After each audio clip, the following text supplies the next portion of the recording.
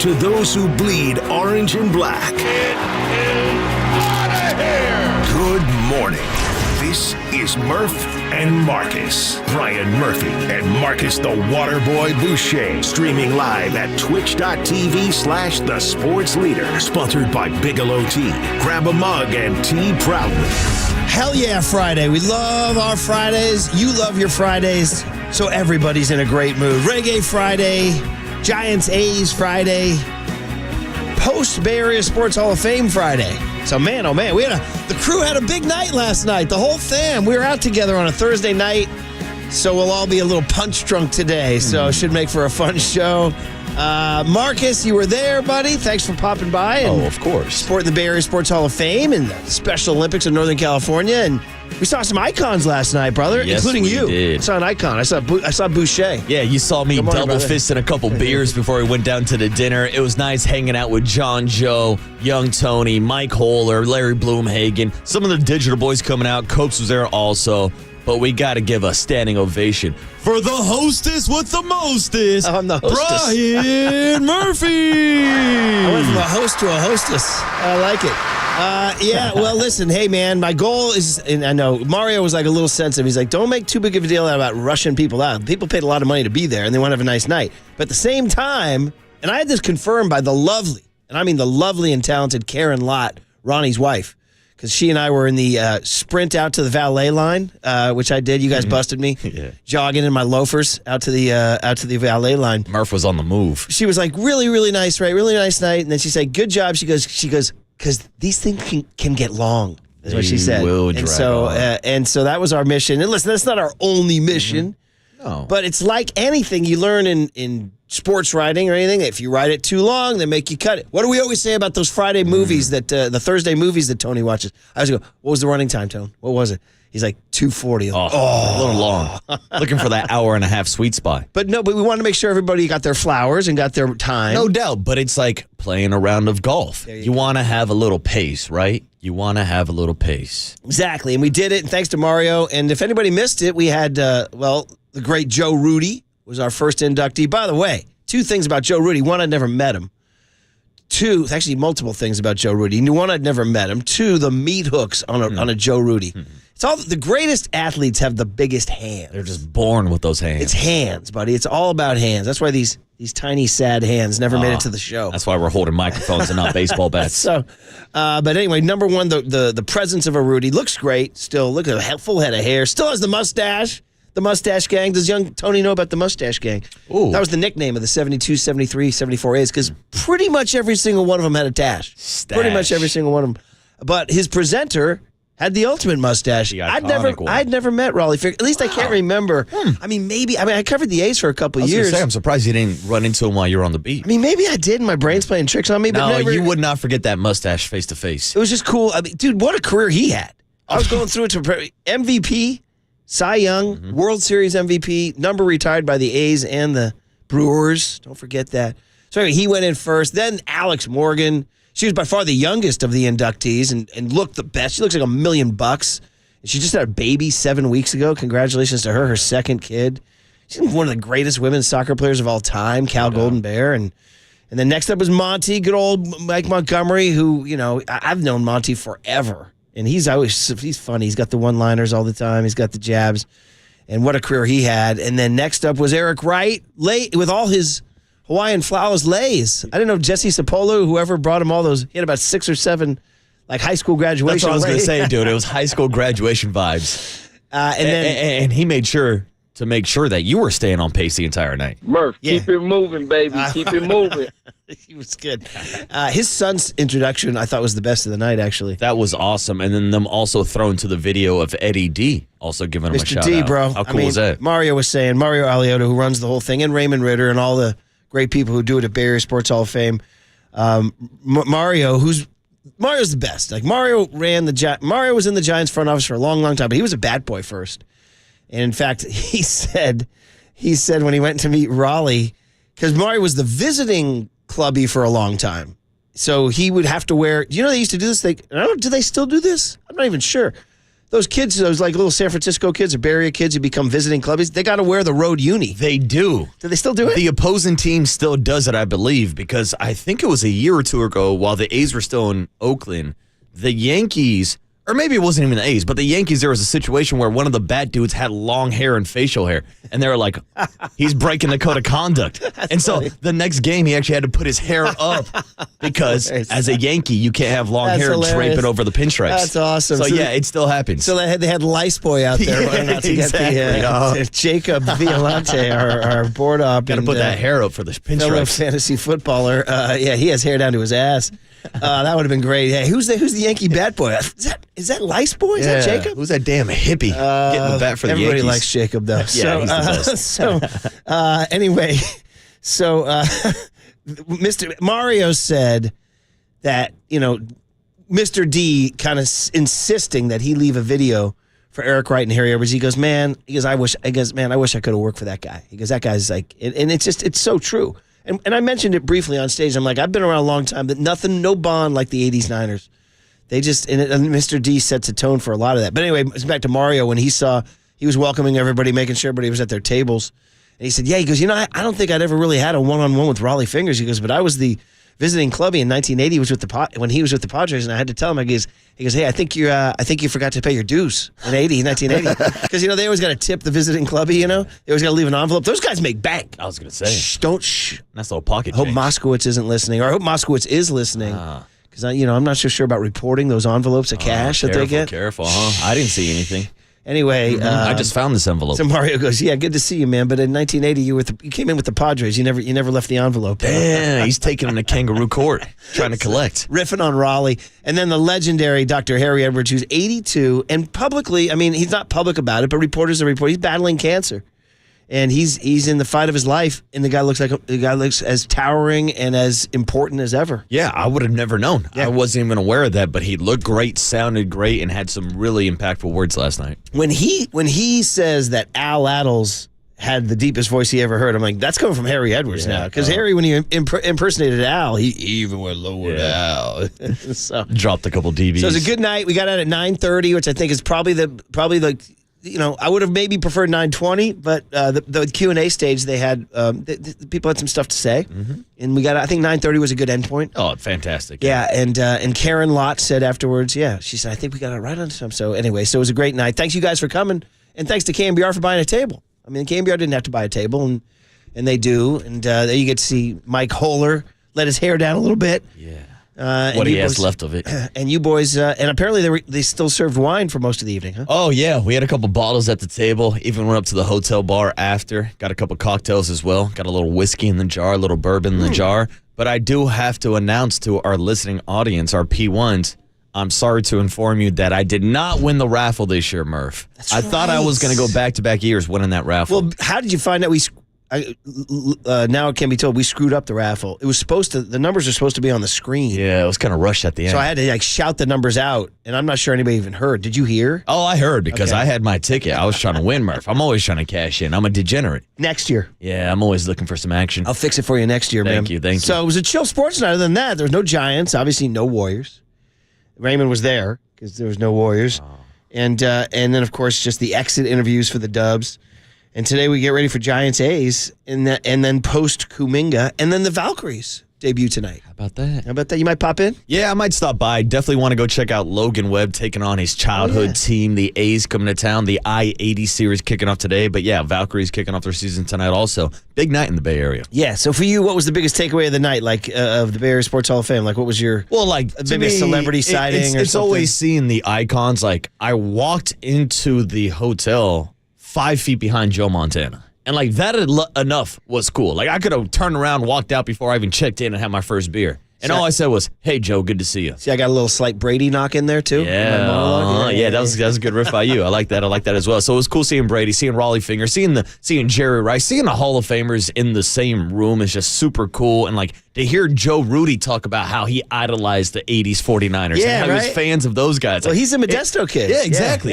He's from the 209. So it's cool to see other athletes appreciate other athletes, talking about what Alex Morgan has done for female sports. It was awesome. But, of course, my favorite part was the host. Yeah. It was the opening monologue by Brian Murphy. Right, very good, man, very good. All right, well, listen, it was fun. Good to see Young Tone out. I think he even stayed in the city, didn't he? Yeah, Young Tony Planning got ahead. a hotel in the city. Very, very good. All right, well, listen, the exit interviews are one of the biggest stories of the day, obviously. The Kuminga speculation has begun. And, of course, Giants A's tonight. Off we go. We have our puffer vest. I'm going to put it on later on in the show to get our hype ready. We'll say good morning to Young Tone, get the guest list on the other side. Reggae Friday on The Sports Leader.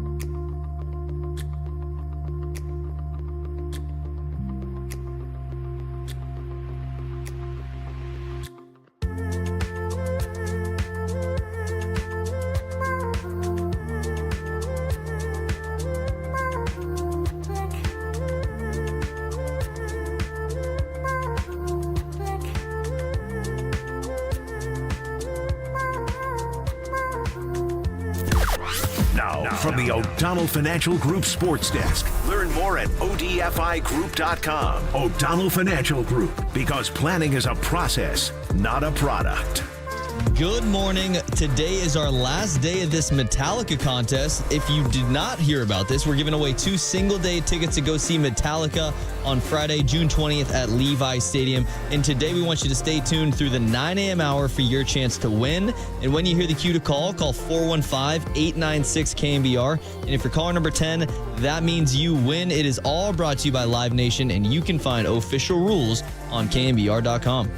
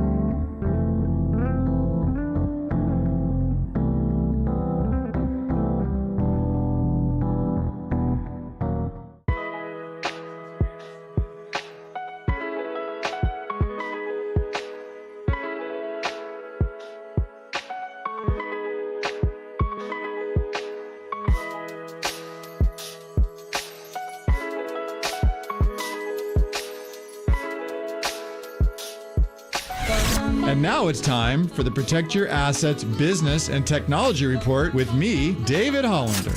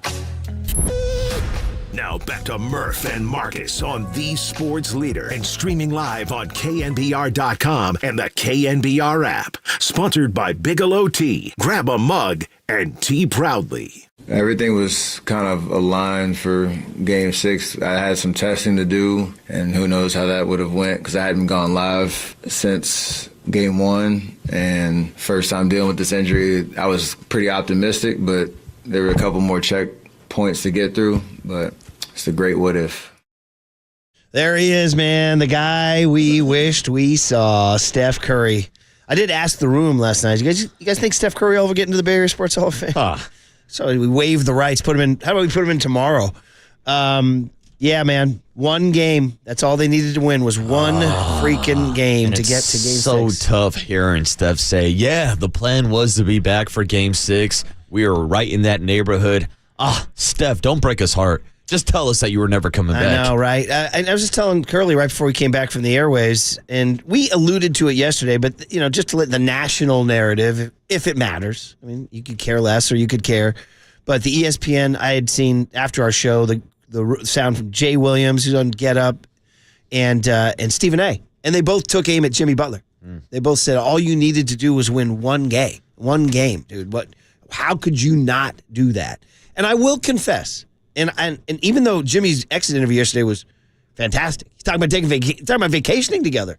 Why don't we do that as a group? Why don't we do that as a show? Oh, where's the group vacay this year? Where do we go? Where do you guys want to go? You got an extra room up in Tahoe around 4th of July? Me and Tony can come crash that party. Where should we go, guys? Where should we go? Hawaii, or is that too obvious? We've been to Hawaii before. Yeah. Where's a fun? We've done Disneyland? Let's go to Abu Dhabi or something. Abu Dhabi? Something crazy. All right. Let's get spicy. Let's get our Emirates first class flight. That's it. But anyway, I got a private jet if you need to use it. Jimmy's energy was great in the exit interview. He goes, man, it's everything's great. We're going to vacation together. We're going to train together.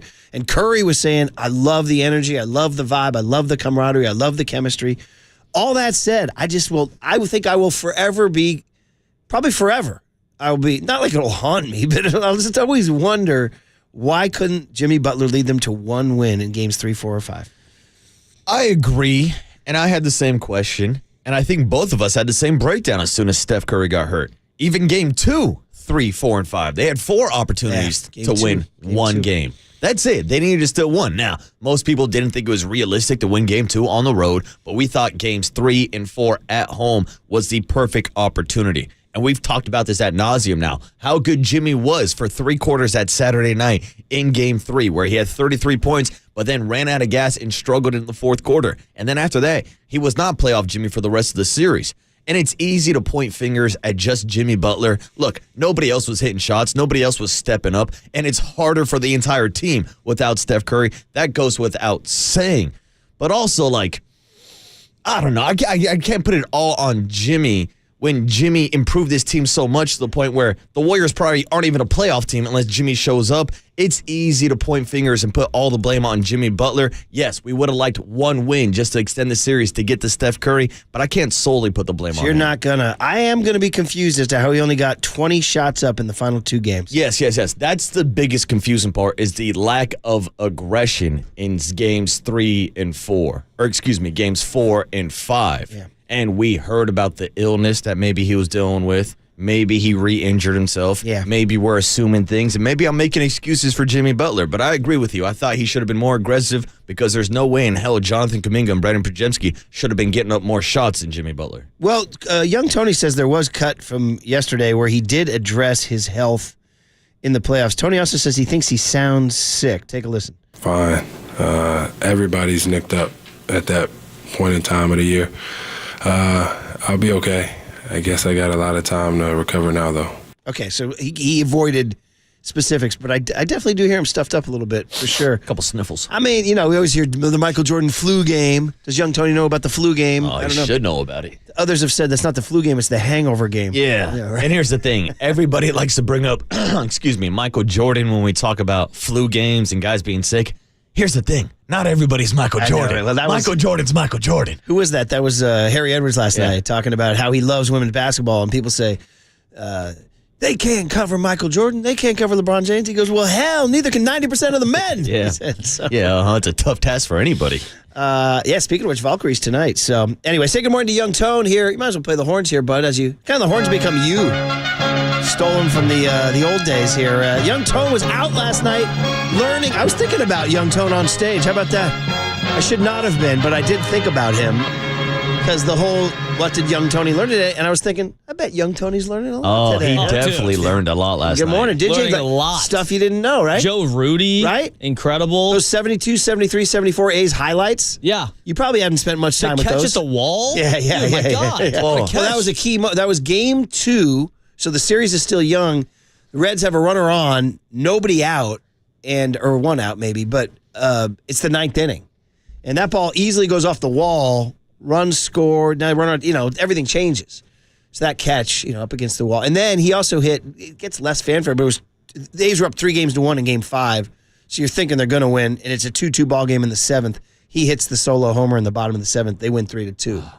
So, yeah, how about those old unis, too, right? Dude. And then just seeing the crowd at the Coliseum, seeing a packed stadium. Now, it was funny because you mentioned it. You said, oh, yeah, old Oakland Coliseum. And Tony's like, wait, is there an old one? There's a new one? I was like, no, I think Murphy's just referring to the Oakland Coliseum pre-Mount Davis. Definitely pre-Mount Davis. It's hard to even, Mount Davis. I think I've said this on the air many times through the year. I think Mount Davis is one of the 2 or 3 worst things, if not the worst thing, to ever happen to Bay Area sports. I mean, I can't. Well, think of what's bad that's happened to Bay Area sports. I mean, if you made your list, what are the worst things that ever happened to Bay Area sports? Tom Brady and the Tuck Rule. We got a shot at Brady last night. Yeah, he did. Mount Davis ruined the Oakland Coliseum and might have played a role in them going to Vegas, dude. I mean, it feels like they were still paying for Mount Davis all the way up to the day they left to Vegas. I hate to even say that because I know you're a Raider fan, and I get Al's an icon, but man. But yeah, it's interesting for me, from my perspective. I don't remember the Coliseum without Mount Davis, just because the fact I was born in 92, so when the time I actually became a Raider fan, Mount Davis was there. I mean, the A's in 0001, 02, they drew. Even though Mount Davis made it a terrible place to see a baseball game and ruined what used to be that old vibe that you saw in the 72, 73, 74 highlights. But it really did cut into the whole entire enjoyable, the ability to enjoy the Coliseum. Couldn't you tell it was more open? It's more light, kind of, Absolutely. The other takeaway I had was Eddie D doing the video. I'd never even seen this guy. I've heard so much about him, and he's the persona, the aura coming through the screen. You can just tell. I mean, listen, we'll talk about Mr. D forever. He is truly one of those guys. I mean, just he had the money, he had the team, he cared for. I mean, it's hard to not stereotype the Italian La Familia, like all the stereotypes you get from the Italians. Whoa, you talking Italians? By the way, Harry Edwards montage. There's him and Jimmy G. There he was. Damn, Jimmy. Yeah, Jimmy G. I was not expecting to see his face last night. You got any more Jimmy G over there? Oh, I got one for you. It's been a hell of a ride, guys. See ya. Yeah, it's been a hell of an induction, Harry. See ya. I can also give you. Jimmy played good enough for us to win. Too bad we didn't get to use that for even Jimmy in Butler. that montage of Dr. Harry Edwards, and he was laughing it up with Jimmy G. Jimmy looked great.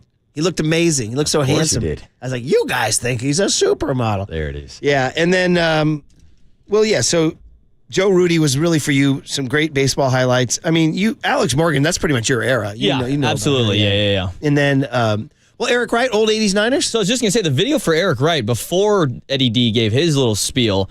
I thought he looks like a great, like, lockdown corner. I was trying to comp him to, like, days, players in this day and age, like Jalen Ramsey type. Yeah. Picking off Dan Marino in the freaking Super Bowl was incredible. Yeah. Some of those highlights were pretty cool to see. You know what I love, too, is I forgot he stripped Chris Collinsworth in Super Bowl 16, and I love it, because you know what?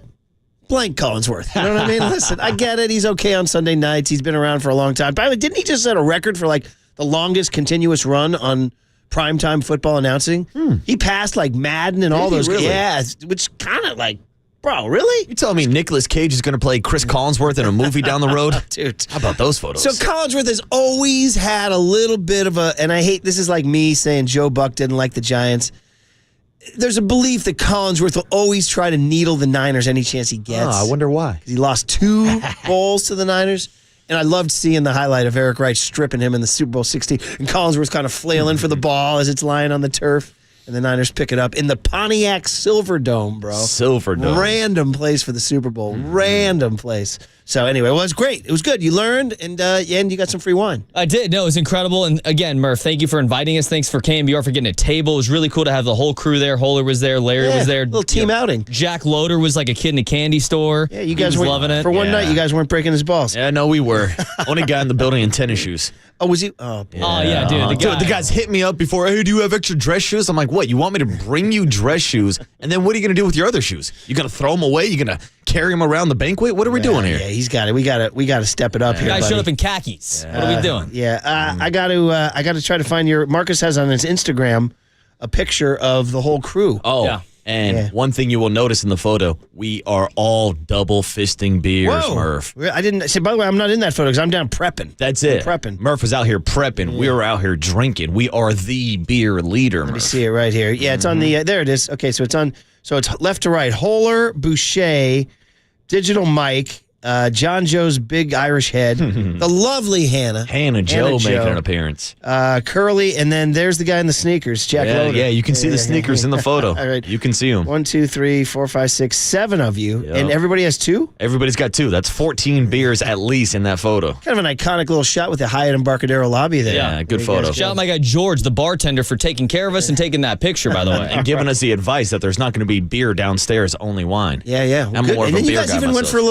little nightcap. Huh? Yeah, went back up to the hotel bar. Nothing wrong with a little nightcap. Exactly. Yeah. All right, what do we got today, bud? All right, so today is Friday. Mike Kruko's going to join us at 7:30. The A's are in town. Obviously, the I-80 series now. The big hit is going to be at 7:50. Susan Slusser, she covered the A's for a long, long time. I'm sure she will have thoughts on the I-80 series. She will join us at 8:15. Cooler content, 8:30. And then Michael Zagaris, ladies and gentlemen, at 9:30 this morning. I wrote this down. For the past 60 years, he's taken the camera on the field and behind the scenes as the team photographer for the 49ers. I was just like, dude, 60 years? He was there last night. Yeah, we were just like, this guy's incredible. He's been doing it for 60 years. And then he's going to be honored at the next event, which is the Dwight Clark Legacy event on Wednesday in San Jose down at the Hammer Theater, which I'll be at that one too because Mayoko can't do it, so I got to pinch hit for him.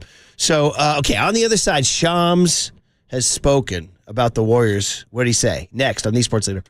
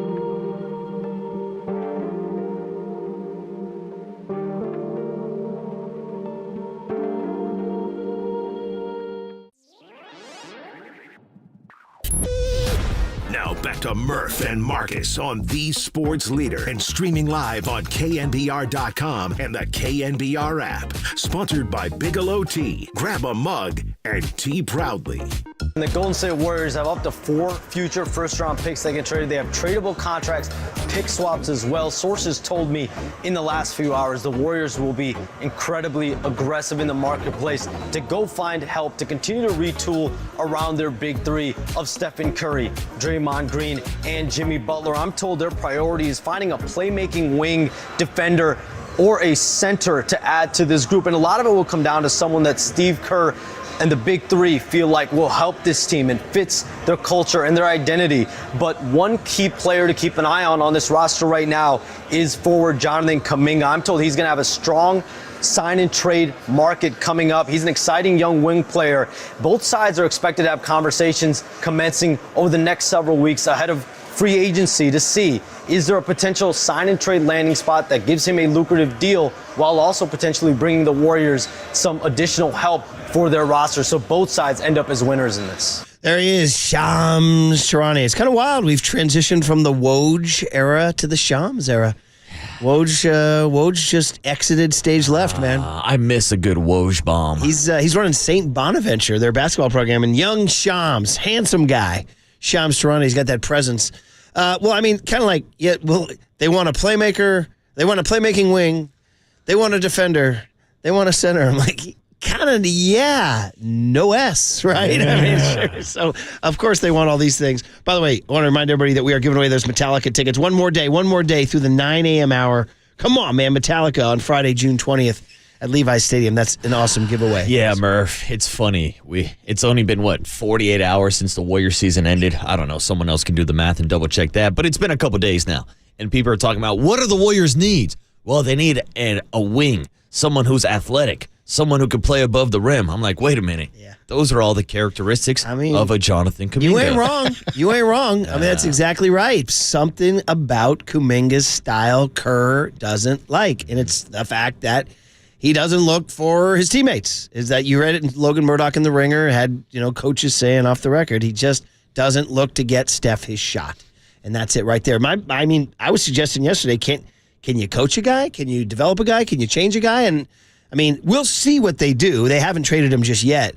But if they do trade him, their answer is no. I mean, the fact that they didn't extend him before the season. Yeah, it's the fact that they did not extend him. It's the fact that they did not play him. It's the fact that we got Draymond Green wishing him the best, whether it's here or somewhere else. Yeah. Like, the way that this team is sort of talking about him implies to me that they're most likely moving on from we'll play the guys that sound in the next segment there going forward. But the other phrase that Shams used was incredibly aggressive. The Warriors will be incredibly aggressive. Yeah, that had Joe Lacob written all over it. Tell them we'll be incredibly aggressive. That's right. We'll be more aggressive than anybody's ever been aggressive. Well, it's going to be really curious because, and I started doing a noodling around about old players winning titles. Because I think the Warriors are going to try to do something really that's never been done, which is having 3 players north of 35 as your nucleus win a championship. I was going back and looking. Now, Kareem was old. He was damn near 40, even into his early 40s, and still playing for championships. And he was playing 30 minutes a game. It wasn't like he was a total bump, but he was surrounded by young buck, Magic Johnson, who was in his early 30s at the time. He wasn't a spring chicken, but he was not 40. And James Worthy, and who was, maybe 30 and things like that. But even Tim Duncan, even at his oldest, was 36, 37. Steph's going to be 38 next year. I mean, we're counting on the fact that Steph's conditioning is so different than everybody else's that he's going to kind of Tom Brady this thing and redefine. Because if we went by NFL quarterbacks' ages, we would never think Tom Brady could have done what he did. But Tom Brady did it. He did the damn thing. I mean, he sacrificed his entire life, right? He never ate.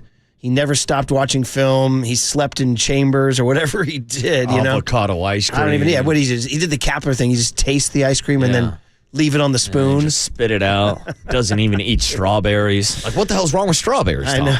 So, I mean, could Steph be that guy? I mean, this is going to sound crazy, but the NBA is more physically demanding than the NFL. I mean, that sounds crazy, right? Yeah. The NFL, you put your life on the line. But I'm saying for the position of quarterback, he theoretically could go a whole game without getting a hard hit, whereas Steph, every game is going to have to run 2 miles, getting tackled and tugged. No doubt, but I'll say this as a reason why Steph Curry could be that guy. I think it's because he looks better physically at 37 than he did at 27. Like, Steph Curry has bulked up in the last 5 or 6 years. He's gotten bigger. He's gotten stronger. Now, how much is that going to translate to longevity in the NBA? It's worked out pretty well for a guy like LeBron James, who's still playing at a pretty damn elite level at age 40 years old. But not winning a title. No.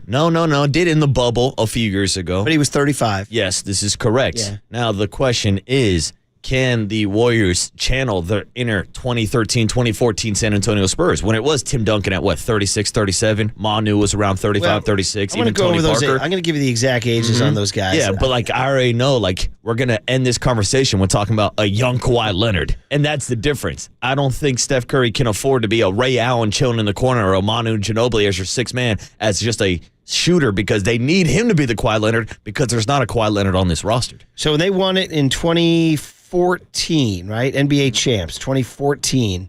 Tim Duncan was born in 19. So Tim Duncan was 38. Okay. 30, yeah, that's legit. Manu Ginobili was 37. Okay. All right. I'm starting to come around a little bit. And who was our third? Tony Parker? Tony Parker's a couple years younger than them, Tony Parker was 32. Okay. So, but the two biggies, Ginobili and Duncan, were 38 and 37. Okay. And but Kawhi Leonard was 23. He was just a pup. Actually, 22. He was just a going pup. on 23 later that summer. Exactly. So who's my Kawhi? Well, Jonathan Kuminga is 22 years old, and people have made that comp before. I hate it because as much potential as I do see in Jonathan Kuminga, I think it's wishful thinking to think that he can turn into a Kawhi Leonard. 831 says, how about adding 40-year-old LeBron and making a run at it? Right? LeBron James. That's not happening, right? I mean, who knows? They did call up the Lakers, last season at the trade deadline about a potential LeBron. He's not leaving his kid, is he? Or is that done? He checked the boxes. He played with him 1 year. Bring Bronny with you. You'll take him? Yeah, we'll take him with the Santa Cruz Warriors. 4-8 says, don't forget the 49ers could have had that old Brady in 2021, but kept Jimmy. Probably should have. 559 says, is Kerr's plan to smoke a doobie and sign and trade a little Kuminga? Smoke a doobie, trade a little Kuminga. Smoke a doobie, play a little Kuminga. Yeah, 925 with a very strong text here says, Warriors have a better chance at punching out God than winning a title next season. Wow. Never heard that in my entire life. Is that a phrase? That's a hell of a phrase. I've never heard it. A better chance to punch out. It's a very violent act for our heavenly creator. Yeah. Warriors have a better chance at punching out. Yeah. God, I don't think Dub Pope would approve that phrase. There we go. You know what? The Pope, I'm counting on that guy to come to a Bay Area Sports Hall of Fame banquet in the future.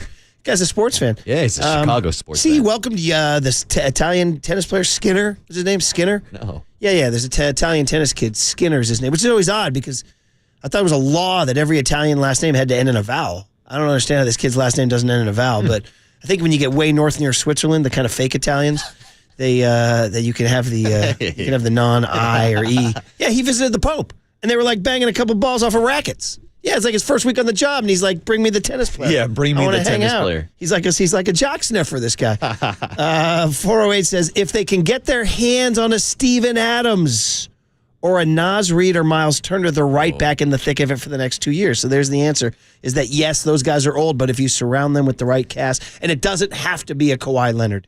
No, it doesn't. And that's the thing to reset here and remind people that since the Jimmy Butler trade, when Jimmy and Steph were on the court together, they went 23-7. They knocked out a Houston Rockets team that's young and athletic and is on the verge of making that next step. I mean, they literally had the second best record in the West. So we've seen this team with this nucleus have success. It's all about who they're going to surround them with. If they can't get more size at the center position, if they can get a couple extra shooters to fill in around Buddy Hield and those guys, because we saw without Steph Curry how bad this roster was in the non-Steph Curry minutes. Yeah, so this is Mike Dunleavy's time, man. Let Dunleavy cook with that mug, that mug of his, you know? He's got quite the look. Long, lean, angular dude, man. Go do it. He's wearing that hoodie. By the way, they cut to him in the crowd. I was like, look at you going non-Bob Myers. Bobby used to throw on the coat and tie. He went old school. He went Bay Area Sports Hall of Fame banquet, old school.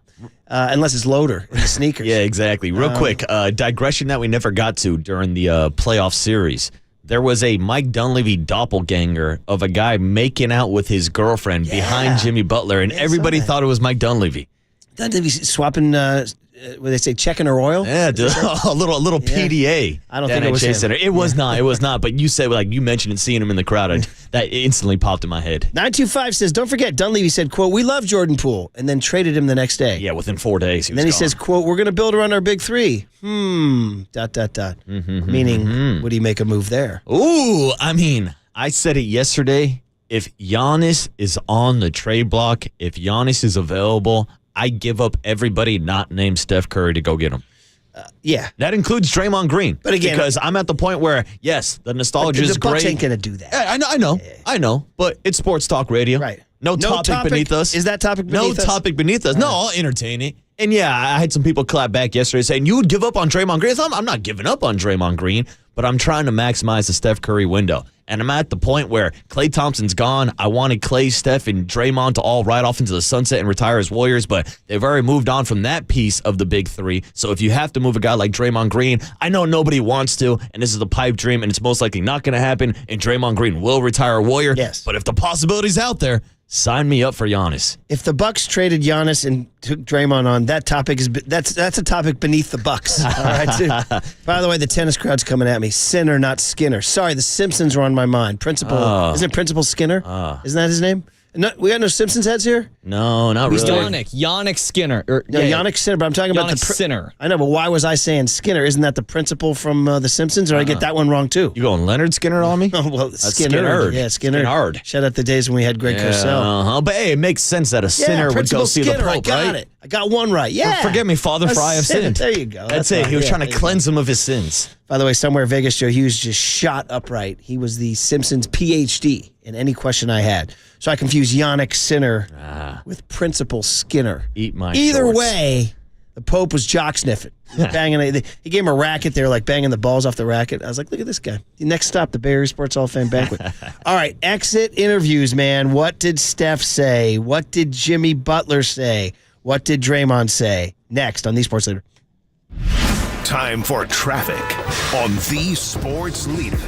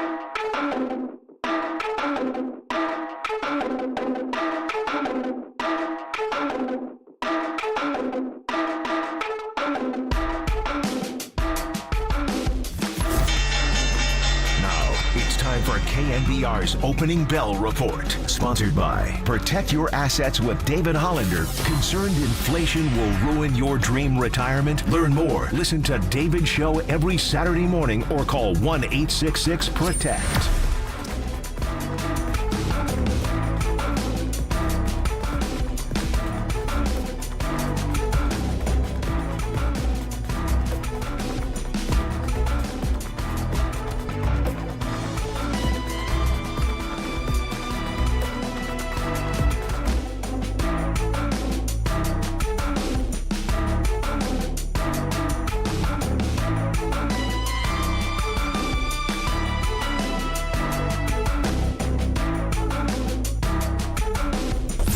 Listen to the sports leader anywhere, anytime. Download the KNBR app. Murph and Marcus continue live from the KNBR Casino Matrix Progressive Jackpot Studios. Casino Matrix. Progressive jackpots are here. Where are you? Just drop in. 1-800-GAMBLER. The rare, your boy, Reggae Friday request to Marcus, but I was... we talking about the rapper, your boy, or your boy Murph? I was cruising along the other day on my Marley station, and I was like, yeah, this is hitting me right. Inna Vision out of Hawaii. Oh. Work harder. And you know what? I said we're going to throw this on there as a message for all of us here at The Leader. Work harder. Oh. It's funny, you think about reggae in Hawaii, the last two words you've ever think of are work harder. Yeah, I don't think about working at all. I think about living that island life. It just sounds great, though. Keep it going, man. You said there was a Marley radio station that you listened to? Oh, on Sirius XM, yeah. Nice. Oh, yeah. And you know why you listen to it? Because you've always been a Rasta, Murph. How long have you been a Rasta? Well, I've been a Rasta from ever since, you know? God, what a freaking poet, man. God. And part of that whole thing, too, is you got to make sure that BBC guy, too. How long have you been a Rasta? And then just Marley, just with maybe the greatest answer of all time. Well, I've been a Rasta ever since. Well, you know. One more time for my head. How long have you been a Rasta? Well, I've been a Rasta from ever since, you know? Yeah, no. That's the most poetic thing I've ever heard. All right. How long have you been a baseball fan? I've been a baseball fan from ever since. You know? Anyway, Inna Vision, making my morning on Reggae Friday. Thank you, guys. Man. Sounds good. All right. Well, work harder. Mike Dunlevy, you got to work harder to fix this team here. Steph Curry, I told you guys on the tease. What did Steph say? And this is hey, listen, I was busy prepping for the Bay Area Sports Hall of Fame yesterday. And shout out Mario Alioto and Ann Cribbs and Helen Mendel, the whole crew that put on such a good show in the Hyatt Regency Embarcadero and all that. But I didn't get to hear the exit interviews. Honest to goodness, this is the first time I get to hear some show prep, right? But here's Steph Curry, the man, number 30. How close were you to coming back? Everything was kind of aligned for Game 6. I had some testing to do, and who knows how that would have went because I hadn't gone live since Game 1. And first time dealing with this injury, I was pretty optimistic, but there were a couple more checkpoints to get through. But it's the great what if. Damn. That last bite, it's the great what if. Man, that's going to hang all summer. It's the great what if. Yeah. It's the great what if. You want to keep that one around, brother. Great what Keep that if. around for any use. Oh. Like, man, how'd the Giants get swept in Minnesota? Why couldn't they win one game? It's the great what if. How come the 49ers couldn't beat the Chiefs in a Super Bowl two times? It's the great what if. Oh, dude. 3rd and 15, you couldn't stop Mahomes. It's the great what if. I'm telling you guys. Why'd you mess up that coin toss? It's the great what if. When truly was Bob Marley's beginning as a Rasta. It's the great what if. Nice. So, I mean, this makes that what we were talking about earlier this hour about Jimmy not getting, again, I'm blaming Jimmy. Yeah, but, one game. As the great Chris Russo used to say when he was screaming in 2002, one time. Yeah, they couldn't get one game. Oh, and they should have got at least one game. He just said he was aligned to come back. Game 3 was so frustrating because of what we've been talking about the last couple of days. Jimmy Butler and Jonathan Kuminga being great for 3 quarters and then both struggling. But the entire team struggled in that fourth quarter, including Draymond Green fouling out in the fourth quarter. And then Minnesota went on a run down the stretch with Julius Randle. Like, there are multiple fingers to place, but yeah, it's the fact that Jimmy and Dre couldn't go out and still won without Steph that is very disappointing. It is the great what if, man. There you go. It's a great what if. All right. Well, then the next question for Steph is, what about the next 2 years?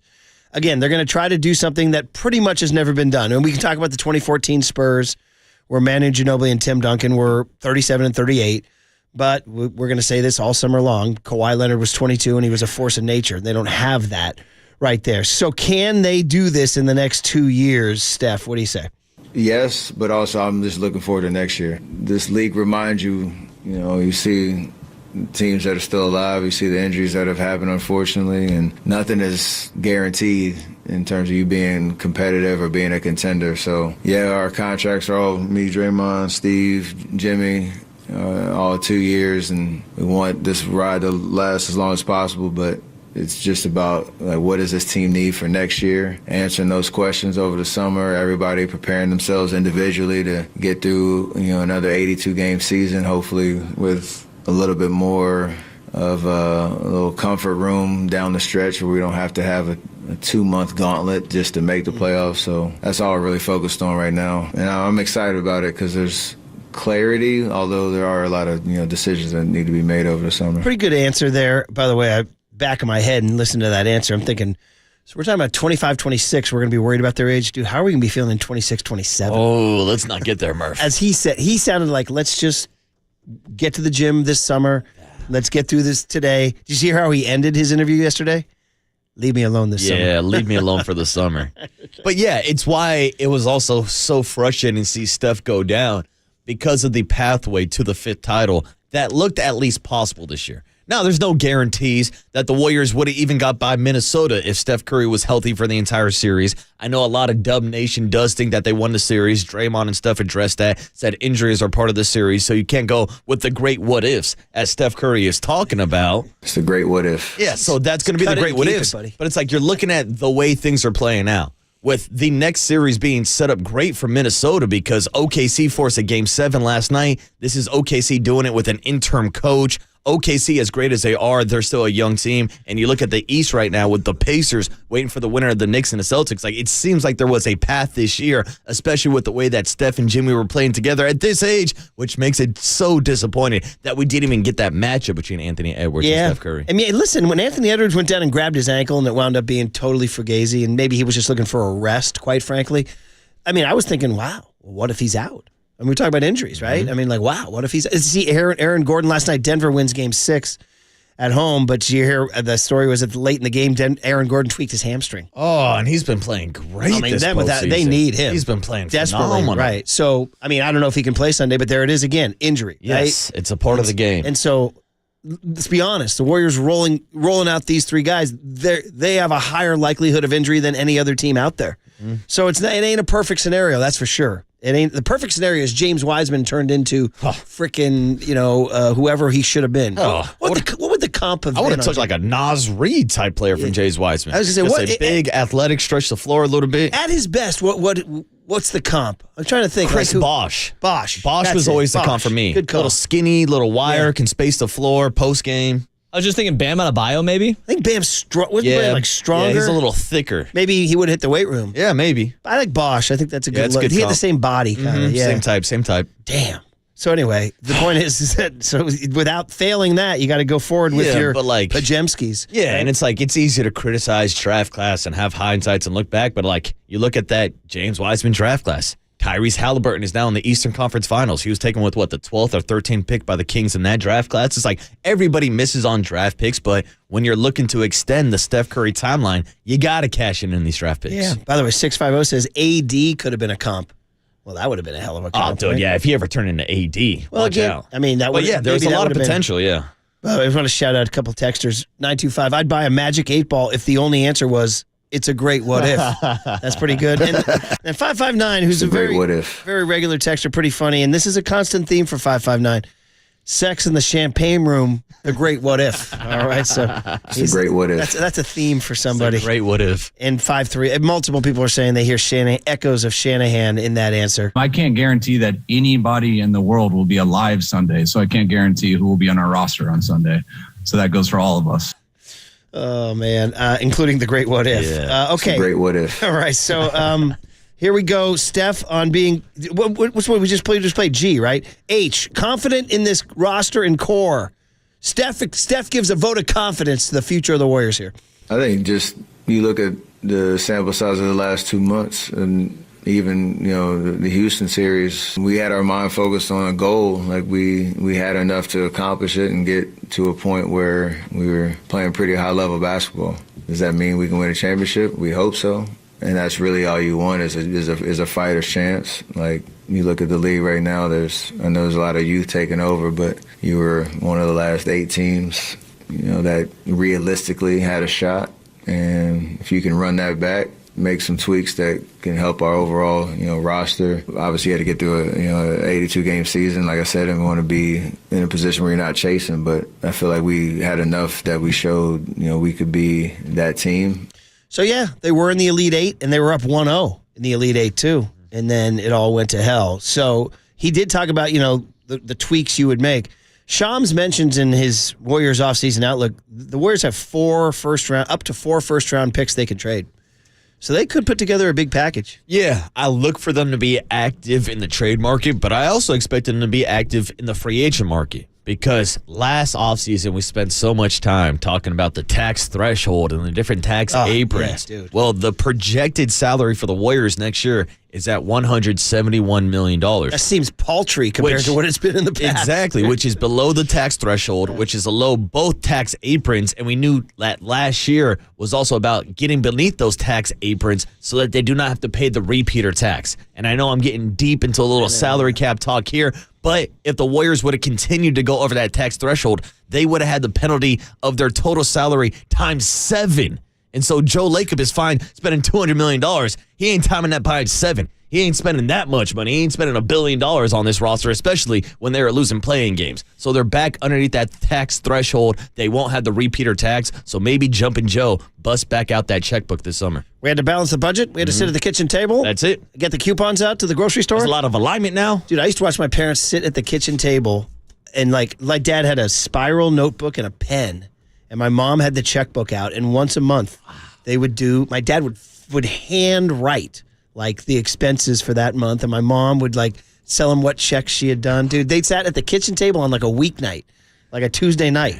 I'd go in just to get a brownie or something, and they were like, my dad had the notebook out, right? That's Lacob. That was Lacob. I heard doing the books. That was Lacob. Yeah. What does Gary Payton cost? What does Kevin Knox cost? That's it. Yeah. Now it makes sense. Now I know where Rory the Greek got his understanding of cooking the books.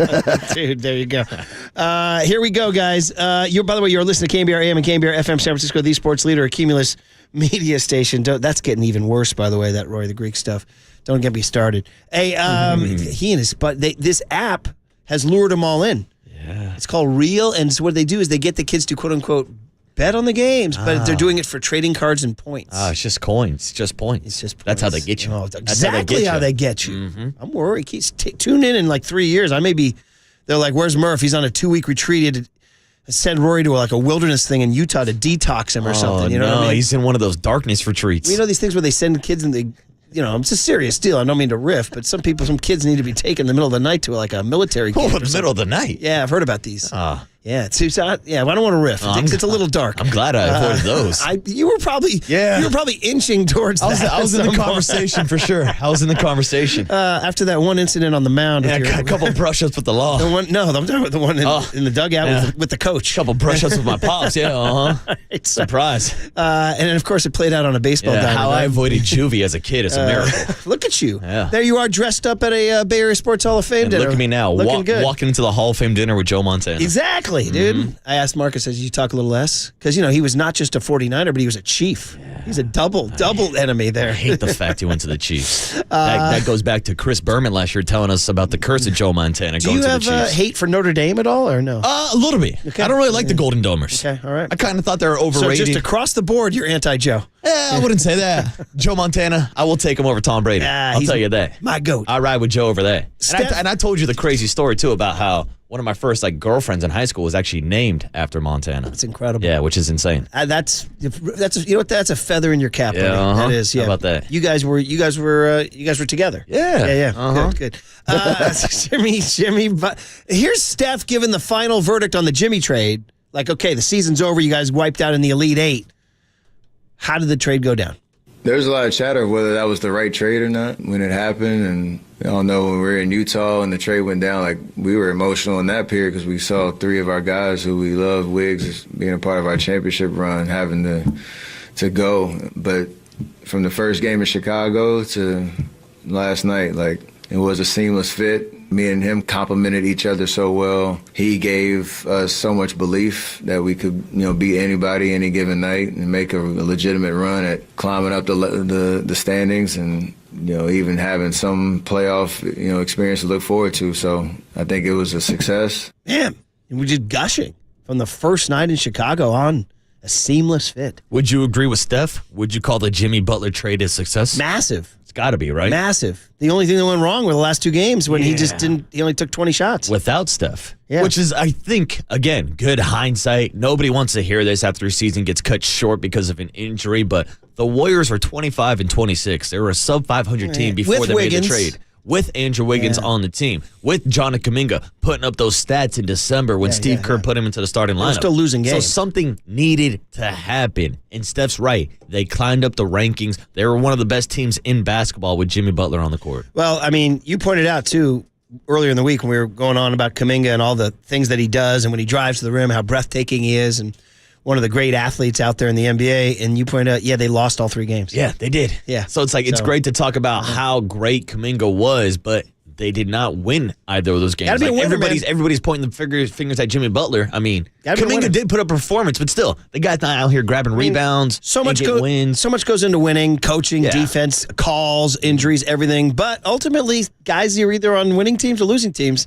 And Anthony Edwards is playing like a winner right now. Julius Randle is playing like a freaking winner right now. Where's my Julius Randle? Yeah. By the way, my buddy Daryl keeps texting. He says the nickname for the Warriors next year is the Golden Bachelors. Ooh. Are you guys familiar with this show, The Golden Bachelor? I've heard about this. Yeah. So he's like, you got to put that on the air. Well, the Golden Bachelors. They do have like the Golden Girls version of the dancers, right? The ones that were eyeing Jimmy Garoppolo courtside. Right, very good. Yeah. All right, some Jimmy sound, and then on the other side we'll get to some Kuminga.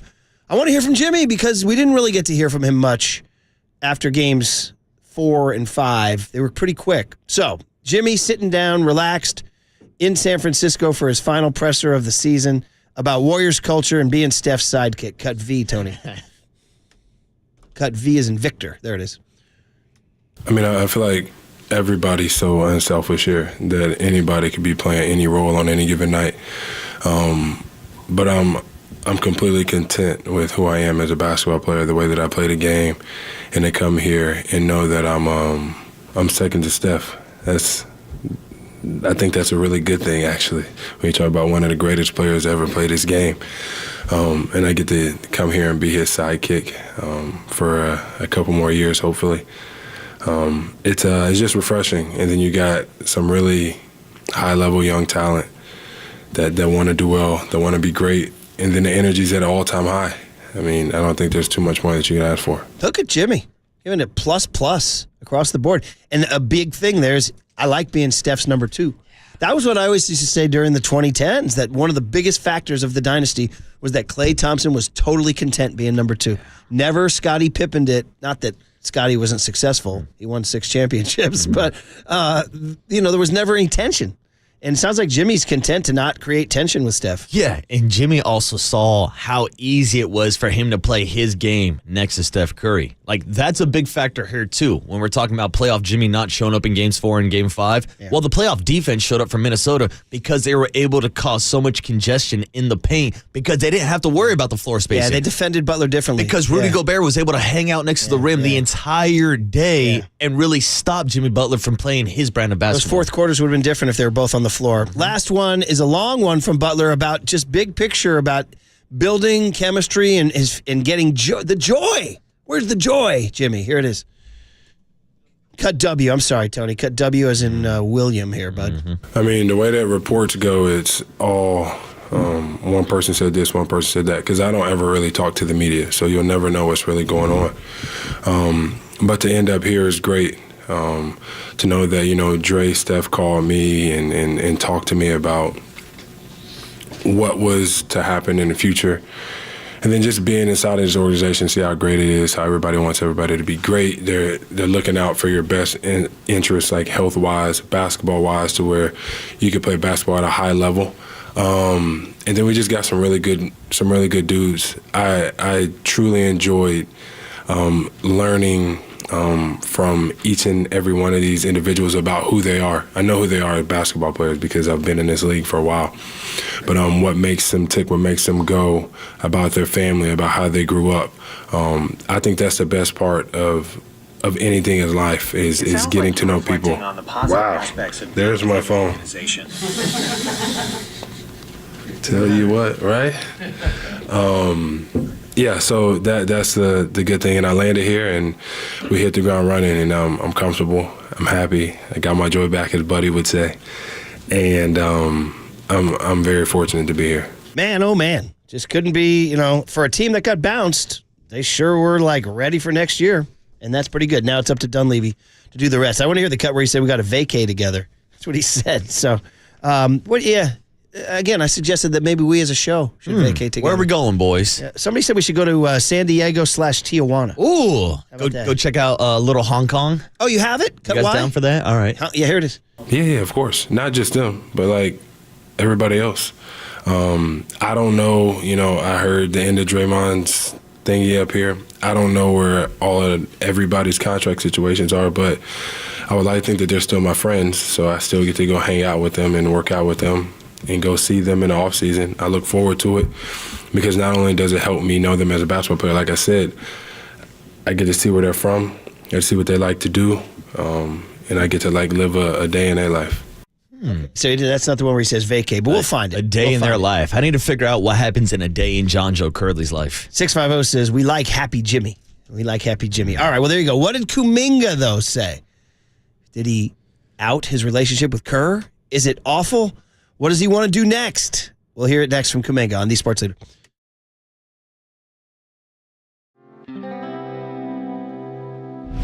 Time for traffic on The Sports Leader.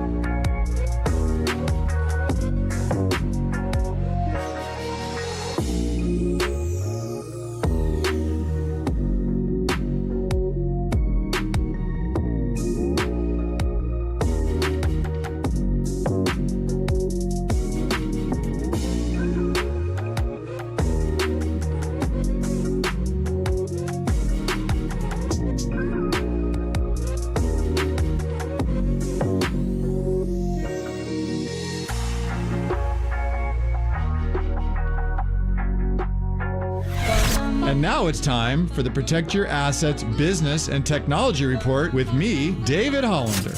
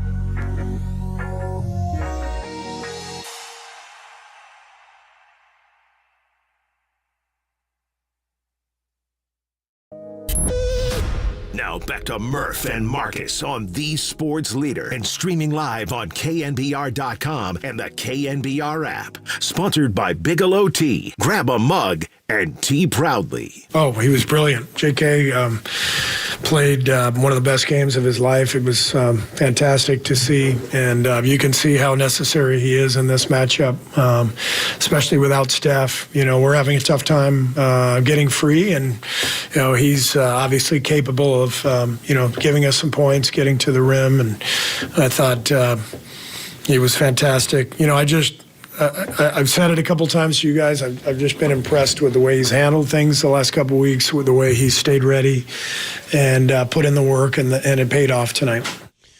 Steve Kerr talking about the guy who, if all indications are to be believed, he will not be coaching next year, Jonathan Kuminga. And we're going to hear from Kuminga in just a second here, but it is Reggae Friday, and I'm hearing something that's not actually traditional reggae here, Marcus. What is this? No, it's more white guy reggae. This is slightly stupid right here, closer to the sun. It looks like it's going to be a sunny day here in San Francisco, so I said, why the hell not? Give me a little slightly stupid on a Friday. I can only think of our old buddy, Triple E, when I hear slightly stupid. There it is. By the way, you do know that's Pete. Just to give people background on our sound, that's actually the late Pete Rose. It is. About a year before he passed, he did he sat in on a Reds broadcast, and he made himself laugh with a slightly off-color joke. I forget what it was, but it was something mildly inappropriate, and he made himself laugh. Yeah, that's Pete Rose. Yeah.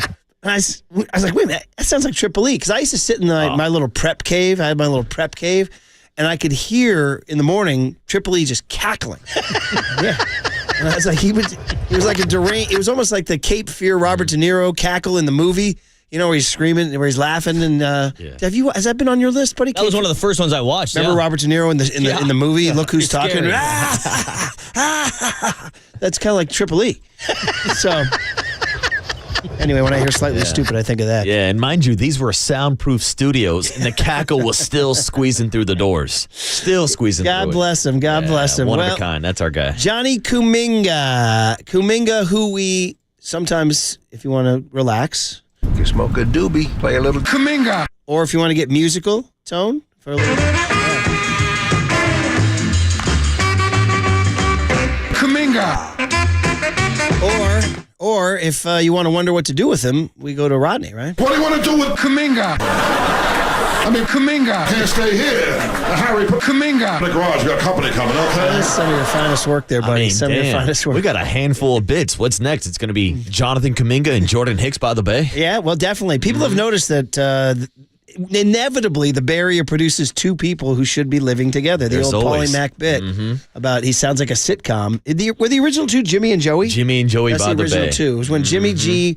Well, why was Jimmy on the outs? Because Purdy came along? Or was it because Trey Lance got drafted. Oh, Trey Lance, that's right. And then Joey because he never found his footing. Yeah, and they drafted Patrick Bailey, and Farhan squeezed him out. You know what? Marcus was on the front lines, and history is proving Boucher correct. Look, man, I was on the picket lines. All I'm saying is it'd be nice to have a little pop from Joey Bart, not even as your everyday starting catcher, but also look at the DH position, look at a guy who can play first base. I thought there was options, but I digress. I know we're doing Johnny Kuminga right now, but I'm going to look up Joey Bart's numbers right now. He's sitting in a cleanup spot, just had a walk-off for the Pittsburgh Pirates the other night. And he had a good start. He had a good year last year. Joey Bartingham right now, he's hitting 272. 272. He's like a 1 bomb, 10 ribs, but still, I'll take it, right? I mean, when you're looking for some type of pop, some type of production, 272 would be one of the highest batting averages on the team. I mean, his OPS is 745. That would be, 272 would be one of the highest batting averages on the team, yeah. 1 bomb, 10 ribs in 114 at-bats. Go, Joey, go. 394 on base. Yes, Joey. QB1. Here he is, QB1. Well, is Kuminga going to be QB1 somewhere? There's our transition. So they asked him about, we were doing exit sound all the first hour and a half here. We're going to get to Mike Krukow at 7:30, obviously, and get ready for Giants and A's. I got my puffer vest ready for that segment, too. By the way, I brought one home. It was a big hit. Big hit. Nice. Yeah, I These think are nice puffer vests. the fair and lovely Candy Sue wants to wear it. I mean, they're so popular that Greg Papa stole mine. You see Papa rocking the puffer? It's cool. I don't mind because me and Papa have done a couple puff passes. Now we're just doing the puff pass with the puffer jacket. I like that. Yeah, exactly. You know what I'm talking about. Shout out the bird, the puffin. Right? You guys know that bird? Yeah, puffin. Yeah, shout out Cocoa Puffs. Is that the bird that? No, it's a toucan on Fruit Loops, They're kind of like that. They're kind of like a puffin, Sort of right? similar, yeah. Johnny Kuminga and his relationship with Steve Kerr. It's not a long answer, but it's an answer. I mean, since I've been here, we had ups and downs, but he helped me to get here. So, and we had a lot of great moments. And I think our relationship been very good. Okay. That was definitely measured. Now, mind, he's speaking not in his first language. So you're in, imagine you're in another country and they ask you about some guy that you've butted heads with. You'd be like, how do I say this? His, I thought his tone was very measured there. It isn't, we've had our ups and downs, right? However, he does say his exit interview with Kerr and Dunlevy was pretty good here. Cut Z5, Tony. They were great. Like I told them, things just end, it's going to take us time to, figure it out, what's really going to happen, things like that. And I spoke to Steve about, how he wanted me to, just get better at rebounding more. And I feel like I was doing better before I got hurt. And I like where he was going with it. He explained to me little things, if I need a resource from him, about things like that, I should hit him up, and I don't have no problem doing that. Okay. Man, it's just sounding more and more like he's gone. Yeah. Right? I mean, the ups and down relationship that we've been talking now for a couple seasons with Steve Kerr and Jonathan Kuminga, it does not seem like they seem eye to eye. We mentioned the Logan Murdoch report that Steve Kerr might have been frustrated that he would play some isolation ball and not kick it out to Steph Curry for open shots. It's like that's just the thing here that I really think is the underlying message because so many people talk about it. Our guy Greg Papa, I hear him on the midday show with Greg Silver every day. He talks about the potential in the next 4 years of Jonathan Kuminga and what he could potentially turn into. And then you start thinking about life after Steph Curry if Jonathan Kuminga, age 26 or 27, could be the potential face of the franchise. But it also brings up the questions about Steve Kerr's future and how long he's going to be here because we know that he's tied to Steph, Jimmy, and Draymond Green. So that's 2 years down the road. And I don't know if Steve Kerr wants to put up with Jonathan Kuminga for 2 more years, which sounds a little harsh, but he's had him for 4 years now. He's 22, but he's been in this organization and in this system at the NBA level for 4 seasons. So Steve Kerr has done the engine check. He's gone underneath the hood. He's seen the insides of Jonathan Kuminga, and he understands the fit or the lack of fit better than anybody else, in my opinion. Yeah, I mean, somebody wrote in earlier on the text line saying, you compare Kawhi and Kuminga. Kawhi had played at San Diego State under Steve Fisher. It was a good text. That's a fair point. And he is much more polished. And Kuminga's so raw, so little experience. And so, I don't know. It depends. Is he going to become that guy that Greg Papa envisions 4 years from now? If he is, you might regret it like you regret Joey Bart. Yeah, exactly. Yeah. And I don't know, this is probably not a fair comp, but we've seen international players come over and have success. Not everybody's Victor Wembanyama, not everybody's Luka, but Jonathan Kuminga was a lottery pick. He was still a top 10 pick, and you're looking for production from these young players. Anthony Edwards is a different story, but he's the same age as Jonathan Kuminga. No. Again, he's got the college background, different experience, different path. Not knocking Jonathan Kuminga for that, but it's all about the basketball IQ, which we know the Warriors value so much. And I don't know if it's a fit there scheme-wise and just mentally for Jonathan Kuminga. That's very true in terms of that. Like, they don't like those guys who don't play the game the way Kerr and Curry envision the game. Mm-hmm. So here's Steph's words on Kuminga, and it sounds like he's ready to, maybe get you.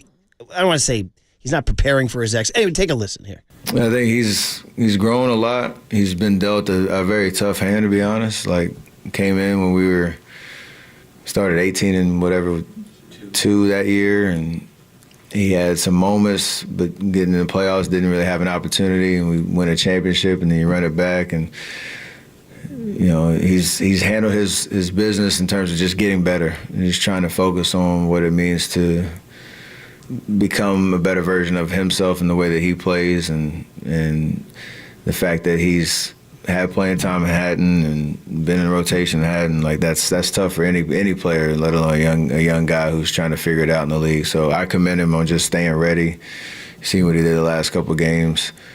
That's not easy to do, to not know if your button's going to be called or your number's going to be called, and then go out there and perform. So I'm proud of the way that he's handled it. I hope the future is bright for him, whether it's here, whether it's wherever. And knowing that he's a guy in this league that can continue to climb that ladder on his own pace. So I think he's gone through a lot that most people haven't in 4 years. And seen a lot, so hopefully he's better because of it. Yeah, long, good answer from Steph that covered a lot, including the circumstances. This happens with every draft pick in every sport. So frequently with quarterbacks in the NFL, where it doesn't really matter what talent they have, it's what the situation is where they get drafted into. Landing spot. And Kuminga got drafted into an older team that wanted to win right away and wasn't going to be patient with him. And then the moment he showed that something that wasn't going to help him win, he had to go to the bench. So all that talent had to just sit there, and it wasn't really. So like he said, he was dealt a tough hand, and then he said his future wherever it is. So he's mentioned that. Draymond's mentioned that. Yeah. It sounds like we're heading towards a departure for Jonathan Kuminga. All right, well there you go. It's a pretty solid hour plus of Warrior basketball. Now our favorite new Thursday, Friday tradition, Surfside. Young Tony gets into his bag. Finds us some surf-themed music for the Bay Area Sports Calendar, sponsored by Spurs Surfside. So what can you do in the Bay Area this weekend? The Athletics are in town right down the street to face the Giants for a 3-game series starting tonight at 7:15. 3rd and King, head on out. You want some football, baby? Bay Area Panthers facing off against the Tucson Sugar Skulls tonight at SAP Center in San Jose. Kickoff is at 7:05 p.m. Before first pitch, grab a pack of Surfside iced tea and vodka or Surfside lemonade and vodka. Surfside, a proud partner of Giants baseball, and that's the Bay Area Calendar, brought to you by Surfside. Shout out the Beach Boys. All right, Mike Krukow, get my puffer vest on for this thing. Giants A's tonight. Krukow next on the Sports Leader.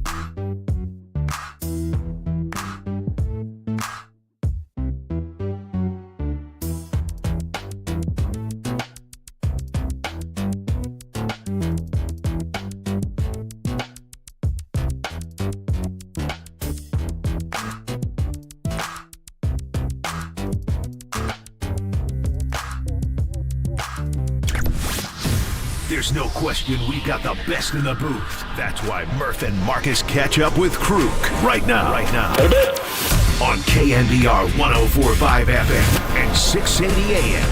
All right, the Murph and Marcus Show is sponsored by Bigelow Tea. Grab a mug and tea proudly. I got my puffer vest on. Pretty good giveaway. Saturday, stay warm, look sharp. The orange and black puffer vest from Ghirardelli this Saturday. Giants hosting the A's. Lil Russell has a concert out there tomorrow at 2 at McCovey Cove. I'll be there. It'll be a big old fun. I think Russ Stanley told me last night at the Barry Sports Hall of Fame they're selling out this weekend. It's going to be jumping, man. And A's fans will get a chance to see their team back in the Bay after they moved up to Sacramento. So much to get to with Mike Krukow on the UMA guest line. Good morning, Mike. How are you? Hey, morning, Mike. Yeah, good morning. Doing well. It was fun. We did the Sketchfest thing last night at the Sidney Goldstein Theater, Kipe and I. And what a great way to spend an off day. It was unbelievable. I don't know. Have you guys ever been to that theater? No. You know, I haven't. Tell me about it. Well, the Sketchfest, normally it takes place in February, and they contacted Kipe and I, and they said, would you like to do it? We said, yeah, but for us up in Reno, I don't drive anymore. So, Jennifer has to drive, and she doesn't like coming over the pass in the wintertime. So we said, is it possible to do it during the season? So they found an open date and scheduled it for last night. And so we were there with 1,400 of our closest friends. And it was great. It was fun. Just talking ball and having fun and just feeling the vibe. You really forget how close-knit the family of Giants fans are. And what we've all been through together. And last night we just, had some memories and had a few yucks. It was really fun. That's awesome. And you guys together are just absolute gold. It's funny, across town, we were doing the Bay Area Sports Hall of Fame dinner, which was, obviously another epic night. Who was honored, Mike, was Joe Rudy. And I know he was an A when you were not quite, actually he played all the way up to 1980-81, but in the American League. So did you ever have a chance to come across him? You maybe pitch against him in the spring, maybe. I did pitch against him in the spring, and I think that in those A's teams in the 70s, I think you ought to put everybody on those teams in the Bay Area Sports Hall of Fame. Everybody loved those teams. They had so much swagger and so much panache. They were just they were fun, and Rudy was kind of like the quiet guy, and he had such an unbelievable presence on the field defensively, and he played the game beautifully. He was just a great player, and when I heard that he was going into Bashoff, I thought, oh, what a great pick. But you don't stop there. There's more guys on those teams that need to go in. Well, who presented him was Raleigh Fingers. I'd never met Raleigh, and just Mike, talk about let's go over that resume for a little bit. MVP, Cy Young, jersey retired by 2 different franchises. I don't know your experiences with Raleigh at all. Hall of Famer. And, when I was with the Cubs, Dennis Lamp, who was a teammate of mine, and we were both young pitchers, and Kenny Holtzman, who started out with the Cubs, and then he went over to the A's and wound up with the Yankees. He came back to the Cubs. This last year and a half, he was with us, and we used to ride into work every day. And we lived about 25 miles north of Wrigley Field. We were way up in the suburbs. And Kenny would pull up, and he'd have his big silver Cadillac, and he smoked Cools, and he would give us. It was like baseball 101 through the eyes of Kenny Holtzman, who was a great storyteller, and we learned so much baseball from him, and all of his stories, to emphasize a point that we learned from, were about those A's teams. And he talked with incredible respect and love for his teammates and whatnot, and he was hysterical. And you really got a flavor of just what went on in the clubhouse and how those teams were put together, and all those guys. It was just incredible. And Kenny's favorite guy was Raleigh Fingers, because that was his bridge partner. They played bridge together on the plains. And when you play cards with Kenny Holtzman, you better. And I was his partner. We played Pluck, which was a fun game. It was nothing like bridge, but it was a fun game. But when you played with him, if you screwed up, you got the stink eye. And that's how I learned how to play cards. I mean, I'd make a move and I'd look at him like, "Was that a good one? Did I screw it up?" And but he said, I said, you're a little intimidating playing cards with. Who's the best card player you ever played with? Oh, Raleigh Fingers. Are you kidding me? Not even close. And but that's the way he pitched. He was calculating and he was precise and he didn't make mistakes. And that's really what put him in the Hall of Fame. And he was the anchor of those great A's teams. Mike, I got to say, one of my favorite parts of Joe Rudy's induction last night was seeing the highlights of the Coliseum back in the 70s and seeing how packed it was and seeing that passion and energy from A's fans. And some of those same A's fans could potentially be in the ballpark this weekend out here in San Francisco with the A's coming to town. Now, things are a little different now, obviously, with it not being the Babe Ruth series. It's now the I-80 series. How do you think the emotion and the vibes are going to be at the ballpark for Oakland A's fans coming over to San Francisco to see their former team? No, it's going to be a playoff game between the Giants and the A's. I mean, it really was a rivalry that was intensifying every year that those two teams played, and it just got better. I mean, we used to play the Babe Ruth series was just an extension of spring training when the A's and the Giants would come back to the Bay Area after camp, and they were fun, but they didn't count. Once they started to count, when they started doing the interleague play. It changed the whole thing. And you felt the passion from both sides. And the passion with the Giants fans and the A's fans, I mean, it's very competitive. And as players, you knew exactly how much these games meant to your fan base. And you were really trying to win those games because of it. And, bragging rights in the Bay Area, come on. And so I don't expect it to be any different tonight. I think it's going to be festive and fun and intense. It will be. And Logan Webb, an old A's fan from Rockland, California, gets to go against a team he's faced a fair number of times. Now, it's a different team now. The A's, I mean, listen, we can rag on John Fisher all we want, and we will. But they sure have, their scouting department does a great job and has forever. And here they come again with this little nucleus of young talent. This shortstop, Jacob Wilson, is an all-star waiting to happen. Lawrence Butler, we knew about him last year as a breakout star. Their first-round pick from last year, 2024, Nick Kurtz, is already up. I mean, they just Tyler Soderstrom, whose dad pitched for the Giants.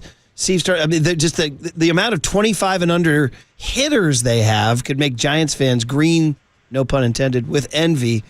But I'm looking, Mike, so I guess that's a long way of saying, are you expecting the A's to come in here and bang the ball, and that's the challenge, is keeping these guys in the yard? Well, that's one of them. I mean, they definitely can bang, no question.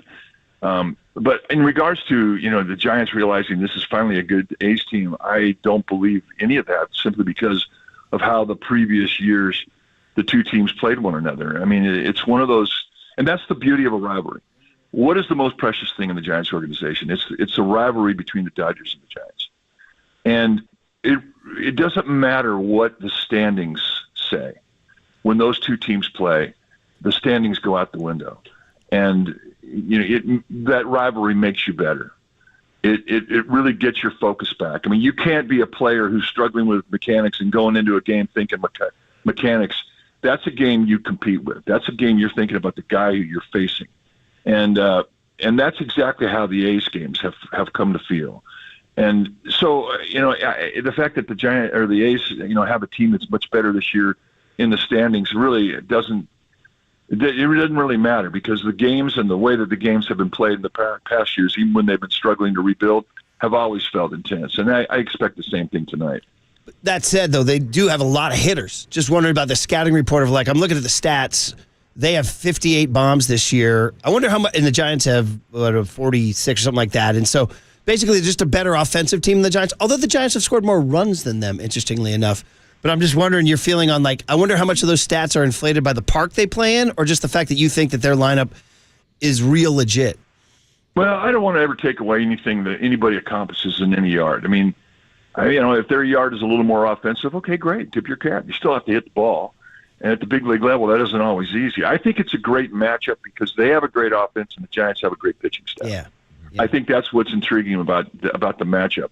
At Oracle Park, it's never going to be a series where you're going to see 3 consecutive days that favor the hitter. Occasionally you have one, but for the most part, it's always a great place to pitch. So I think that's going to be the underlying theme of this series, is how the A's offense matches up against the Giants pitching. Yeah, and the Giants will have Logan Webb on the bump tonight, Landon Roop on Saturday, and Justin Verlander on Sunday. But, Mike, before we let you go, I wanted to make sure to ask a question about Jordan Hicks in his last outing. Got pulled from the game after 2 innings and allowing 5 earned runs. We went into the season talking about the depth in the starting rotation and even beyond down to the minor league level with the Giants. You've got Hayden Birdsong and Kyle Harrison in the bullpen. Carson Wisenhunt is throwing fantastic in Sacramento. Do you think there's any thoughts or conversations about maybe making a change to the starting rotation? I don't think so now. I think that if you go back and analyze what he's been throwing, he's still putting the ball on the ground. Ground balls, if you're a sinker guy, I mean, you're going to go through those spells where those ground balls are finding holes, and I think he's kind of in that. I do have a bit of a concern because he's throwing so damn hard. I think at times he's throwing through the break. He doesn't give that slider a chance to break or that split a chance to break. He's just throwing so hard. I think, if anything, he could take a little of speed off. I mean, can you imagine we're saying, hey, this guy's throwing 99-mile-an-hour two-seamers. You might want to take a little off. I mean, I think that's absurd. But I do think that is something that would help him. It would give him more movement. It would give him a little more finesse. Because right now, I mean, he's a pure power arm. And that's hard to go and even as a coach to suggest that you'd take something off. But I do think that is a consideration as you go forward. I think he needs another variation of speed because right now the split that he's throwing, his off-speed pitch, he's throwing at 95. So if you could finesse that a little bit and take a little bit off, I think it would suit him well, and it would give him a little more command of it, which I think the split right now is the one pitch that is not performing as to what we saw it, as to how we saw it perform last year. Last year, I mean, his split and his sink, it was big. Now it's not as big simply because he's throwing them too hard. So I think that would be something that you would approach him with. But in regards to taking him out of the rotation, no chance. Well, it'll be interesting to see how the next few weeks play out because Harrison, Birdsong, and Wisenhunt are all just pitching lights out. Mike, just last two kind of non-Giants A's ones. There's some fun stuff happened. First of all, Shohei Ohtani went off last night. 2 more bombs on his bobblehead night. The Dodgers scored 19 runs. But did you see what happened to him in the 8th inning? Huh. When the A's put in a position player, their backup catcher, Johnny Parada, and he struck him out with 4 pitches, 69 miles an hour or lower, and then an 89-mile-an-hour heater. And then the catch is, if you watch the highlight, when Parada lets go of the ball, he backs up on the mound like it's Little League. Like it's a softball game. Did you see it, Mike? I did not, but you know what? That's how I think every team should start pitching them. Bring in their backup catcher, throw 4 69ers and an 89er. That's it. Yeah, and then bring the pitcher back in. I mean, we finally found the Achilles heel to Shohei Ohtani. Yeah, but how about the thought that go watch the highlight when he releases it? Marcus points out it's like softball where you release it and he backs up. Like, can you imagine that? Well, when you're bringing 110 back up the box, you guys have never been hit with a 110 line drive coming off the bat of big league hitter, and it does not feel good. No, I can imagine. And I still have nightmares about him. Yeah. I mean, and so I don't blame him. In fact, I wish I'd have done that a few more times. Yeah, right. There you go. And then finally, we can't let you go without a tribute to our guy Boch. He got a win last night and passed Mike Sparky Anderson. Talk about a name. He's now 6th on the all-time list. The only 5 guys in front of him are all the Hall of Famers, the Connie Macks, Tony La Russa, and Joe Torre, and Bobby Cox. And Mike, the cotton's getting tall, man. Boch, he did it. Well, I mean, he just keeps adding to his resume, which is obviously going to wind him up into the Hall of Fame. And that's one speech that I can't wait to hear because he's so good. When he gets in front of the crowd, and he doesn't prepare anything. He's like Dusty Baker. They just get up and start talking, and it's amazing what they come up with and how they phrase and how they acknowledge, and I can't wait for that day. But I tip my cap to Boch, and that won't be the last time we tip our cap to him, and good for him. Did you ever have any encounters with Sparky Anderson? Oh yeah, and he was hysterical. I mean, he was a lot like Casey Stengel. Casey Stengel, I got to know when we played in college in Southern California. They had a collegiate league. It was called the Casey Stengel League, and And he lived, he was from Glendale. So he would come over to our ballpark and he would watch the games. And after the games, we'd go up in the stands and he would always stick around and he would tell us stories and he'd hold court. And there'd be 15, 20 of us there, and he was one of those guys that truly had a twinkle in his eye. And when he would speak, he would speak in Stinghalese, and you had to kind of roll with him as to how he got his point across. But he was a great teacher. And Sparky was the same way because he had his own language. But when he spoke about baseball, you would learn. And he was just so beloved by all of his players. He's not a great guy to pitch for. He didn't have a lot of respect for pitchers. He was all about hitters.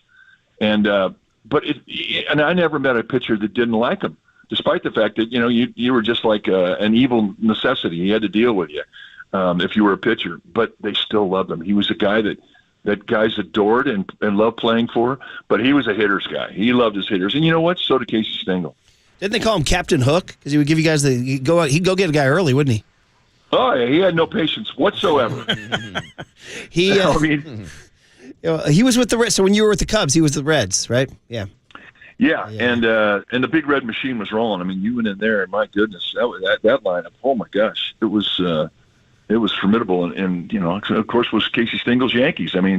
So those guys were, they were definitely they benefited from great offenses that they had, but Sparky was he was a breath of fresh air. Yeah, even when he did his games, he was a color broadcaster for the Angels, and he was hysterical. But the way that he said it. It made you think, and it made you better. It taught you baseball. He, like Boch, won a World Series in both leagues. Cincinnati Reds, Detroit Tigers, Boch, Texas Rangers, San Francisco Giants. All right, Mike, should be a great weekend, packed house. Get your puffer vest and enjoy the heck out of a 3-game series. We'll talk to you Monday. In a bit. Mike Krukow, Giants A's should be fun. Big hit, Warriors exit interviews. What did Steph say about Kuminga? What did Dre say about Kuminga? Next on the Sports Leader. Leave me alone this summer. Now, from the O'Donnell Financial Group Sports Desk. Learn more at odfigroup.com. O'Donnell Financial Group, because planning is a process, not a product. We are still giving away 2 single-day tickets to go see Metallica on Friday, June 20th at Levi Stadium. We want you to stay tuned through the 9 a.m. hour for your chance to win these tickets. And today's Friday, which means it's the last day of this contest. So stay tuned. Like I said, 9 a.m. hour. And when you hear the cue to call 415-896-KNBR. And if you're caller number 10, that means you win. This is all brought to you by Live Nation, and you can find official rules on KNBR.com.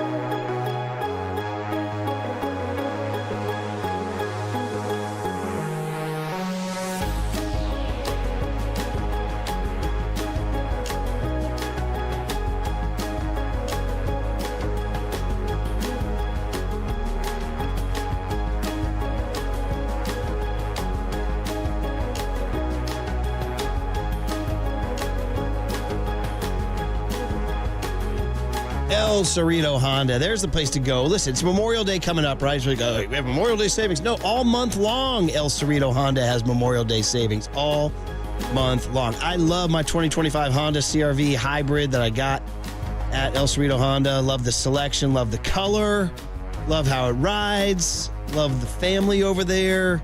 It's the place to go. El Cerrito Honda. They got all the selection. They really do. I was so impressed. They were like, what color? And I'm like, well, I do like navy blue, like a dark blue. Like, yeah. What do you want? They wheeled it around. There it was. Because they got great selection, because they run a great shop over there. What do you want? The hybrid? You want the EVs? You want spacious SUVs?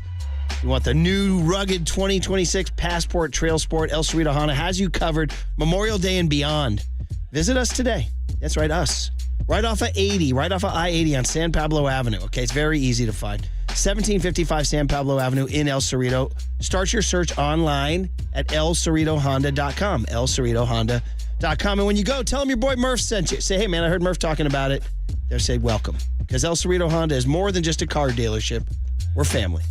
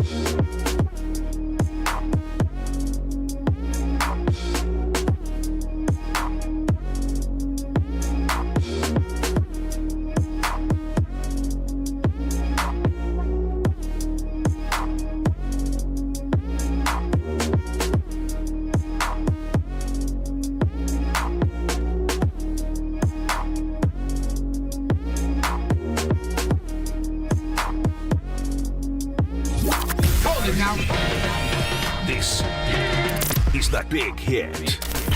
Sponsored by Benjamin Moore Paints. Experience the Benjamin Moore retail difference at their independently owned, authorized retailers today or at benjaminmoore.com. On KNBR 104.5 FM and 680 AM, the sports leader. Murph and Marcus is sponsored by Bigelow Tea. Grab a mug and tea proudly. And the Golden State Warriors have up to 4 future first-round picks they can trade. They have tradable contracts, pick swaps as well. Sources told me in the last few hours the Warriors will be incredibly aggressive in the marketplace to go find help to continue to retool around their big three of Stephen Curry, Draymond Green, and Jimmy Butler. I'm told their priority is finding a playmaking wing defender or a center to add to this group. And a lot of it will come down to someone that Steve Kerr and the big three feel like will help this team and fits their culture and their identity. But one key player to keep an eye on this roster right now is forward Jonathan Kuminga. I'm told he's going to have a strong sign and trade market coming up. He's an exciting young wing player. Both sides are expected to have conversations commencing over the next several weeks ahead of free agency to see, is there a potential sign and trade landing spot that gives him a lucrative deal while also potentially bringing the Warriors some additional help for their roster. So both sides end up as winners in this. There is Shams Charania, now pretty much the single authority on the NBA news these days, talking about the Warriors being incredibly aggressive. That's our big hit, is wrapping up this Warriors week.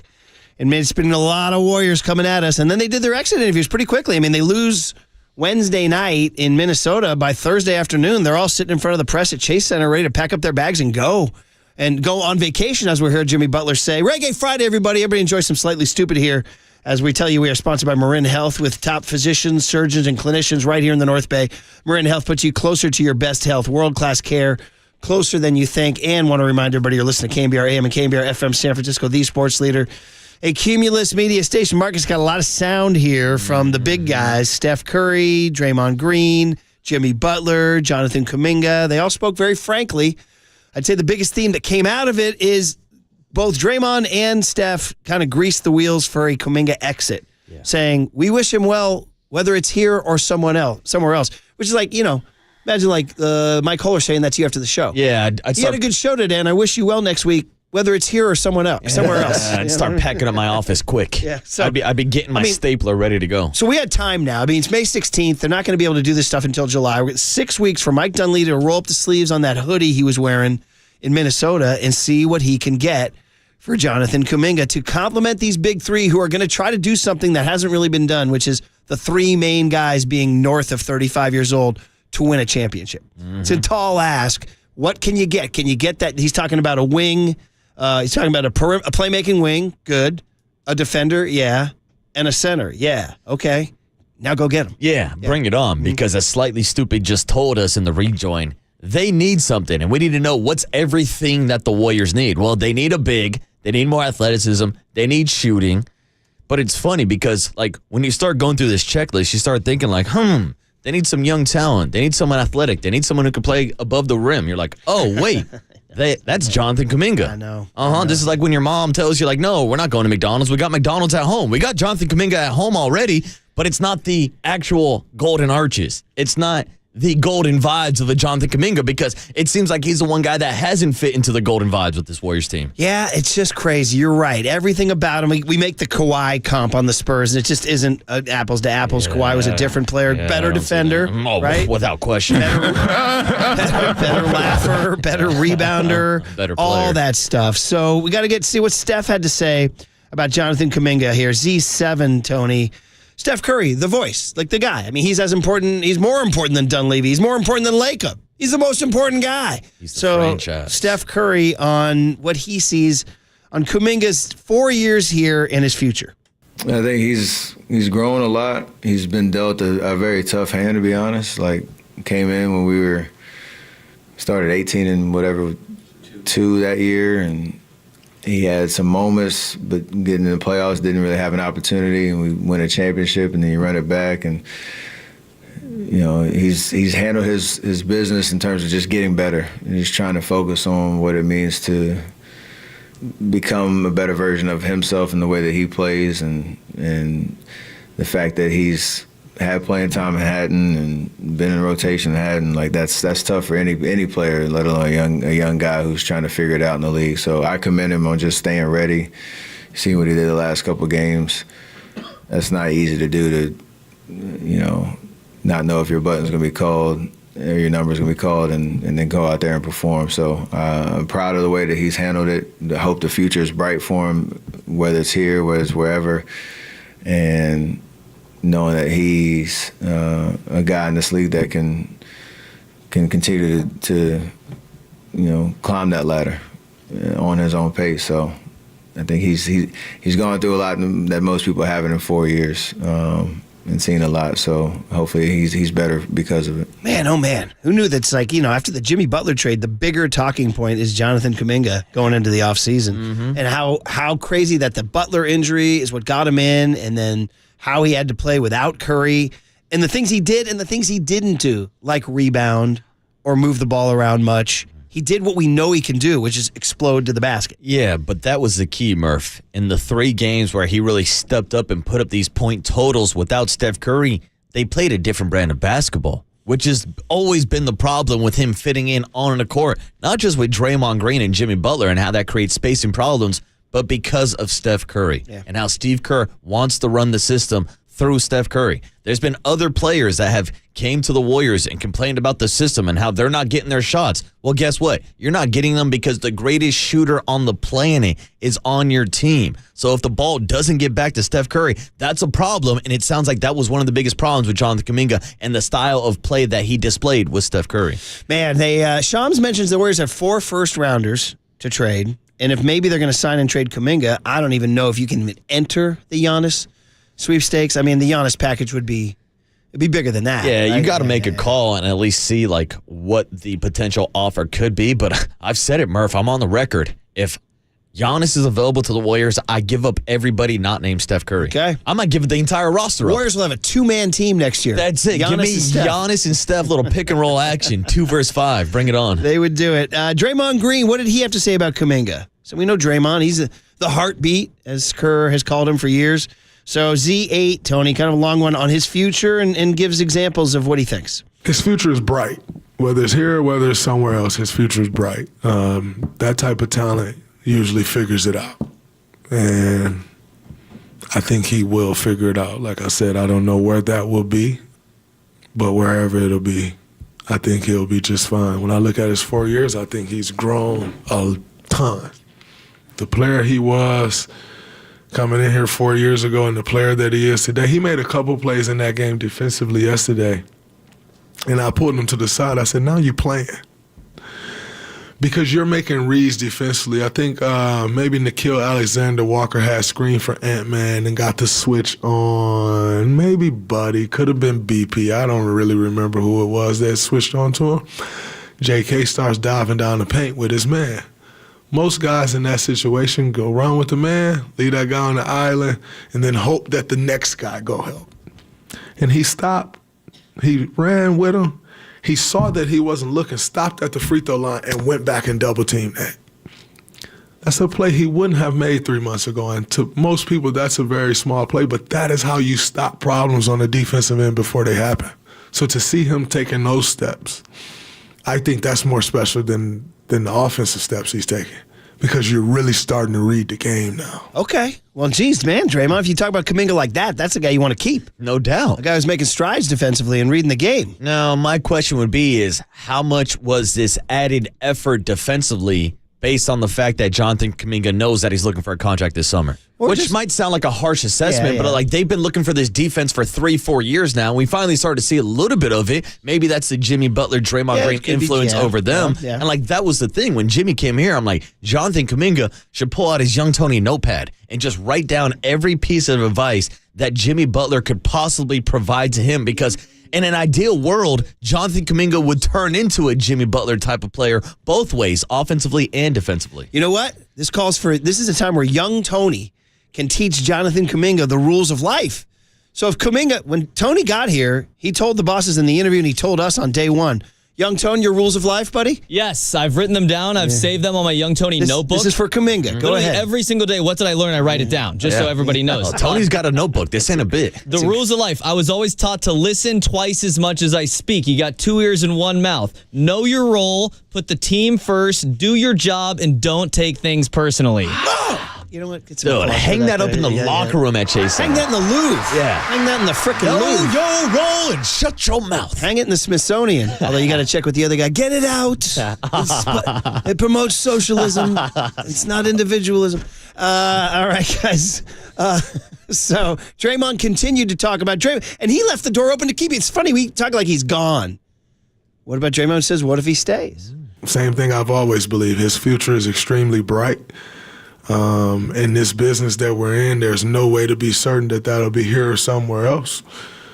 But the beautiful thing about it is when you're a talent like that, people usually find a way to make it work. So whether that's the Warriors finding a way to make it work or another team finding a way to make it work, he has my utmost love and support because I want to see him do well. And in an ideal world, that'll be here. But this game we play and this sport we're in and this business we're in, it ain't always ideal. So we'll see what happens, but definitely wishing him the best of luck with his free agency because we've all been there before. It's a very stressful place, but it's the nature of the business. So I think he's taking tremendous strides, and I think he'll continue to grow. Dan, 408 says on the text line, the Warriors are being so polite without telling Kuminga exactly what chameleonaire. Is that what I write? Chameleonaire? Chameleonaire. Sorry, my bad. You got it. Chameleonaire. Quote, you ain't got to go home, but you got to get the hell up out of here. Yeah. See, that's the thing, because you heard Draymond say an ideal vision would be him sticking with the Warriors. Well, I think an ideal vision would be him fitting into the system. And to me, that's the key, because nobody's questioning the potential of Jonathan Kuminga at only 22 years old. Yes, he could develop maybe into a future all-star in 2, 3, 4 years, but do the Warriors have that much time? because we know that Steph, Draymond, Jimmy, and Steve Kerr all have 2 years left together. And who knows what's going to happen beyond that. But that's the key to the situation, is the relationship between Steve Kerr and Jonathan Kuminga. There's a reason why he wasn't getting playing time in the most important games of the season. Last game of the regular season against the Clippers, the play-in series. Hell, the first series against the Houston Rockets wasn't getting any minutes either besides blowout games. It's like that's the key to me, is if Steve Kerr can kind of adjust his vision or change his opinion on Jonathan Kuminga and vice versa. The relationship between Kerr and Kuminga, Kuminga and Kerr after all they've gone to, but also Steve Kerr's seen him now for 4 years, so he knows the style of play he is. Well, here was Jonathan Kuminga yesterday talking about that up and down relationship with Steve Kerr. I mean, since I've been here, we had ups and downs, but he helped me to get here. So, and we had a lot of great moments. And I think our relationship been very good. That's the, it's fine. Yeah, no. By the way, 415 says, it sounds like Draymond and Curry got the exact same talking points. They're saying the exact same thing. Whether it's here or somewhere else. Interesting. No, it's fun. 650 says, hearing Murph trying to say chameleonaire was the whitest thing I've heard this week. 650, I got news for you.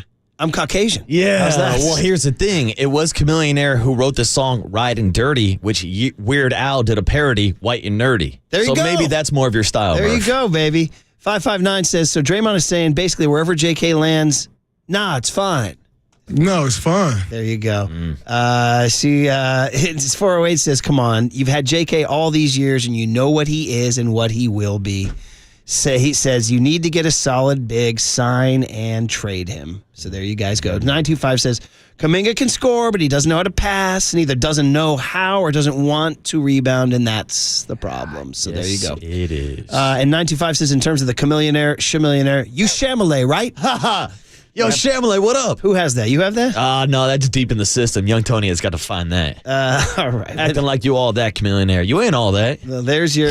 And 831 says it's time for Marcus Thompson to say, man, JK out. Yeah, I need that drop. There you go. Katie out, JK out. All right, fun stuff, guys. That's a short, big hit because we got Susan Slusser on the other side. 925 was agitating for some Giants talk. We're giving it to you on the other side. I'm wearing my Giants puffer. I got my puffer vest on, not to be confused with the puffin. Puff, puff, pass. Which is a bird that I saw when I had the great fortune to go to Alaska. Ooh. Because my lovely bride's from Alaska and took a cruise out to the Kenai Fjords with the glaciers and all that. These puffins, these birds, they like fly along the front of the boat. It's pretty cool.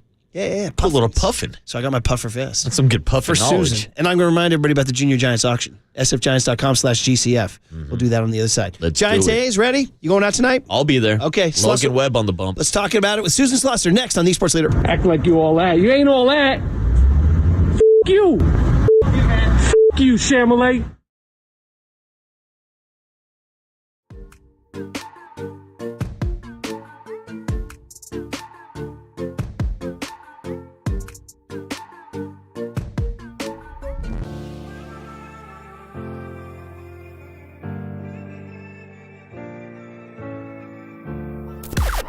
Now, from the O'Donnell Financial Group Sports Desk. Learn more at odfigroup.com. O'Donnell Financial Group, because planning is a process, not a product. We are still giving away 2 single-day tickets to go see Metallica on Friday, June 20th at Levi Stadium, and we want you to stay tuned through the 9 a.m. hour for your chance to win these tickets. And today is Friday, which means it's the last day of this contest. So when you hear the cue to call 415-896-KNBR, and if you're caller number 10, you will win. This is all brought to you by Live Nation, and you can find official rules on KNBR.com.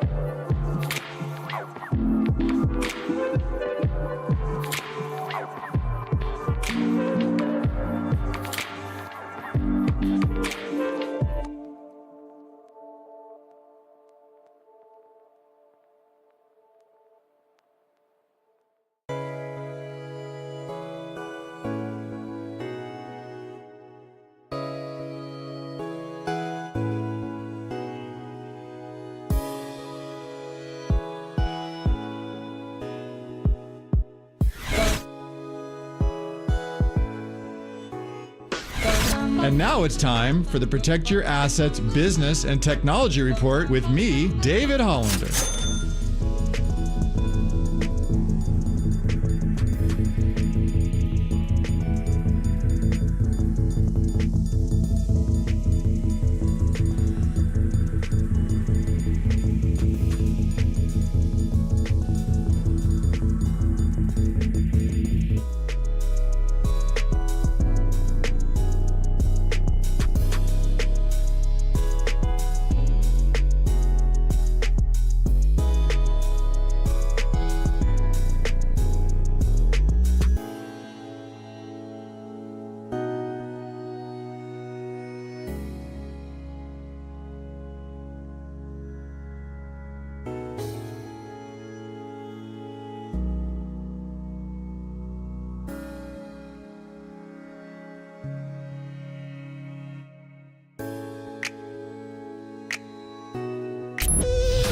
Now back to Murph and Marcus on the sports leader and streaming live on KNBR.com and the KNBR app. Sponsored by Bigelow Tea. Grab a mug and tea proudly. Let's talk Giants baseball, man. Giants A's will be a lot of fun. Is fireworks night tonight? Is that right? Did I read that somewhere? But I know it's Puffer Fest tomorrow.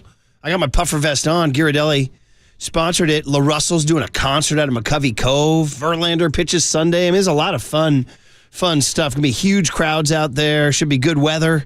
Let's talk about it with Susan Slusser, sponsored by River Islands. Come home to River Islands in Lathrop and discover the San Joaquin River lifestyle with its lakes, parks, and schools. Start your tour today at riverislands.com. And Susan is sponsored by Bigelow Tea. Grab a mug and tea proudly. Good morning, Susan. After all that I said, I want to start by talking about something that happened last night, not this weekend. The Bay Area Sports Hall of Fame and baseball legend Joe Rudy went in. And I know you're a part of the committee, so that was cool, Susan. Good morning. Hey, morning, Susan. Good morning. Yeah, I wasn't there. I was at watching Madness at the Fox Theater. Whoa. Stop the hold the phone. Yeah, I should have been there. Yeah. I think you were otherwise engaged. I was engaged. Gosh, I could have ducked out. How were the old guys? They got to be looking like old geezers now, don't they? They look fantastic. Still natty as ever, and they put on a show, man. They're fun. 10-man band. I think 6 of them are still original. Wow. Including Suggs, the fabulous Suggs. So, yeah, super great. One of the most fun shows you will ever see. Did you get the elbows up for One Step Beyond and get in there? Oh my gosh, they lead with it, and everyone was so into it. Like, everybody knew every word of every song. It was really impressive. Good job, Oakland. Wait a minute, they honestly opened with One Step Beyond? Yeah. Did you get in? Did you get in the pit? What's that? Did you get in the pit? I was up at the barrier. But you weren't getting thrown around and elbowed and all that? No, I was right up at the front. She's amazing. All right, Susan, that's our madness digression for the day. All right, but just quickly on Joe Rudy, in all your years covering the A's, I don't know how much you came around, just a nice gentleman. Raleigh Fingers introduced him, so we had a little blast of green and gold. The 72 to 74 highlights were large and in charge on the big screen. Yeah, perfect. And you said it right. Joe Rudy, he really is just gentleman, just like a, very cool, calm, collected, kind of what you saw on the field when he in his playing days. That's what you got, the quiet leader kind of guy. And man, one of the all-time great plays in A's history in the World Series, phenomenal catch. And those teams, Raleigh doesn't get better than that. What a night. The late great Vida Blue and Catfish Hunter and on and on and on. All right, Susan, so let's transition then. How you know that A's fan culture very, very well. You were there for all those years. How much of A's fan culture will be present in San Francisco tonight? I'm going to be really interested to see, because I know a lot of people who are going to a lot of A's fans won't go to the games in Sacramento. But I think some of them were like, well, maybe I will go see them in San Francisco, which is kind of, it seems like twisted almost. But, I think there will be a decent amount of very disgruntled A's fans. So how they handle that, they typically are not Giants fans, but some people have kind of migrated over to the Giants side. Yeah. So, And Susan, we saw a lot of reverse protests last year, the T-shirts out, the sell shirts. I mean, I remember the last Battle of the Bay, there was a whole section of A's fans saying sell the team and saying a few not-so-kind words about John Fisher. So do you think there's going to be any protests, any sell T-shirts? What do you think the scene's going to be like this weekend? I think we'll see a lot of sell T-shirts. I don't know if we'll see protests. That's kind of died down a little bit. Some of the really... the groups that have been so impressive that have formed, the Oakland 68, the last dive bar, they've kind of, I think, moved on a little bit. We might see a little bit, but not a lot. I think they're all focused on things like the ballers, honestly, and it's they've got better things to do with their time at this point, which who can blame them? And the team that they're going to play is the team that you're closer to now, and that's the Giants. And listen, this is the question I think you get asked whenever you appear this week, and it's after the Jordan Hicks start. I mean, Hayden Birdsong's looked great. I know he gave up a bomb here or there. Kyle Harrison's reborn, and Marcus's guy, Carson Wisenhunt, is putting up huge numbers. So what do you think? If you're Buster Posey, Zach Manassian, and Bob Melvin, and JP Martinez behind closed doors, what are you saying about Jordan Hicks' future in the rotation? I'm not sure how much leash he has. I think he still has a little bit. What's weird is, I think they thought, okay, maybe we'll plan ahead and he might kind of tire the way he did last year, getting reacquainted to sort of the business of starting. But he just, the numbers, like the analytics show that he's pitching better than the numbers have shown. He has had a little bit of bad luck here and there, but still, he is the one guy in the rotation that has not been consistent. So I think there's probably some conversations what that's going to look like. I don't know. You got to think he gets at least a couple more starts, maybe through May to see what he can do.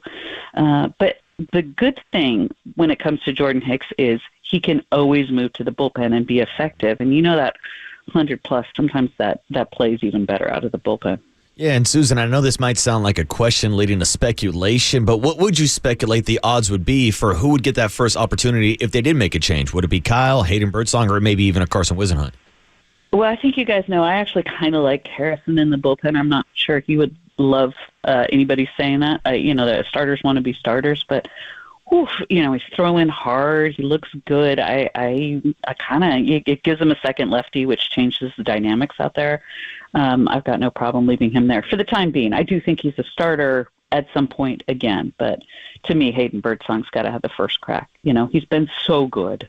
You could get him stretched back out pretty quickly, and you can, sort of have him sort of tag team with Harrison the first couple of times out. So, nobody is actually talking about this on the record or anything yet, but I suspect that's probably what we would see when it would come to it. Susan, I'm looking at the Giants stat page, just kind of seeing how everything's going on Baseball Reference, and they do WAR, which I don't know. I don't know if you like WAR, if you WAR, what is it good for? Matt Chapman's leading the team in WAR right now. Logan Webb's second. Mike Yastrzemski's third. He's seven. Who's not in their top 12? Is Willie Adames. Where are you right now on May 16th with Willie? Because his numbers in May at the plate are better. Better, yeah. The thing that surprised me is the defense hasn't really been there the way that we would have anticipated. I think he will short up. I mean, he's obviously such a better player than what he's been showing. I think it's been a lot of trying too hard, new team, all of that kind of stuff. It starts to spiral a little. This is right around where you would think like, okay, mid-May, this is where you really get it going. And he's showing signs. So offensively, you're thinking he's trending in the right direction. Great. He really needs to have a big month somewhere and soon to kind of bring those numbers back up. Because, it's getting a little, we're more than a quarter of the season, the other way through the season. But to me, he has to be solid defensively first. That's the thing that shouldn't slump. If you're not doing it with the bat, you got to do it with the glove, especially at that position. So, to have him basically at the bottom of a lot of the defensive stats at this point, too, that's the shock. Susan, I know you've gone up to Sacramento to see the A's earlier this season. I was just up there last weekend, actually, and I got to say, it's a team with a lot of young talent. Now, most of our audience knows about Lawrence Butler and Brent Rooker, but what can you tell us about some of the younger guys? Jacob Wilson, Nick Kurtz, their first-round draft pick from last year, is now up with the big league club. Tyler Soderstrom is having a phenomenal start to the season also. What can you tell us about this young A's offense? Yeah, I mean, you kind of said it. They do have a lot of power playing in a smaller ballpark, especially as it starts to really warm up in Sacramento. I think that's going to be fascinating. Mm-hmm. I've had scouts tell me they think Rooker could hit 40 plus. I think there's a few guys. Kurtz is going to be a star. I think he was the talk of spring, all spring. Playing in that ballpark, the pitching is really going to be the question. But then you look at the bullpen, and they've got one of the best closers in baseball, and Mason Miller. They've got something there, and it's not the division that they are in is not the most competitive. They put together a few good months. The A's could be right in this, and we've talked about this before. What happens if they make the postseason? Where do they play? They can't play in that ballpark. So we could all be getting a good look at the A's if they make a postseason series, maybe back in the Bay Area somewhere. Oh, my gosh, that's incredible. And then finally, just to bring one more negative question, because you got to be negative on the radio, is it's actually cloaked in a positive. Camilo Doval has been pitching great. Yeah. Ryan Walker hasn't been a disaster, but he hasn't been lights out. Are you monitoring that situation? Yeah, Ryan Walker would be the first to say he's wobbled here and there. He's talked a little bit about his confidence. The stuff hasn't quite been there. The mechanics have been a little bit off. The location's been a lot. Everything's just slightly off. I don't think there are any long-term concerns. The good thing is they do have Duvall. They've got a bunch of guys that can close. Obviously, Tyler Rogers can. Eric Miller can, especially now that they've got the second lefty. And so the bullpen is such a strength for the Giants. And even like a slight wobble, okay, who wants to close now? Four hands could go up. So he will figure this out. But, yeah, the good thing, you're exactly right. Doval's looked terrific.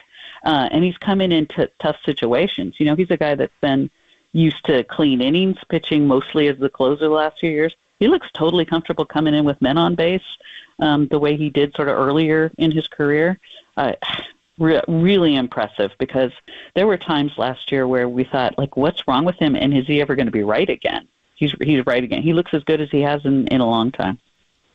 Good stuff, Susan. Should be a really fun weekend, and I know for you, a lot of familiar faces. So enjoy the heck out of it, and we thank you. Yeah, thanks. Fantastic. Wait. 925 is going to be really mad at me. They want to congratulate you on Liverpool. Thank you. I really appreciate that. I kind of did it all myself. Susan, you never walk alone. You know that, right? That's right. That's right. Not when you're a fan of the Reds. Thanks, guys. Good stuff, Susan. All right, take care. Susan Slusser. And while we have you Giants fans on the air, the Giants Community Fund auction, which is near and dear to my heart, of course, as a board member at the Giants Community Fund, we appreciate you. And the bidding ends tomorrow at 8. So it gets real now. sfgiants.com/GCF, Giants Community Fund. You want to hang out with Sergio Romo? Yes. Very good. You want to be a bat boy, bat girl? Yes. Why not? We just talked about the bat boy with the long hair from the Yankees. That was hilarious. Mm-hmm. Ball dude, ball dudette. I did it. I got no action. Mm-hmm. Maybe you want to go field one. You can throw out the first pitch. You can have Gotham Club and tickets. You can have a suite. You can have a play ball kid. You can have access to the Cloud Club. You can be a junior announcer. You can go to BP Steph Curry jersey. Ooh. I think this one will go hot. Jung-Hoo Lee, bat and ball. Ooh, bat and ball. Matt Chapman, bat and ball. I like it. Even a Mikey Yaz for our little gal, Amelia. Yeah. Right? Yeah. It's Yaz. How about a Hayden Birdsong autograph baseball, too? Wilmer Flores, a healthy flow. So it's all at sfgiants.com/GCF. A great gift for somebody. Hey, graduation's coming up. Hey, kid, you graduate. Here's a Jung-Hoo Lee bat. That'd be kind of cool, huh? Absolutely. All right, so there you go. sfgiants.com/GCF, and we thank you in advance. We need your help. We've had some developments that were unpleasant in terms of funding. So thank you to Raleigh as a community. We appreciate you. sfgiants.com/GCF. All right, cooler content. Laughs, and we'll make you laugh, we'll make you cry. Next on The Sports Leader.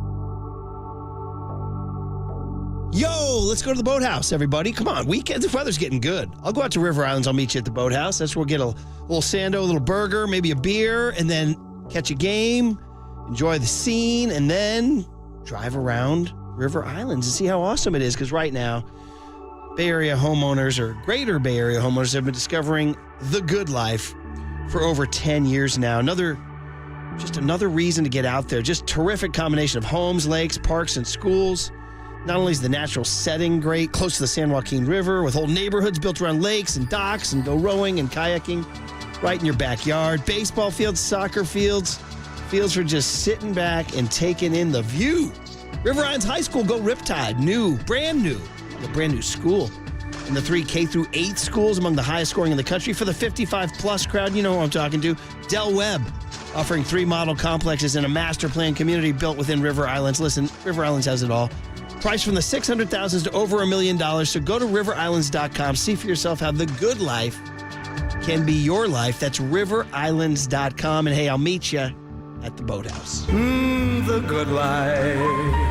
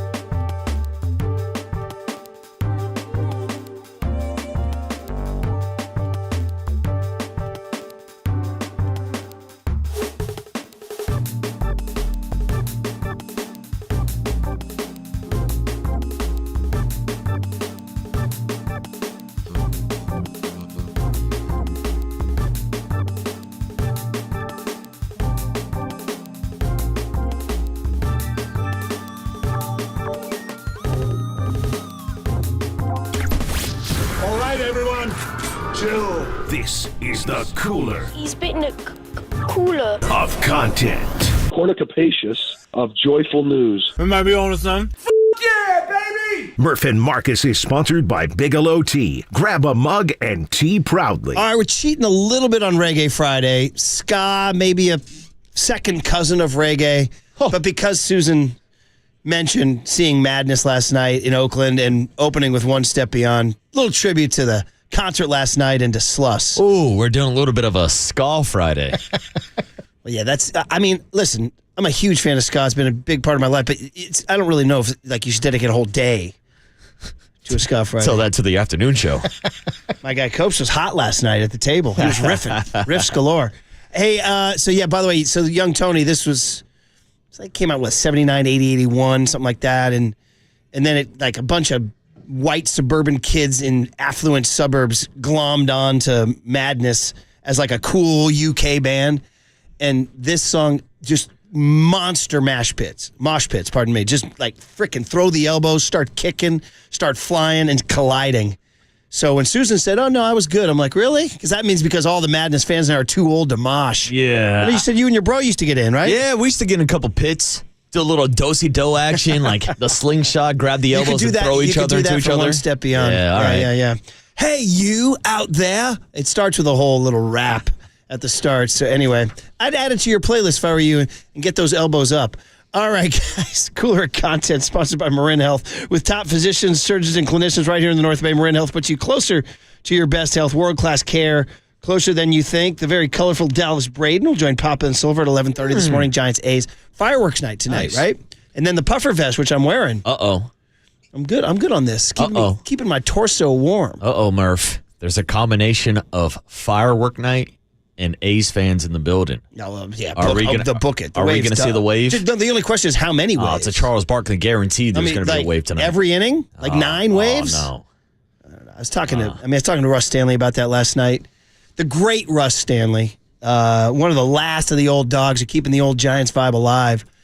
And he was like, "Yeah, bro, what am I going to do?" Because they're my paying customers, you know? I said, well, you can tell them to stop doing it. I know. They say the customer is always right, Murph, though. And I tell you once again, everybody we meet doesn't like it. And yet there's 40,000 people doing it. So, I mean, am I talking to the wrong people or what?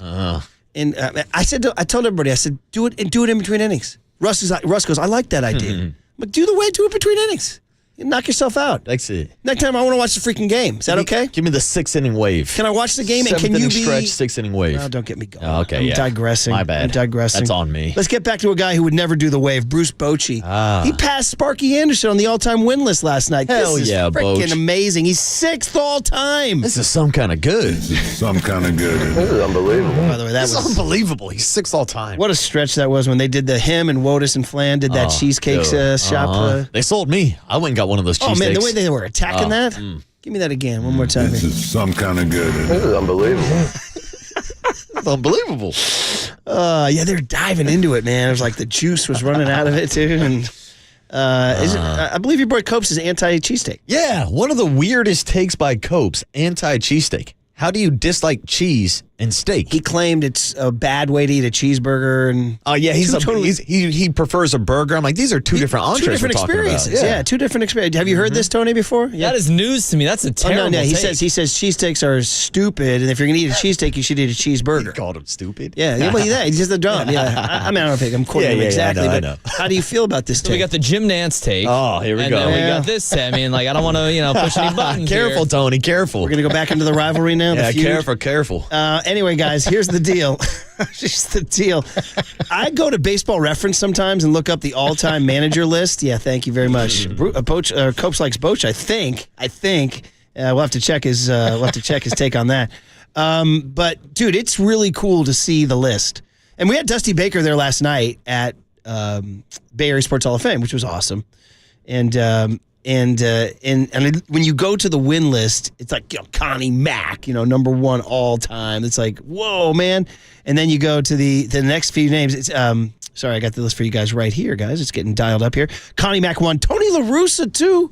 Got to give it up for T. Mm-hmm. How about that? And then you go, oops, my computer fritzed out there for a second. John McGraw 3rd. I mean, dude, you're talking like ghosts here, like great ghosts. Bobby Cox 4th. I mean, I don't think people give Bobby Cox his due because they only got the 1 championship.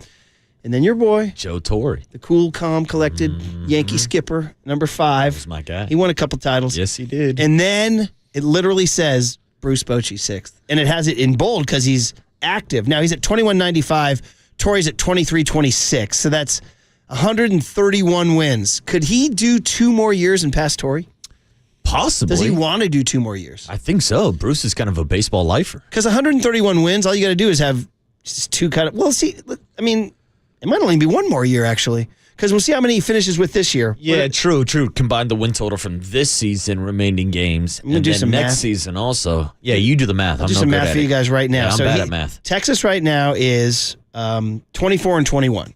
So they played 45 games. So they have 127 left. they probably want to play above 500 the rest of the way, right? They might want to go, let's be 70 and 57. Is that too much to ask? 13 games over? No. Let's just for fun give him 70 more. That gets him to 28.95. That gets him to 22.65, which would put him 35, 20. If I'm doing the math, that would only put him 61 behind Torrey. So he would only need to do this year and next. Go get him, Boach. To pass Torrey. Dude, to get into the top 5 all time. Dude! That's awesome, dude. Anyway. Well, real quick, did you shoot him a text last night to congratulate him? Yeah, shoot me a text. You know what? I'm going to do it right freaking now. You should. Let's play the Boach sound, and I'm going to text him right freaking now, and we'll see if he gets back. Here's Bruce Bochy after passing the legendary Sparky Anderson on the all-time list. Yeah, what a game. Everything we thought this game would be. Runs would be a premium. I didn't know it would be one, but, what a game Jacob threw. And their guy, he's so tough, too. And Jake got a hold of the ball there. And before the game, I said, it's probably going to take somebody to get a hold of one to win this game. And so just a terrific game to be part of. And I was lucky enough to get to know Sparky. He retired a year before I started managing, but we became friends, and I got to spend some time with him. Played in his golf tournament a couple times, but he always come by and he talked. Such a wonderful man. So this is a special moment for me, and these guys made it really, really special with the game they had, and of course, what they did for me after the game. How did the guys honor you after the game? We had a little toast there afterward, and the players were incredible, and this is a moment I won't forget. It was really, really cool what they did tonight. There he is, man. I'm texting him right now and reminding him that last night we had the Bay Area Sports Hall of Fame ceremony. He's in it. He's in it. He's in it. And he showed up last year. How cool was that? Him showing up for Brian Sabian because the Texas Rangers were in town playing the A's that night. And didn't you guys see him at the bar having a nightcap? We did, exactly. Because Bruce Bochy, whether he's at the Bay Area Sports Hall of Fame or celebrating passing up Sparky Anderson, if you need a beer, grab a beer. If you need a beer, grab a beer. So anyway, I just texted him. We'll see if he... that's awesome, man. We'll see if he gets back. Congrats, Bochy. And I got to say, man, just anytime we play any audio from Bruce Bochy, I just need more in my life. I thought the same way. Like, is there any way, I can change, my Siri voice on my phone to be Bruce Bochy? Yeah, you could. Or, my GPS? There's got to be a way. Yeah, take a left turn. Dude, in this day and age with AI, there's got to be a way. Yeah, flip a U-turn here. There's got to be a way. That is awesome, man. All right, guys. I hate to go to these negative ones, but we got people calling out Jimmy Butler. Uh-oh. Do you want to go there? Oh, Murph, I thought we were trying to be positive on a Friday. We are positive, bro. We could pass it up and go straight to Tarico and Papa. No, we already Tony? teased it. We teased What's it. your call? We did tease it. We can play it later on in the show because we're going to be talking Warriors. All right, Stephen A. calling out Jimmy Butler. Just to let you guys know what's going on nationally. Everybody's focused on Kuminga right now, but after the Warriors got eliminated by the T-Wolves, Stephen A. Smith cut D. Tony, just not liking Jimmy not coming through. Here's what makes this look bad. Butler obviously forced his way out of Miami. We know you didn't want to be a number one option. You wanted to play with somebody who's a number one. You didn't mind being that quote-unquote Robin. Then you go to Golden State, y'all got major success. Steph gets hurt. You got your money. And Joe Lacob and the Golden State Warriors, all they need is one game. See, it ain't like Steph went down like Tatum did and he's out for the next year at least. It's not like that. Everybody had projected it's going to take about a week. Steph Curry should be back for game 6. All you got to do, 3, 4, 5, give me one game. And he couldn't do it. There it is. He couldn't do it. Called him out. Jay Williams did the same thing, saying, where was it? One game. All you need was one game. I will admit, man, it will be something that will always gnaw at me, but I guess we're going to have to go with the fact that he was banged up and he was not feeling well. Yeah. And Minnesota did a good job on him. No doubt. And look, we talked about this earlier, the difference in spacing with Steph on the court versus Steph off the court. Steph's out there, and there really is no three-point threat, even if Buddy Hield's out there. We saw how much congestion and traffic there was in the paint with Rudy Gobert just inviting Jimmy Butler to try to drive, to try to get past Jaden McDaniels and put up any type of shot, but they tried to take away Jimmy's best game. But it's also what I said earlier. It's hard for me to put all the blame on Jimmy Butler when I had the same thoughts. I thought that the Warriors would be able to win one of these 4 games without Steph Curry. But it wasn't just Jimmy. It was Brandon Pajemski struggling. It was Moses Moody disappearing. It was Draymond Green fouling out of the fourth quarter in Game 3, a game that they probably should have won, the game that Jimmy Butler did show up as playoff Jimmy for 3 quarters and drop 33 points. Yeah, man, oh man. Do you want more anti-Jimmy stuff? I can't believe we're doing this. Jimmy's like, hey man, I tuned into KNBR. My guys are dogging me. Piled it on. Here's Udonis Haslem, his old teammate from Miami. Udonis Haslem checking in. Was he 100 and he's still playing? Here he is. From this standpoint alone, last year they were in 10th. They didn't make the playoffs. This year they started off in 10th when they got Jimmy. They made the playoffs. I would say it worked out from that perspective. But what I'm going to say about Jimmy is, as great as Jimmy is, the playoff Jimmy thing has put Jimmy Butler in a conversation with guys that maybe are a little bit above Jimmy Butler. And sometimes the expectations of Jimmy Butler are the playoff Jimmy Butler expectations all the time. And that might not necessarily be who Jimmy Butler is. Jimmy Butler is a very talented basketball player, but he'll tell you, I'm not the most talented.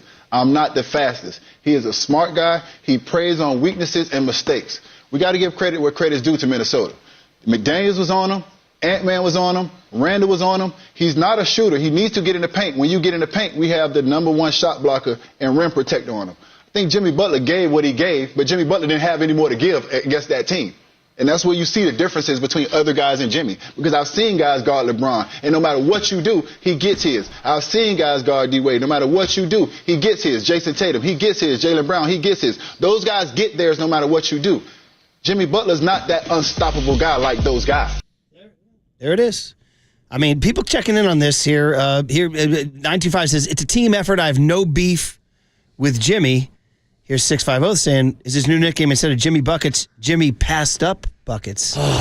Here's 510 says, oh, banged up and not feeling well? Wow. How about narrative over reality, guys? See, people coming at you, man. And then there's 209 says, Stephen A., you fall on your tailbone, see how far you get. Have you played an NBA game?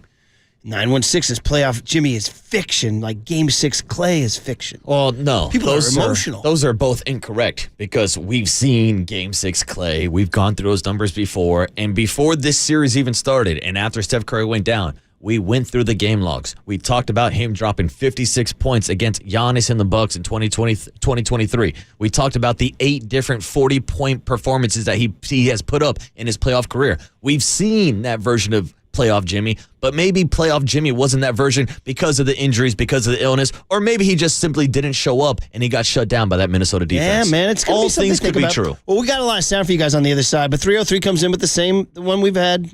He sent this a couple times this week. It's worth repeating. Bulls without Jordan, Lakers without Kareem, Warriors without Curry. You're going to be in trouble without your best player. All right, send it on positive. Be positive, bro. Be positive, bro. Be positive, bro. By the way, I do want to revisit that Be Positive, Bro sound. Sometimes it's good to get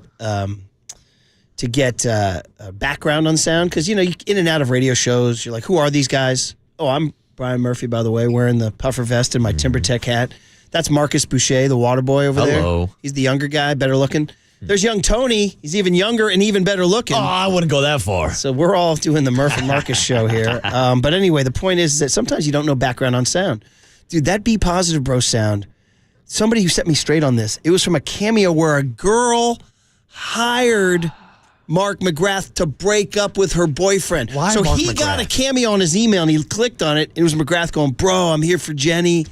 Bro, it's been good, but I think she's like kind of ready to move on. He's like, it's all good. Don't worry about it. He's like, I know it's tough, but be positive, bro. That's what he says. I know it's tough. Dude, you got McGrath. And there's a pretty good chance, and I think Paulie actually floated this, pretty good chance that he thinks McGrath might have been with the girl. Be positive, bro. Yeah, maybe it's not a cameo. Maybe Mark McGrath was making a cameo in her bedroom. Be positive, bro. Paulie's riff was that McGrath recorded it in the living room after exiting the bedroom. Oh, my God. Anyway, Mike Tirico, who's so good, right? Tirico, Sunday Night Football. And so Greg Silver and Mike Holler and Walter pulled a little prank on Greg Papa, a cute little prank. And they said, we're booking Mike Tirico to talk about the NFL schedule. And Papa's like, all right, let's go. Let's do it. So they talked, Sunday Night Football. They were like literally talking about whether or not the Bears game would get flexed in December. Like burning issues, you know what I mean? Like front burner issues. These are the key questions of our society. But it was all a prank because Tirico at the end said, the real reason I'm calling is... Well, you'll hear this. Greg Papa got inducted into the Syracuse Radio Hall of Fame. Here it is. I would like to announce at this time, this is an exclusive on the Greg and Greg Show, that Greg Papa has been named Hall of Famer for the WAER Hall of Fame, which is our campus radio station in Syracuse. Now, this station is where Bob Costas and Marv Albert and Hank Greenwald got started. In addition to all the more modern people you might know, like Ian Eagle and Dave Pash and Beth Mowens over the years. Tony Caridi, a friend of Greg's, Bill Roth on the list. Sean McDonough. Sean Ian McDonough, Eagle, we were Bill roommates. Roth, Stay Hall. Wow. All of those people are in the WAER Radio Hall of Fame, and it is my honor as a Hall of Famer to let Greg Papa know, with his adoring fans listening across the Bay Area and around the world on the internet, that Greg, you are the next member of the WAER Hall of Fame, and you have all of our sincere congratulations.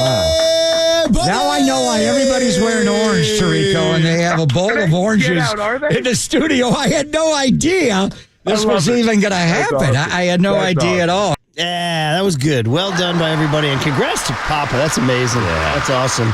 You know, it was so great. I was listening to it in my car, and at the very end, as they're tagging out, Papa goes, he goes, how did Tirico get in before me?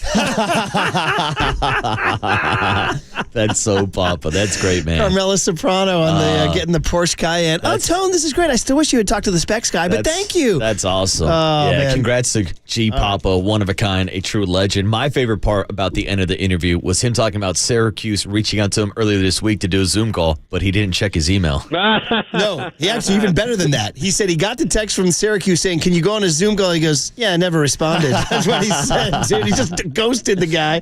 Congrats, now he'll Papa. get back to him. But anyway, congrats. It's awesome. I mean, that's the Syracuse legacy is incredible, and he did it. Even G Papa or G Silver called up a buddy of his who went to Syracuse and borrowed a T-shirt from the guy. Said he had to get up 25 minutes earlier than usual to do that. That's the kind of sacrifice we're looking for at the leader. That's dedication. Yeah, and by the way, would you wear another man's T-shirt? Oh, 808 KNBR. Yeah, I might if it was a cool enough T-shirt. All right, good. Okay, on the other side, we get into this post-exit interviews, man. Jimmy Butler, some thoughts. I see people reacting a lot to the criticism of Butler. We'll get to that on the other side. 808 KNBR is the phone number. And what did Steph have to say about his season in review? Next on the Sports Leader.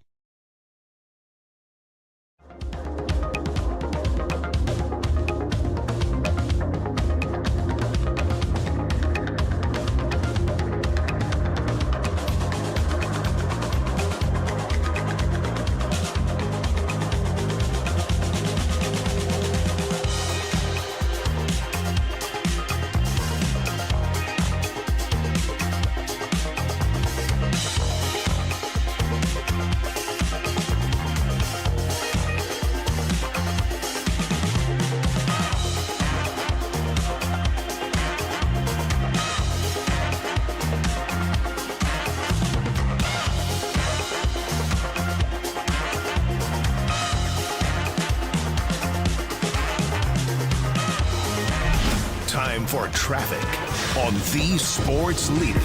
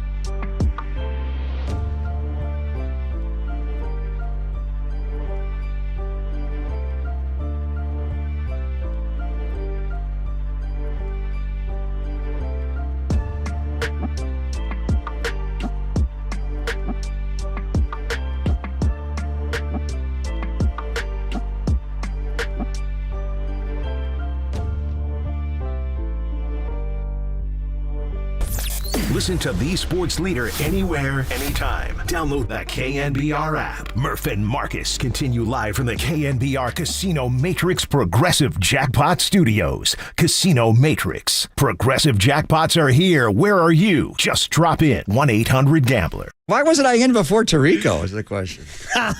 Very good pull right there. You're listening to KNBR AM and KNBR FM San Francisco, the sports leader, a Cumulus media station. So we're going to do a little Warriors talk, then some Niner talk. Get ready for Mike Zagaris at 9:30. Listen, I coach in Marin County, and you meet great figures along the way. This guy calling in right here is my coach idol. It's Poser. He's in Fairfax. So if Poser wants to talk basketball, we're getting him on the air right now. Poser!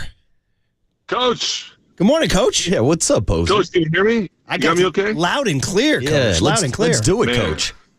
So great to talk to you guys. I didn't call in to talk hoops. I called in to talk MCAL swimming titles, man. Congratulations to the family. That's incredible. That's super nice, Tom. Now, Tom was, of course, give you a little background on Coach Tom. At Drake High School, formerly Drake High School, was not just a swimming and water polo star, but also a basketball star. How about that for a double dip? On land and in water. Ooh. He goes to UC Santa Barbara to play water polo, winds up walking onto the basketball team. Impressive, Coach. That's my guy. I just bragged about you, buddy. I appreciate you, man. Super nice. How you guys doing? Nice to talk to you today. Yeah, it's great to talk to you, bud. And don't be a stranger. You can call anytime because I know your takes are going to be good. What do you think? There's Jimmy Butler slander going on? Well, look, I just think Jimmy Butler's the perfect basketball player, and he's my favorite player in the NBA, and he does everything well. He does everything perfectly well, and I know there's a lot of drama around how he leaves places, which, I get. I understand it, but when you're teaching kids how to play basketball, the way he plays is just gorgeous. It's the jab steps, it's the power, it's the 2 feet in the paint, it's the distribution, it's the reverse pivots, it's attacking the rim and getting to the free throw line. And we all have our flaws. He's not super tall and he can't shoot super well. But if you're just talking about like how to teach people how to play basketball, you just show them clips of Jimmy Butler. And so, look, they lost, they struggled. But when your best player goes down, everybody has to do more, and then everybody looks a little bit worse than they are. But I can promise you nobody got worse. They just had to do more, and they're going against a really good basketball team. So, people are going to call in and they're upset. I'm not calling to say, they shouldn't be upset. I'm just calling to say what a beautiful team and a beautiful franchise. And our guy went down, man. When your guy goes down, you lose. That's just how it is. Coach Tom, man, just a classic, perfect take from you. That's why you're my coaching idol, buddy, because ever since you and I were going head-to-head in fourth grade, St. Sebastian, Mount Carmel, and then on and on and on, and I appreciated what you loved about the game. Coach Tom and I share a love of Hakeem Olajuwon, right? Like, Tom, big time. Don't you see some of the qualities that you're praising Jimmy Butler are some of the same qualities Hakeem had, right? Oh, yeah. We work a lot on footwork and, try to watch tape of basketball players playing, but don't look at their hands, don't look at the rim. What I really like to do is show people clips of Steph not shooting the ball and not even touching the ball. Steph is at his most dangerous the moment he lets go of the ball because, the moment he passes the ball, Coach, he gets lower, not higher, but the defenders all get higher. They take a little breath, and he gets lower track start. Think Ricky Henderson, gone. Right? It's the danger of doubling Steph is when you double him on the perimeter and he moves the ball to the corner, one of those defenders has to go pick up a rotation, and now there's a single defender on Steph, but they're out of position because they were just in a sort of sideways double team, and now he's sprinting to the opposite corner. So, Steph without the ball is more beautiful than Steph with the ball, in my opinion, and then Jimmy with the ball is how we should all be playing basketball. And there's a way to play. I think you and I agree. And there's a way to coach, by the way, Coach. I've seen you coach. I've never seen you coach baseball, but I understand you coach baseball the way you coach basketball, which is, we'll call it passionate, right? Yeah. Well, actually, Tom, I'll jump in now if we want to just go on a personal digression. It's funny, I talk to the kids all the time about how different I am when I coach basketball and baseball. Baseball, I preach nothing but zen, calm. We are very patient. We are they're two different games. Baseball is best played when you're calm, and basketball is best played. And, of course, you have to have a measure of poise and calm when you play basketball, but it also requires a tremendous amount of energy and effort. You need to out-energy your opponent. You need to out-effort your opponent in basketball, and that means physically, like kinetically, physically, dive more, run faster, jump higher. Baseball, we breathe, and we always focus, and we turn the page Marcus pitched in college, and his slogan in life is "Next pitch." That's it. So actually, no doubt. I coach totally differently in the two sports. Well, and I would argue in basketball, you actually want to play offense very slowly, unless you're cutting, of course, or fast breaking. Yeah. But on defense, you want to play with your hair on fire. Yeah, mostly I'm talking about defense, and I like to think of myself for the kids as defensive coach. A much more. In fact, I'm lost on a half court offense. I can't coach a half court. I'm like Mick Cronin. So, but coach, I think you win on defense. How do you feel about Jimmy's defense? I love it. And by the way, the dude fell out of the sky. How many days ago was that? That he fell out of the February sky? 8th. February 8th. Have you ever fallen like that? Oh, you're It's talking about the horrible. fall. You're talking about the Amen Thompson fall. Yeah. I'm sorry. Yeah. So that doesn't just show up on the court. That means every day he's not like getting up shots. You can't even stretch when you fall like that. And by the way, it shakes your confidence. You want to go rebound. Remember the rebound he got to win that game after he came back? I couldn't believe his commitment to the sky to get that ball. That's a good call. After like 4 days prior, whatever it was, he fell so hard. Yeah. Jimmy plays hard. And of course, you cannot be. We all talk about it, but you cannot be you want to be a great basketball player. You have to play as hard as you can, and you got to play D. The rest of it works itself out or it doesn't. But those two are sort of, required to be great basketball players. Yeah, well, Coach, before we let you go, I got a question for you because I'm loving this breakdown of Jimmy Butler and those qualities. Do you see any of those qualities in a guy like Jonathan Kuminga? Oh, we all love Kuminga because he's a super athlete, and from what I can tell, he's a really great guy. And I don't watch as much basketball as most people, so, take my opinion with a grain of salt. I like to coach it more than I like to watch it. But, I think the read on Kuminga is he just doesn't fit into a really complicated offense, right? He's not always in the right place at the right time. Sometimes he checks out a little bit. But from what I can tell, he's a great guy, and he's a great basketball player, and he's got this huge future in front of him. There's a luxury to being coached by Kerr. You learn an incredible version of basketball. The downside is it's so exact. You have to be exactly where you have to be at all times. You have to fit into the system with Steph. So it removes his athletic opportunities. The AAU when Jonathan Kuminga wants to run and dunk and jump, and that's a beautiful version of basketball. It just doesn't really fit in with the Kerr version of basketball. So I got no criticism of Kuminga. I'm sure he's going to go somewhere else, and his career will flourish. Hey, do you want to do a weekly hit with us, buddy? I know. Let's go, baby. Come to the studio with some coffee. Love it, Coach. This is why I love talking hoops with you, man. And, by the way, I'm supposed to do that podcast with your buddies. Oh, yeah, get in there. The Run TMC podcast, if I could shout them out. Yeah. Good guys. Duffy and Dave running a podcast, talking hoops. It's just you and I hanging around talking hoops, man. Super fun. Love talking to you guys. I appreciate you taking my call. Poser, you're the best. Have a great weekend, bud. Thanks, Coach. Okay, guys. Good luck. See ya. That's there he is, Coach Tom, a.k.a. Poser, a.k.a. just an outstanding conversation. Yeah, throw that on the podcast page, Tony. That was a great interview. He's like a guest. He was like a guest. Well, listen, the guy, he's really intelligent. That's why he took the call. And he likes. I mean, he's a coach. He sees it through a coach. And everything he said about Jimmy, I completely agree with. We've touched on that at any number of times in the last 3 months. About have you watched him come to the jump stop? Have you watched him shoot the bounce pass? Have you watched him? And it's funny. Tom just brought up the part that this just doesn't fit the sports talk narrative, which is you lost your best guy. You're going up against a really good team. He fell from the sky and got hurt badly. It didn't work out, but he goes, it's a beautiful team. It's a beautiful organization. It's a beautiful opportunity to go next year. It's like everything he said was right on. It just doesn't fit sports talk radio. Yeah, that's the thing. It's not spicy enough for sports talk radio or for First Take. Hey, Poser, you're getting reviews. 408, what an amazing call. 925, Coach Tom is great. Have him on more often. All right, there you go, Poser. So whenever you feel the need to call him. Once I saw him on the call list, I said, we're getting him on. Almost took up a whole segment. I know. All right. Can we even add to that, or should we get out and talk Niners? And it was a good one. Get out and talk Niners? Why not? Okay. What more is there to say, Murph? All right, guys. It was a good Friday vibe because people were getting negative. You had Adonis Haslam calling out Jimmy. We had who else? Stephen A. calling out Jimmy. We didn't even play Jay Williams calling out Jimmy. And Poser came in with some sensible talk there. And Jimmy, by the way, is talking about taking vacations with the. Why don't we play that before we get out of here? The vacay cut about taking vacations with the team. This kind of fits. Actually, after that call from Poser, I'm thinking he might go on vacation with them. Yeah, here it is, right here. Check it out. It hasn't changed for years on years. A little bit of everything. But more than anything, it's my main goal in off season is getting to know my people. I mean it. Like, if I can show them that I am there for you, like, outside of basketball, and I'm actually getting to learn you and know you, it makes a huge difference on the court, because it's not just about basketball. You need to know, be able to tell when they're not right, when something's going on in their mind. So that's my main goal, go and spend time with my people, my teammates as often as I can.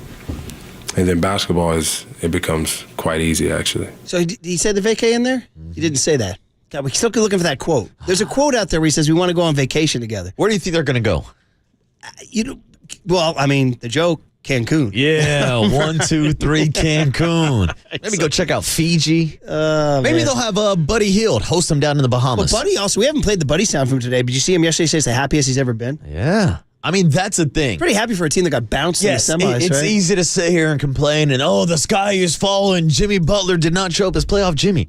This team was a sub-500 team before Jimmy came into town, and with Steph Curry and Jimmy on the court together, they went 23-7. Yeah. Mm-hmm. Hell, if Jimmy's not on his team, I don't even know if the Warriors are a playoff team if they even make it out of the play-in bracket. So let's appreciate what Jimmy did do to kind of save this season. By the way, the avalanche of positive feedback for the poser call. 831 says, the best call-in I've ever heard, and I've listened to KNBR for 35 years. Sounds pretty good, man.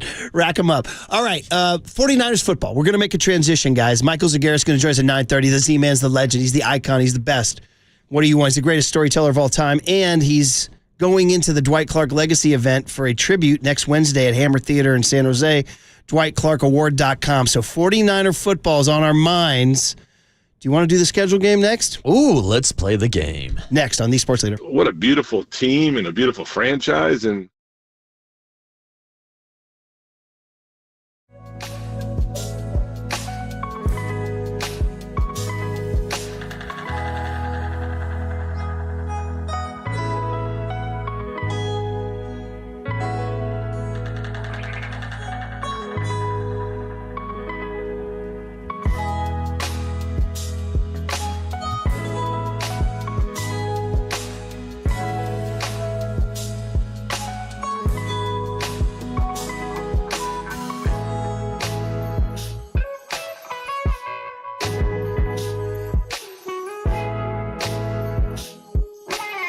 Why wasn't I in before Tirico is the question.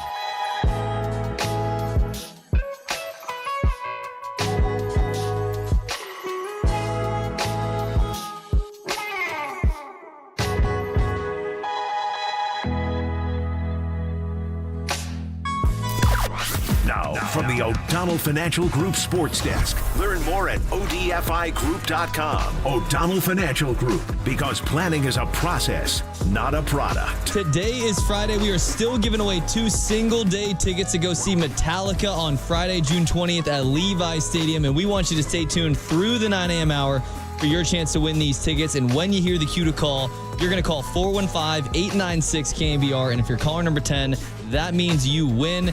This is all brought to you by Live Nation, and you can find official rules on KNBR.com.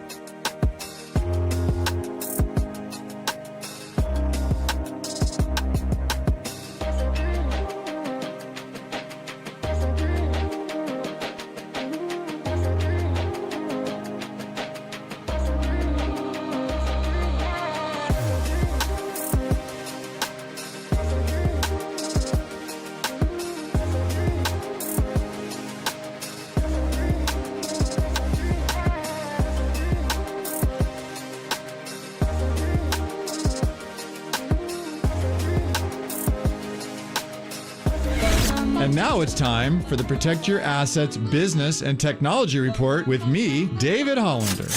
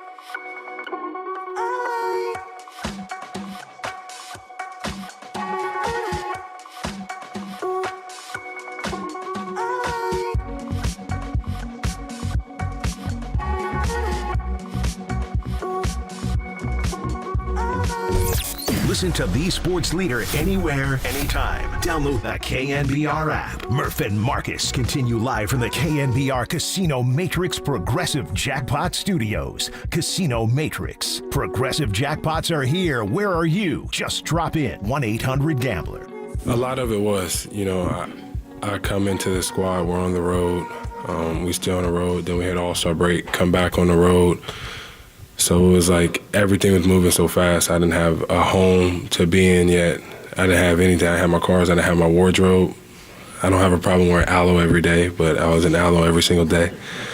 And then, you get more and more comfortable, the good way of comfortable, not complacent comfortable.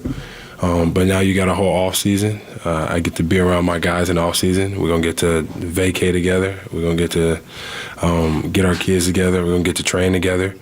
Build even more chemistry, and then take this thing into training camp and into this next year, this next season, and do what we set out to do. We found it. We found it. We had a great caller. One of the best texts of the day. 209 said, he said, if you guys go 0 for 10 in trying to find that vacay quote, I'm going to start calling you Clay NBR. That's a high-level text. That is a good text. That means a guy has been listening to us all morning. Mm-hmm. We've been searching for this quote about vacay, and he ties it back into Jimmy and Clay and all that. Standing ovation. Between Poser's call and that text, people are hot today. Fantastic. And no, we're not Clay NBR. We're Brandon Pajemski NBR because we went 1 for 10, not 0 for 10. And because it's not Reggae Friday, we're giving you a chance to give you Metallica tickets. I mean, it is Reggae Friday, but not right now. It's Metallica Friday. Does Metallica have any reggae? Oh, I guarantee you there's got to be an Enter the Sandman reggae riff. There's got to be a song Should out we there. have done that? Yeah, Tony, cue something up. Either way, it's the time, the last day to get those tickets to the Metallica show Friday, June 20th at Levi's. Should be an awesome show, man. Friday night in June. That's like old school, man. You guys ever see the documentary Parking Lot? It's called It's called Heavy Metal Parking Lot. You guys ever see that? No. Ooh, you're in for a treat. They're at the Cap Center for, is it Judas Priest, I want to say? Dude, just check it out. Heavy Metal Parking Lot. Okay. You'll thank me later. Anyway.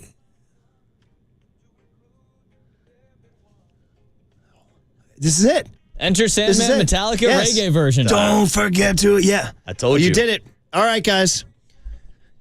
2 single-day tickets to see Metallica on a Reggae Friday. Single-day tickets on sale now at livenation.com. Call Curly. Caller number 10, 415-896-KNBR. 415-896-KNBR. Single-day tickets on sale now at livenation.com. And the M72 2025 tour is underway.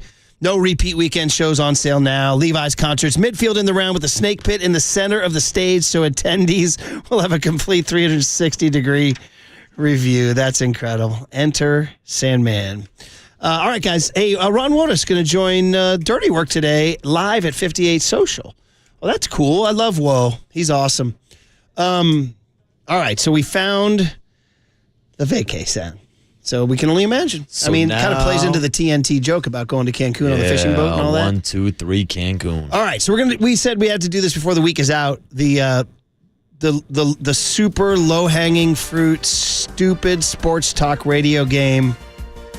Guess the 49ers record based on their schedule release. This has no meaning on anything in life other than it gets you through the next 7 minutes. Marcus, how do you want to do it, buddy? You want to trade off one by one? Or do you want to go, you go entire schedule, I go entire schedule? I think let's go game by game. Let's go game we by game. both give our picks on the game. Old guy goes first. Sure, why the hell not, Murph? Guess what? I got bad news. Coming out of the summer with no Ayuk and with Sammy Darnold looking to kind of maybe get one on the board. Tough opening loss in Seattle, week 1, 0-1. Ooh, that is tough because Sam Darnold no longer, or I guess he never had DK Metcalf. So I'm interested to see what this offense looks like this year for Seattle, how this defense is going to look also. It is going to depend on whether or not Brock Purdy shows up for training camp and there is a holdout. I'm going to go week 1. Brock Purdy's in camp. He's paid. 49ers are ready to go, and they're looking for revenge from last year. I'm giving them a W up in Seattle. Look at this homer over here. Homer! I'm here keeping it real. Yeah, you're a hater. 808 KNBR, Murph's a Niner hater. That said, we go to New Orleans week 2. Tyler Shuck. Come on, bro. Who?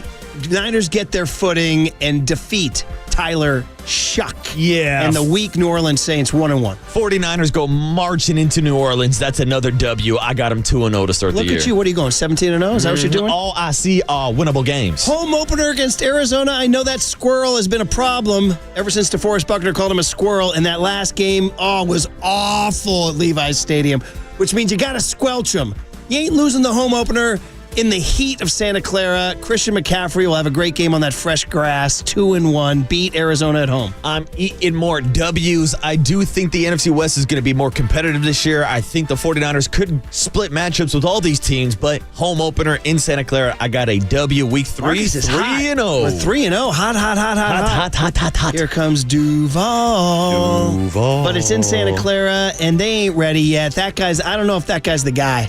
I don't know if he's the guy. I got Kyle outfoxing Duval. And I'm going 3-1 with a win over Jax at home. We're doing pretty well right now, 3-1. Yeah, I'm looking forward to this game, seeing Travis Hunter make his Levi Stadium debut, but not even with Travis Hunter playing on both sides of the ball is enough to slow down this 49er team. 4-0 to start the season. You love a last place schedule, don't you? I do love a last place schedule. I mean, this schedule, they literally have the easiest schedule in the NFL. Short week, they do. They literally do. Yeah, strength of schedule, it's the easiest. Short week in LA, even with all those Niner fans down there, you got to stumble because the division is weird. Something weird's going to happen. Stafford's going to do something that pisses me off. Loss, 3-2. Oh, see, yeah, Murph, this is my first L of the year. First time the 49ers will be squaring off against Davante Adams as a member of the LA Rams. Short week. I know it's SoFi South, but I'm taking the Rams to win this first matchup. So I got 3-2. You got 4-1. 4-1. I got bad news. I'm a big fan of Baker Mayfield. They're at Tampa Bay. I think he's tough to beat. I think they're going to be one of the better teams. I'm sorry. You're going to lose that game down there, and now you're 3-3, Marcus. Ooh, then people are going to start pressing the panic button because I've also got this as a loss. We know things get wonky when a West Coast team goes out east. I know Nick Bosa will be playing in his backyard, but I'm taking the Buccaneers in this one too, Murph. 4-2. We got to speed it up here. Atlanta comes home. Come on. Michael Penix. Robert Saleh will figure that out. Sunday Night Football, Niners win. Yeah, back-to-back losses. I got them winning at home, Levi Stadium, Sunday night. So I got them right now at 4-3, I believe, right? 1, 2, 3, 4-3. Yes. I got them 5-2. Sorry, you got to go to D'Amico. That's a tough one, actually. I think C.J. Stroud has a big bounce-back year, and I like D'Amico in the Texans. That's actually a tough road game. I got a loss right there, buddy. I'm 4-4. Yeah, I think this is probably the toughest matchup for the 49ers on the schedule, in division or out of division. I got to win for the Houston Texans here. Sorry, New York Giants. It ain't happening. 5-4 at New York. Niners win. Yeah, let's make it quick. New York Giants ain't winning more games than the San Francisco Giants. And here come the Rams. No way. McVay gets Shanahan twice in one season. Shanahan generally owns them. Got the win at home against the Rams week 10, 6-4. I'm with you back at Levi Stadium. Got to split this series against the Rams if you want to win a division. I got to win here at Levi Stadium. 6-4, except I hate going to Arizona, and that stupid squirrel's going to do something that angers me.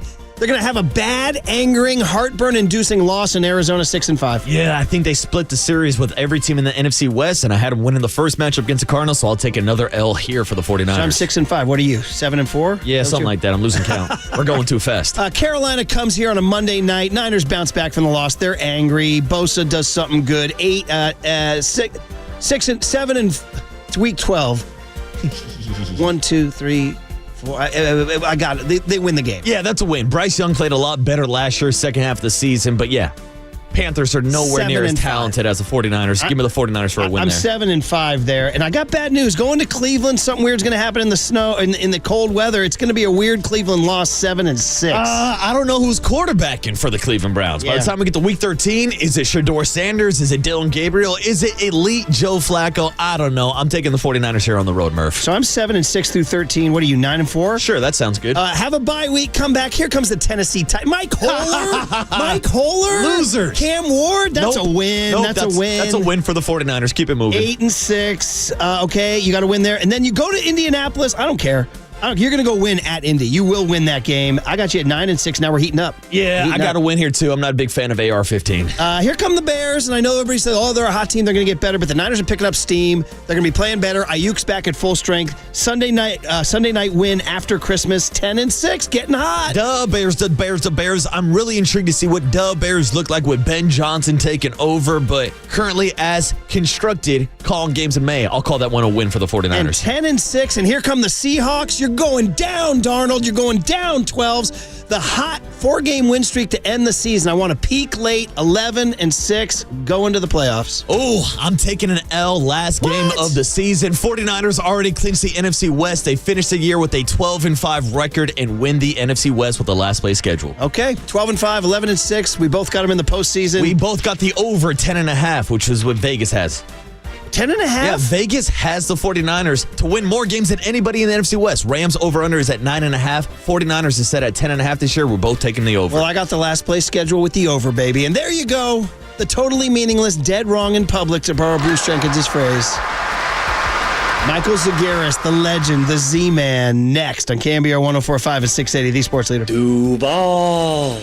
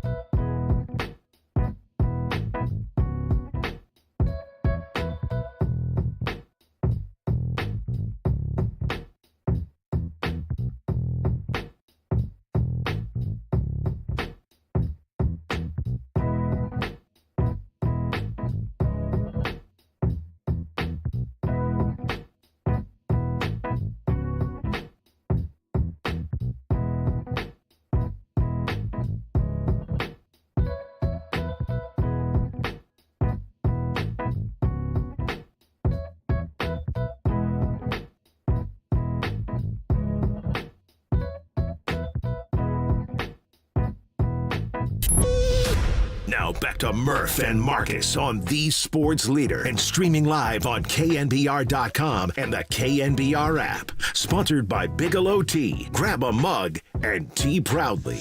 Ooh, that must be Michael Zagaris' music. Man, oh man, listen to those down and dirty Stones licks. Keith and Mick, the Tumbling Dice have come up boxcars for us. Or is boxcars good or bad? I don't even know. Whatever it is, it gets you. Michael Zagaris. Before we bring Z-Man on, I want to let everybody know that next Wednesday is a special event at Hammer Theater in San Jose. Next Wednesday at 7, it's the Dwight Clark Legacy event, 5th annual. This is the money that goes to the Golden Heart Fund to help 49ers in need. DwightClarkAward.com is the website to get the tickets. I'll be there with Laura Britt hosting it. Demo Lenore is going to be honored. He'll be there. And so will Michael Zagaris, who, of course, for the past 60 years, going back to even earlier than that, Kezar Stadium as a teenager, all the way through last night at the Bay Area Sports Hall of Fame, hanging out with Dr. Harry Edwards, Eric Wright, Oakland A's team photographer, San Francisco 49ers team photographer, rock and roll historian and photographer. What books do you want? Total Access, Field of Play. I'm done introducing you, Z. Just come on with Murph and Marcus, buddy. Good morning. Hey, morning, Z-Man. Hey, what's going on, guys? Dude, we got you up. You okay? Well, you know what? However tired I might be, I know I got more sleep than you did. Yeah, well, dude, I live in the city, so you know. It was great to see you last night, man. Let's start there. I mean, you came out for Eric Wright, E. Wright, your guy, 21. You were there in the 80s, and Dr. Harry Edwards, man. Yeah, I mean, you know what? Doc and I go back to 1968, and so I've known him longer than probably most everybody there. Tell me about that. How do you guys go back that far? Well, I was teaching. I was trying to figure out what I was going to be doing in my life, so I was teaching in the Ravenswood School District in East Palo Alto, or as Wendell Tyler used to call it, East Palo Alto. And Doc was at San Jose State with. He was a professor, but he was also doing the track and field stuff, and he was a firebrand at the time with Black Panthers, anti-war, everything. So I went to meet him, and in those days, he had the dashiki, he had the glasses, and it took like 3 meetings, but, we slowly developed a friendship because as crazy as he was politically, I was kind of right there with him. Oh, yeah, I definitely. If everyone knows Z, man, you're out there fighting for the people just like Doc Edwards was, man, and man, I mean, was he? I don't know. The word intimidating sometimes goes around because he's a big, tall man. He stands ramrod straight. He's got a deep voice. He doesn't waver. He doesn't back down on anything. So, I mean, did you have to kind of crack the shell, or you just kind of how'd you get? Well, you know what? Honestly, I think initially I was a white guy, and there was like, what are you doing here? It was one of those, but. When I went to school in D.C., I used to hang out at the Howard Theater all the time. That was all the soul shows came through. James Brown would do 3 shows a day. And I was one of the few white guys there. And I never felt I was a white guy. So, that was my illusion. But that's how we sort of got together. Did you say James Brown did 3 shows a day? He used to do 3 shows a day at the Howard, and it was crazy. And that's why I tell people, the Rolling Stones, Who, Michael Jackson, all of those people, they weren't a pimple on James Brown's ass. He was that great. and that was before the funk. And I mean, it was wild. The divorcees would try to swarm the stage. You had to be there. Sweat was dripping off the wall. There was nothing like it. That's incredible, man. I can't believe he had the gas tank to do it, but that's the Godfather right there. He had it. He had the gas tank. Step back and let a man do the popcorn.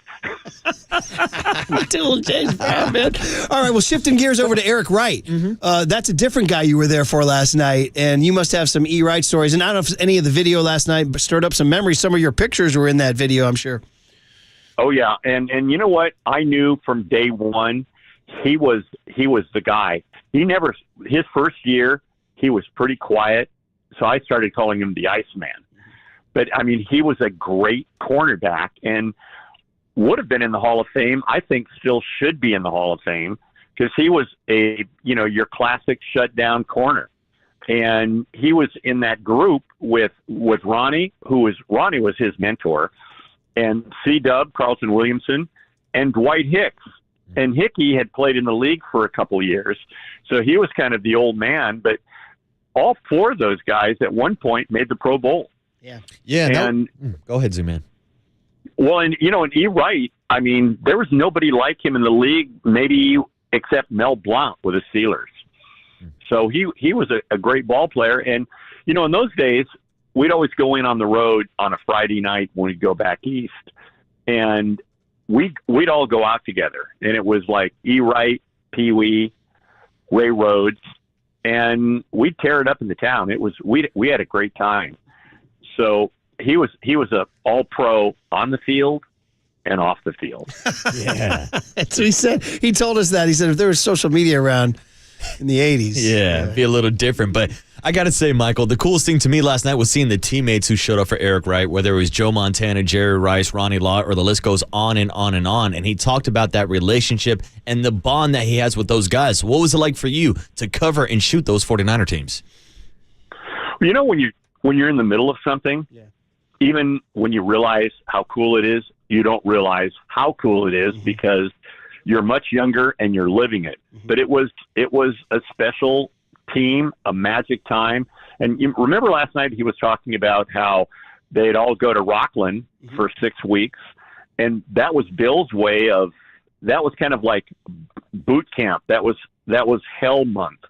And it really, everybody bonded because you were there. It was 95 degrees every day. Yeah. There was nothing around Rockland. You had one night off and you could go into Roseville, but it was an incredible time. It was an incredible team. Like last night, was it Joe Rudy? Somebody said, I can tell you a lot of stories, but I can't at this gathering. Yeah. Uh-huh. It was kind of like that. Yeah. I think Dr. Harry Edwards said he couldn't tell some of the Bill stories, and then Rudy said he won't tell any of those clubhouse fight stories until everybody's dead, is what he said. So, well, you've said the same thing. When he said that, I was like, what? Everybody knows most of them. I know, right? I was trying to get him to tell, but Rudy he had the omerta to the grave, He didn't want to reveal it. So, in fact, Z-Man, just a digression on that. Those early 70s A's, I know you did the A's. Wally Haas brought you on, the great Wally Haas. What a legend he is. But in the early 70s, just the video last night they showed was so evocative. Just the Kelly Green, the crowd, pre-Mount Davis. Did you get out there for some of that? And Vida Blue and Raleigh and Reggie. Well, at the time I was helping Dennis Dupois with the Giants, but I'd go over to Oakland and people forget this. When they won 3 in a row, there was nobody at the Coliseum until the playoffs in the World Series. Yeah. Remember they call it the Oakland Mausoleum. And they used to sell tickets only where they had guards. Like you could go up and say, I'd like something in 114. I'm sorry. That section's closed. Here are the tickets we have. So that's how it was then. And that team, they fought. It was a colorful, crazy team. It was a different time. It was a different time in baseball. It was a different time in the country. It really was, and you could just see the mustache gang doing their thing there. Well, let's transition to what we're doing next Wednesday, man, at the Hammer Theater in San Jose. We're going to do an event spotlighting all your pictures. And by the way, I've said this a lot, the book Field of Play. Listen, his total access book on rock and roll is unbelievable. If you're music, get that. If you're football, Field of Play, because it's not just the 49ers. He has incredible pictures of the 70s Raiders, too. But we're going to switch to the the Niners here, because the Dwight Clark... Well, you know what? Yeah. You talked about that book. Mm-hmm. The pictures speak for themselves. I tell many people that have the book haven't read the book. Steve Cassidy killed in that. It was like, move over Hunter Thompson. He really captured the period. Z-Man, the mood. Yeah, I don't want to like trump you, but as good as your pictures were, dude, Cassidy's words are just as good. Yeah. Oh yeah. No, he's if you know what, if I do the baseball book, he's going to be writing that too, and it'll have much of the same feel. What do you mean if you do the baseball book? We got to do the baseball book. Time's not on my side. Oh, yes, there's the impending revolution. There's a lot of things happening. And we got to get you to Greece, too, by the way. You and Kristen. Exactly. Okay, so next Wednesday is the Dwight Clark Legacy Series, and we raise money for the Golden Heart Fund, and it's at the Hammer Theater in San Jose, and it's just 49er fan nirvana, because you're going to get Demo Lenore, and you're going to get Charles Haley, and Spice Adams, and Garrison Hurst, and Fred Warner, and Z-Man, and Laura Britt will be hosting. I'll be down there helping out, too. But I got to ask you about Dwight, Z. We miss him every day. We miss him all the time. We're doing this for Dwight because this is what he wanted to do. So, man, Z, when did you become friends with Dwight? That first year when we were when we had camp, not in Rockland, but in Santa Clara. And as Joe likes to tell the story, Dwight never unpacked a suitcase because every day he thought he was going to be cut. And he was the kind of guy, as soon as you met him, he was out of a cowboy movie. He was super, super chill, super cool. And I mean, I was rooting for day one, and he and Joe hung together. We used to have in the dorm in Santa Clara, they had one Pong, when Pong first came out, little Pong games, no one could play it because they monopolized it. I mean, the Pong is so primitive, and you can see Joe and Dwight. So, I mean, Joe was a third rounder. He wasn't a golden boy anointed, and Dwight was an 11th rounder, like you said. But man, oh man, they found each other. Well, you know what, too? It's like so much of life, right place, right time. Those guys, their lives intersected at the right time, which was perfect for them. Also perfect for Bill, the fact that they came in as when he came in. I mean, everything just fell the right way. When you you know what? We were all lucky that we were there to witness it, to cover it. You included. Yeah. Well, when you saw Dwight then become the guy, and then the fur coat at the parade, and the catch, and then just become a star, and marry Miss USA, right? Tell us about the evolution. No, she was Miss Universe. Dawn Weatherly, Miss Universe. I remember too. At one point, right around, I think we were in Detroit before the game. She said, "You've got to talk to him. When this is over, I want to go to Europe." But Dwight doesn't want. He's going, "Why do you want to go to Europe? Everything Europe has, we have right here in the USA." And I thought, so South Carolina. Oh man! Well, listen. One more story, Z-Man. The catch. You were on the other side of the end zone, right? You were where Walter. It's Walter, right? Walter Yost took that picture, right? Walter was on the left side of the goalpost. I was on the right side, and I knew I was on the right side because if you remember, we'd moved down the field running the ball. And, with reverses, Lengel Elliott. And I thought, okay, this is going to be the 18 Bob sweep. And it's going to come right to me. The play right before that play, Joe tried to hit Freddie Solomon. And the ball, he overthrew him. The ball almost hit me. And so I thought, okay, here it comes. This is going to be it, 18 Bob. And when he threw to Dwight, I've got a wide angle shot of that's in the book. And I remember then I ran to get celebration. I ran to the bench. I'm shooting guys hugging on the bench, and Dwight comes over and hugs me, and I yelled into his ear hole. I said, "Hey, way to fuck me up, man. I was waiting for the 18 Bob."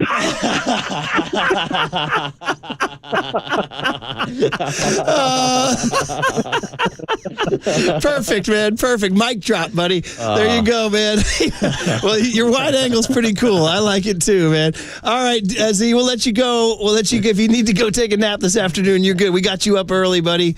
Hey, just one music take. I don't know. I got this young kid here at the studio, young Tony. We teach him stuff every day, like Rolling Stones. What you give this kid a recommendation? And what album does he need to listen to? Oh my God! I mean, the double Led Zeppelin album I'd listen to. Okay. I'd listen to Who's Next. Okay. I mean, Who's Next is one of the great. Oh, all of a sudden, lost him?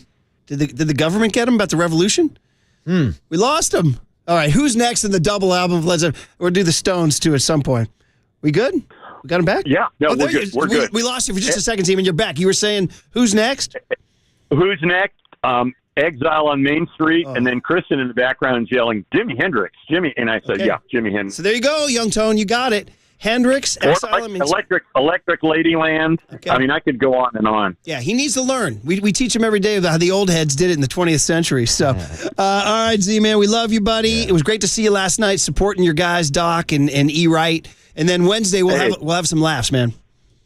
You know what? With that lineup, that's all we'll have is laughs. It'll be like sitting in the lunchroom at the cafeteria every day with your boys, where they're tapping on everybody in the lunchroom and each other. That's what it's going to be like. Yep, I'm going to let you guys go. Haley, Spice Adams, Garrison Hurst, Z-Man. We're all going to be down there. Demo's going to get his award. Fred Warner's going to be there. Hammer Theater, San Jose, 7 p.m. on Wednesday, May 21st. DwightClarkAward.com. Z-Man, be good. Have a great weekend. Z-Man, thank you. There he goes. And just like that.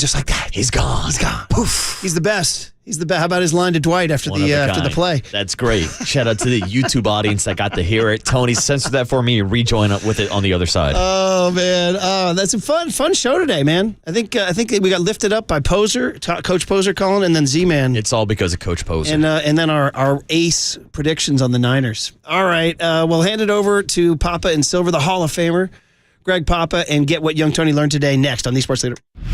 Time for traffic on the Sports Leader.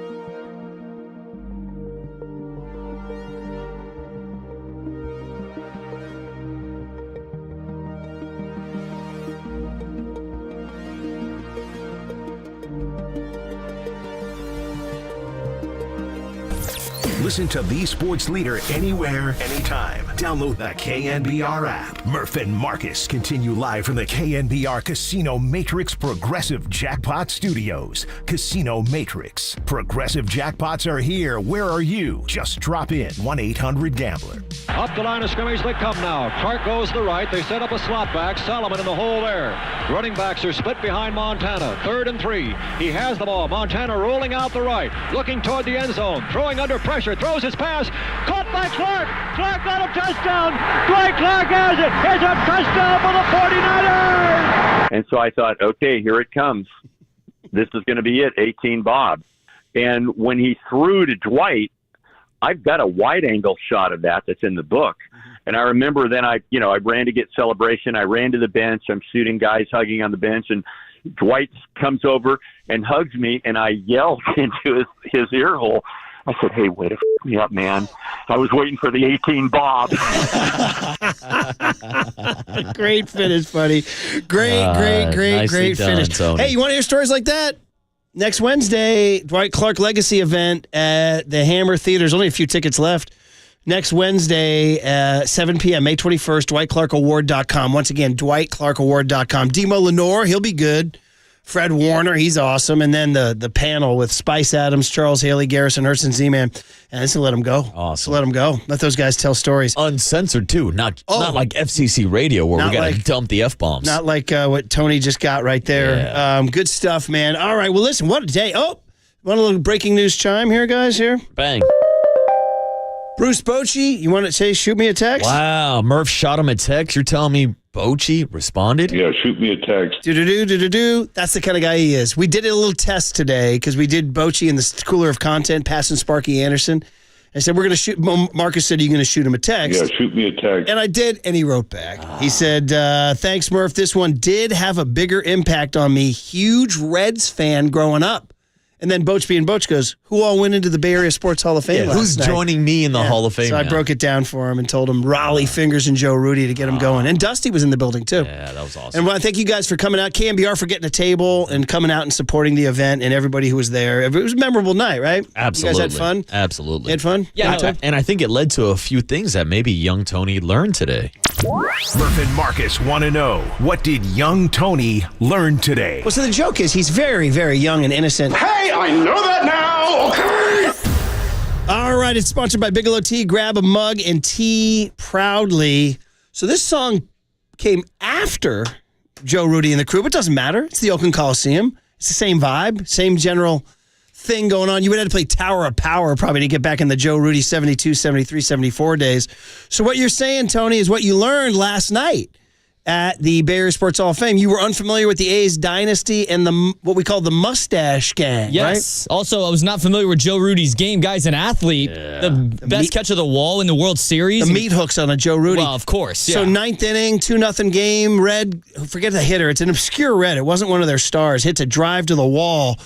Rudy, it looks like he turns the wrong way first. Don't tell Rudy and that. And then doubles back and jumps up, and the sun is in his eyes at Old Riverfront Stadium in the AstroTurf, where the Bengals are going to play when they tear down that wall, and makes that catch up against the wall. And, of course, they wind up winning the World Series. So you learned about it. Yeah, and Raleigh Fingers actually gave that whole description. He turned the other way. Raleigh was warming up on the mound on the side of the field like the old Giants bullpen, and he actually said he thought it was going to be a tie game at the time. I think he actually dropped a curse word. Yeah, he did. Yeah, he did. And by the way, what was your review of seeing Raleigh Fingers' mustache live in person? Dude, Murph was riffing. Everybody was riffing. We needed an extra seat for that thing. Dude, that thing is wax. Young Tony was asking me, he's like, you think he puts gel in? I said, no, young Tony, it's mustache wax. It's all about the mustache wax. You got to tell your dad you were with Raleigh Fingers. I said, he'll get a kick out of that. My dad is a man that introduced me to mustache wax. Yeah? I'll use a little bit, yeah. Okay. I'll throw it on and there. do we need to go with the Sam Elliott in mask wearing the T-shirts?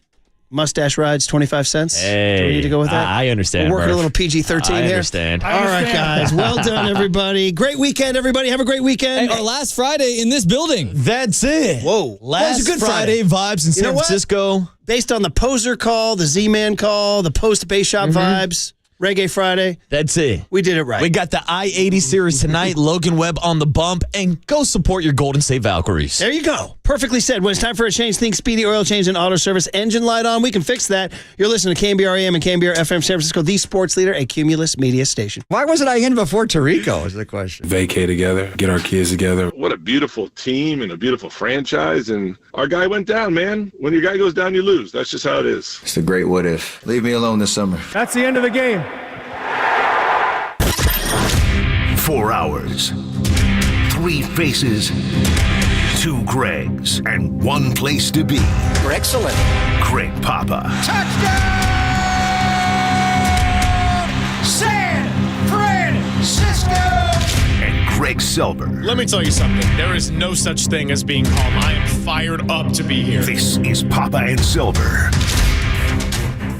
Giants got their only run in the 5th inning.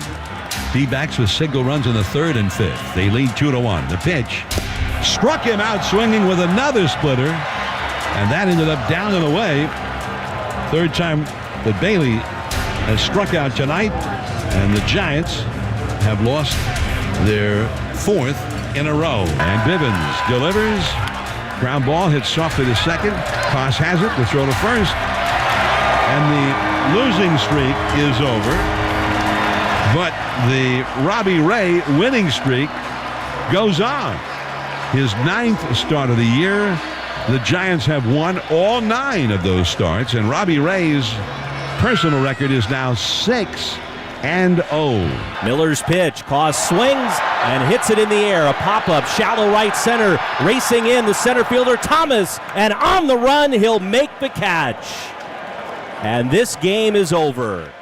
And Alec Thomas able to put it away. And that is how this one ends.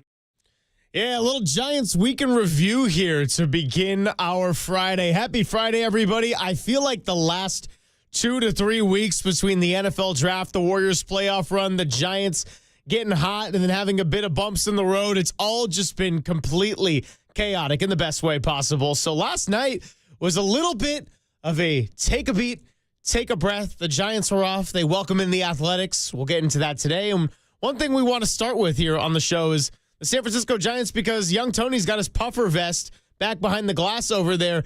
We have not gotten too deep into that series against the Diamondbacks.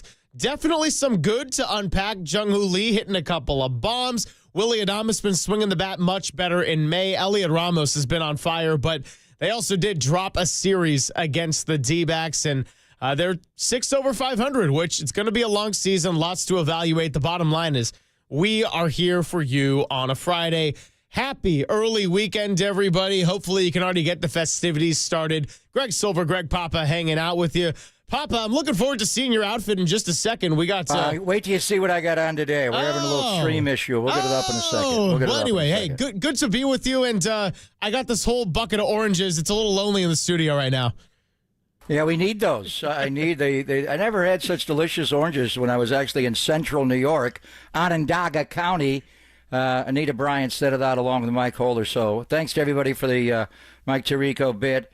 And that's where I learned to do baseball, was the Syracuse Chiefs AAA team. Did 2 full years of minor league baseball, did 100-plus games a year, and I didn't get hired into baseball right away. I went into basketball immediately, but the big break that I got, and I thank Andy Dolich every day, because I think everybody growing up in my era, hopefully it's still the same, loving the game, you wanted to be a baseball broadcaster. You wanted to be Hank Greenwald, Lon Simmons, and John Miller, and Bill King, and obviously Vince Scully, the greatest to ever do it, or Al Michaels on Giants, whoever you grew up listening to. And I grew up listening to, Phil Rizzuto and those guys, Frank Messer doing Yankees games. But when Andy hired me in 1990 to do the A's games on TV, and Reggie Jackson was one of my partners, and the great Bill Rigney, and later it was Ray Fosse. I mean, the A's won the World Series in 1989. Incredible, off the series championship. And I know the guys in the morning were talking about the 3 straight in 72, 73, 74. Joe Rudy, who went in the Bay Area Sports Hall of Fame, in my opinion, we talked about him a lot with Draymond, not so much Kevon Looney and John Taylor. I think Joe Rudy's one of the most underrated sports figures in Bay Area history. I would actually rank him the 3rd best left fielder in the history of the Bay Area. And the other 2 are 2 of the top 5, top 10 players to ever play, with Barry and Ricky. I mean, he was that good of a player. But the A's have not won a World Series since '89. But anyway, we'll get into the Giants. They're in a little bit of a lull. They had an off day yesterday. They've lost 5 out of 6. But the significance of tonight and tomorrow and Sunday is the A's coming back to the Bay Area. You know, they were here for 57 years, starting in 1968, and they moved on, obviously, and now I'm going to talk to Dallas Braden, their great TV voice, no matter if they're in the East Bay or up in West Sacramento, wherever he is, down low behind home plate or up in the broadcast booth after Ray passed. This is going to be interesting for the Bay Area. We got a lot going on. I know we'll talk Valkyries a little bit later on, and we are going to hear exit interviews, and they're hard to hear in mid-May from Steve Kerr and GM Mike Dunlevy.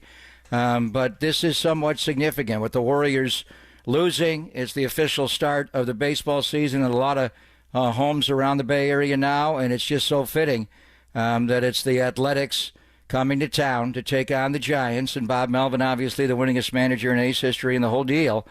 I was in West Sacramento, Sutter Health Park last Friday to watch the A's play the Yankees, and it was a great experience. I know it's difficult for A's fans to give any money to this fan base, but that ballpark there is beautiful. If you love your baseball team and you want to see baseball, I had a great night there all the way around. It was odd. There's no mention really of Sacramento. There's no mention of Oakland. It's obvious. But you see a lot of Bay Area sports fans everywhere I went. It was like I was back at 66th and Hagenberger, and I was walking through the halls of the Oakland Coliseum, stopping every minute to talk to someone. So it was odd. It was peculiar. But they're still the A's, still the green and gold against the orange and black. And the one thing, especially for a Friday night series opener, back in the day, like last year, whenever that day was, whenever the A's would roll in and play the Giants at Candlestick, but mainly at China Basin and their glitzy new ballpark, and that changed a lot for the A's when they opened up Pac Bell Park, SBC Park, Oracle Park, whatever it is. But the A's fans, especially on a Friday night, baseball's different than football, but it would feel on a Friday night, the first game of the series, and the beverages from happy hour would be flowing and wafting in the air. It felt a little more like a Niners-Raiders game, and you would get those A's fans coming in, and they would just start, "Let's go, Oakland! Let's go, Oakland!" So the one thing, and I love that chant, it's one of the greatest chants in Bay Area history. And when I was there last September and Clay Wood gave me the dirt from the infield and we cried as we drove away, we knew we'd never hear that chant again. But what the hell do the folks in Sacramento do? It is so awkward. Let's go Sacramento. Let's go Sacramento. What the hell is that? You can't even do that one. Yeah, it's certainly strange. Bill Lasky, I heard in his opening segment of Sportsfield last night, I was moving my car, and he's calling the Oakland Athletics and goes, "Oh, I'm sure everyone's going to be doing that all weekend." And I was just thinking, like, Bill, brother, that's going to be me 12 times tomorrow. It's okay. John Miller did it. I know I took the under in that spring training game, the preempted show we had when it was a short one. He said it about 5 times just on the ride home, and I was thinking, oh, man, yeah, there's going to be a big adjustment for everybody. So lots to get into. We'll talk about the Diamondbacks series a little bit more. Of course, the significance of tonight. Dallas Braden, you mentioned it. He's going to be joining us at 11:30. Vern Glenn is going to be coming by at 10:50. So he's going to be doing a KPIX Valkyries pre- and post-game host role. So we'll talk about the end of the Warriors season and also what he's got going ahead. Matt Mayoko is going to be coming by at 11:50. We're going to do our 49ers schedule, walk through and have some fun with that. Walter and I were being, I don't even want to say highly unproductive. I would just say highly goofy this morning with our little activities in the back. And then, of course, a lot of the second half of the show is going to be Steve Kerr, Mike Dunleavy Jr., the exit interviews. We're going to play some of those cuts that we got into yesterday from Steph Curry, Jimmy Butler, Draymond Green, Jonathan Kuminga, lots of players who spoke as well. It is Papa and Silver. The phone number is 415-808-5627 if you'd like to chime in on the Golden State Lumber and Building Materials text line or the phone lines. And also a good morning to our YouTube chat. As always, I see Kurt, I see Pat H, I see Joe Schmo, and plenty of others. It's Papa and Silver on KNBR 104.5 and 680, the Sports Leader.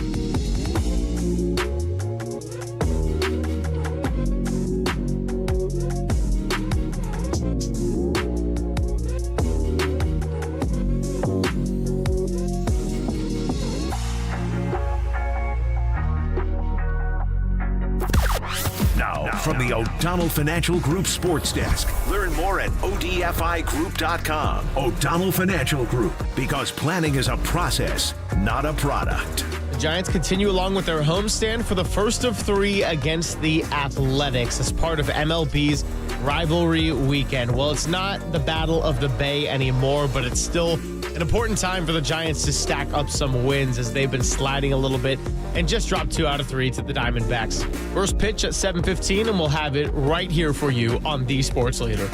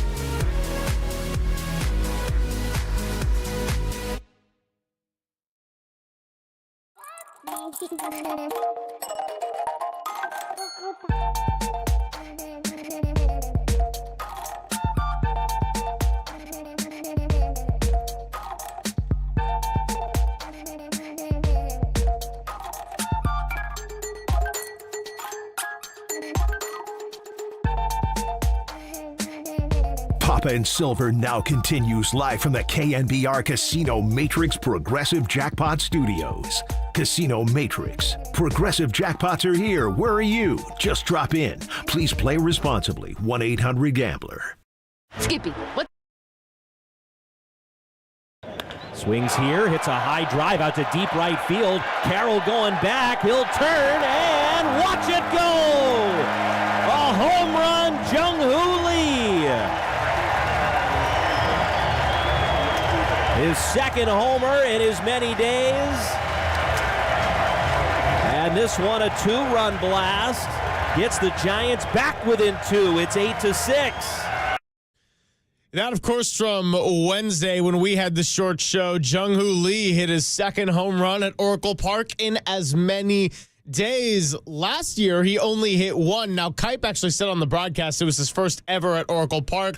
There was just a little error in the info. I could have sworn he did hit one, and it actually was on 420 last year against also the Arizona Diamondbacks. So, hey, go figure. But Jung-Hoo Lee getting it going there. He's got RBIs number 10 and 11 in the month of May with that play alone right there. The Giants, by the way, just 2 for 11. Pardon me, that was actually the night before. They were 2 for 11 with runners in scoring position, and it was Jung-Hoo Lee's other home run along with the Christian Koss grand slam. So they made it count there in the one win. They lost a couple of others to the Diamondbacks. Papa and Silver hanging out with you. And if you're watching us on YouTube or Twitch, Greg Papa is not a ghost. He is here. Maybe he's just naked, but the important thing is we have him. He's Thanks got the for pointing audio. that out, Silver. Thanks.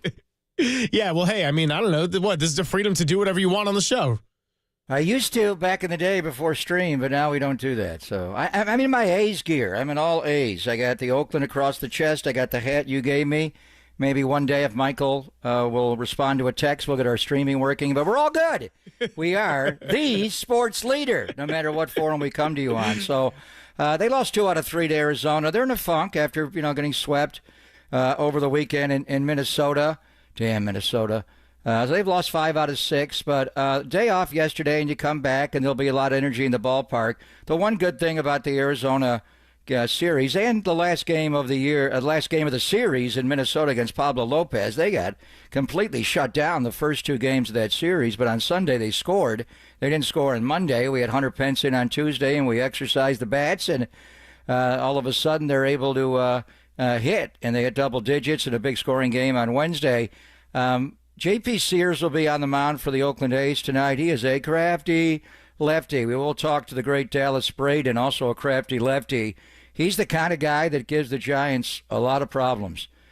He can throw reasonably hard, but not real hard by modern standards, right around the average fastball. But the guy really knows how to pitch in and out, up and down, sweepers and dots fastballs. And I remember him coming into Oracle Park last year and just shutting the Giants down.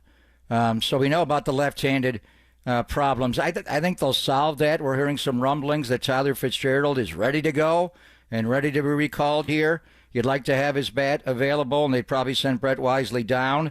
We'll see if that actually happens. But we're going to see a couple of lefties from the A's out of the bullpen during this series, and you got to be able to score. I mean, the one thing about the Oakland A's, Greg, and they're dramatically improved. Watching the Dodgers series, they bludgeoned them the first game, and there were some big numbers put up back and forth. It was like home run derby.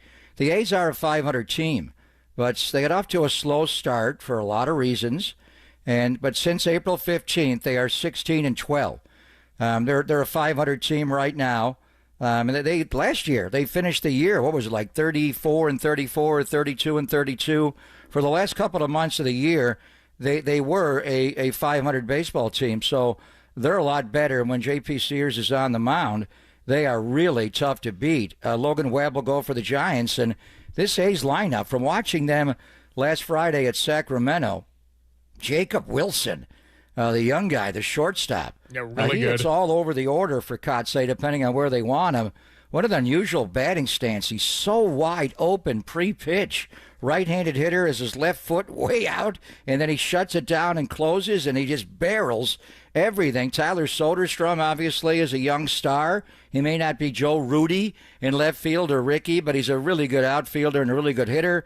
Then you get in the meat of their order. Seth Brown, Brent Rooker, big-time power at DH. Langeliers, Shea Langeliers, the catcher, and all the way down to Butler and Urshula, and all the way down to Kurtz, and all the way to 9, Greg. I mean, the Logan Webb, and he grew up, obviously, in the 916. He knows this rivalry well. He knows Warriors, Kings. He knows 49ers and Raiders. He knows Giants and A's, and he will know. I don't know if we're going to hear Let's Go Oakland chants. I think we'll hear some. Let's Go A's, maybe, whatever it is. But he knows this rivalry. The ballpark is going to be energized, and, man, he's going to have to pitch because this is a really formidable Oakland A's lineup. Oh, no question about it. And on top of that, they got the ultimate kryptonite for the Giants, which is a lefty on the mound. And not just the fact that it's a lefty, it's J.P. Sears, who certainly has a lot of great stuff to throw at the Giants. So, look, we do a little dong pool in the office where we always predict who's going to win the home runs. We have a whole draw. It's a daily thing. Walter is our ringleader and our chief degenerate here, as I like to call him. But I have a dong pool as well, but it has nothing to do with hitting home runs. How odd is that? Yeah, no, that's kind of what I would have guessed as well. So figured, got it. What is your dong pool? What does your dong pool show us? My dong pool, we have not done the drawing for today, so I don't know what I get, but there is an option now with the amount of people in the pool where you can pick no home runs, and this certainly is a night within the series in which might be a no home runs when you got Logan Webb, whose ERA at home has been stellar. I mean, I think about, he's largely had a really good year as it is, but even the couple of pitching performances where I'd say, yeah, not his best, like opening day in Cincinnati or the one he had in San Diego. At home, he's been lights out. So the Logan Webb versus J.P. Sears, I mean, look, these are two pitchers that probably going to be both deserving of a win when you get out there. But Logan Webb, we've seen it over the last few years, certainly someone you want to capitalize when you got on the mound. Then you're going to have Landon Roop and Justin Verlander as well left to face here in this series. So you're not going to have your magic token of Robbie Ray, but Jordan Hicks, who's kind of been struggling as of late and struggled on Wednesday, is also not going to go in this series. Yeah, and as far as the no homers, a lot of that will depend on when you get to the ballpark tonight, just the weather, what the weather is. I think it's going to be in the 60s. It's not going to be real warm or real cool. Typical Oracle Park first pitch at around 62 degrees. Which way's the wind blowing? But if Logan Webb can keep them in the ballpark, and obviously with his sinker, slider, changeup, but he is throwing that high four-seam fastball more and the cut fastball. His game is perfectly suited to any ballpark, really, because of the sinker. But pitching in his home yard, he should be acclimated. But, man, the A's hit a lot of home runs. If he does give up one or two, make them solos. Just don't walk this team. So that's the way they would score in the game. So, as you mentioned, Sears against Webb tonight. Luis Severino, former New York Yankee, and a prominent one against Landon Roop. And then another lefty goes for Mark Kotsay on Sunday. They got interesting. They see the advanced notes, and their scouts tell them the Giants can't hit left-handed pitching. So the A's, they're not going to pitch Catfish Hunter or Vita Blue in this series, but they are going to roll out with Jeffrey Springs as a left-hander on Sunday. So, interestingly, I saw this as well. A's starting pitchers, their ERAs home versus away. We mentioned Sears. Is at home, he's at 3.86, and away, he's at 2.32. Springs is another one. At home, 6.30, and then away 3.26. And then Severino, who we're going to see in the series, as you just mentioned. This is a really interesting one.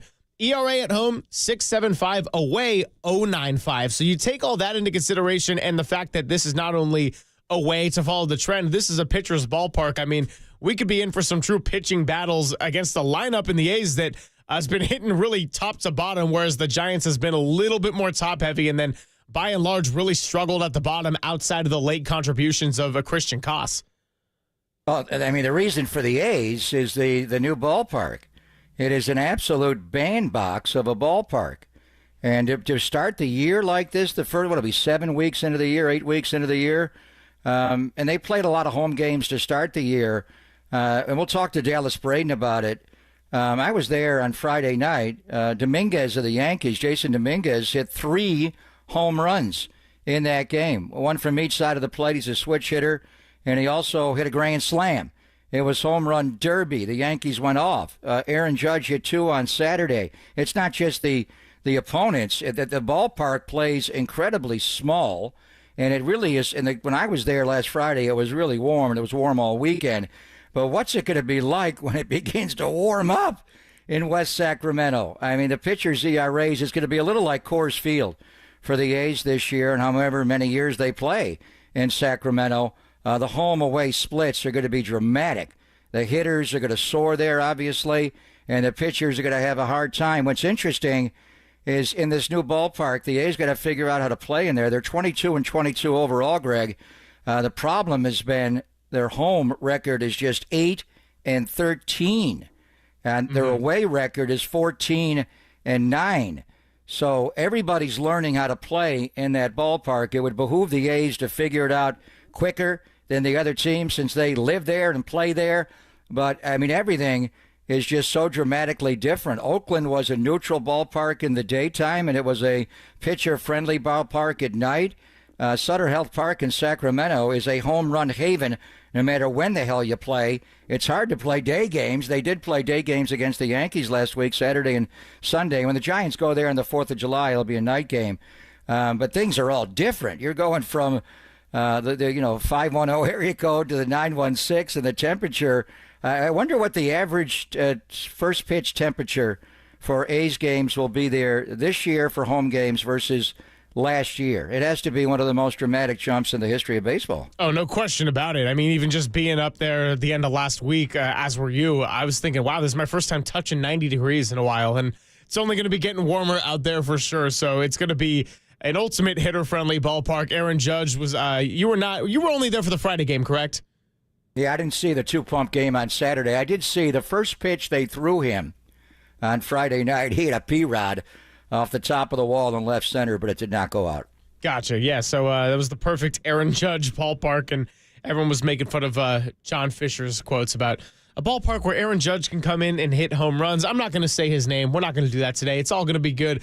Giants looking to get back on track after a bit of a losing skid. The offense has absolutely picked it up, and this is also a good time to tell you about our SF Giants Community Fund auction. Yeah, that's right. The bidding ends tomorrow at 8 p.m. So we're going to be mentioning this a few times throughout the day.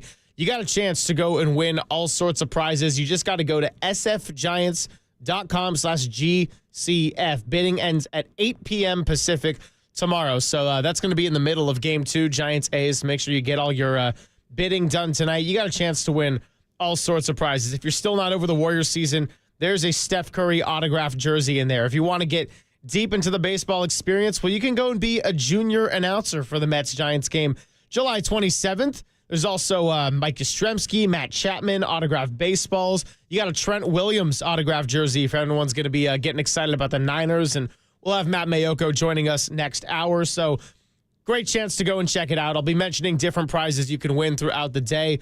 For now, let's keep it right here on the Giants, what we saw against the Diamondbacks, the signs of good, the biggest questions ahead for this team, and then Vernon Glenn is going to join us at 10:50. It's Pop and Silver on KNBR 104.5 and 680, the Sports Leader.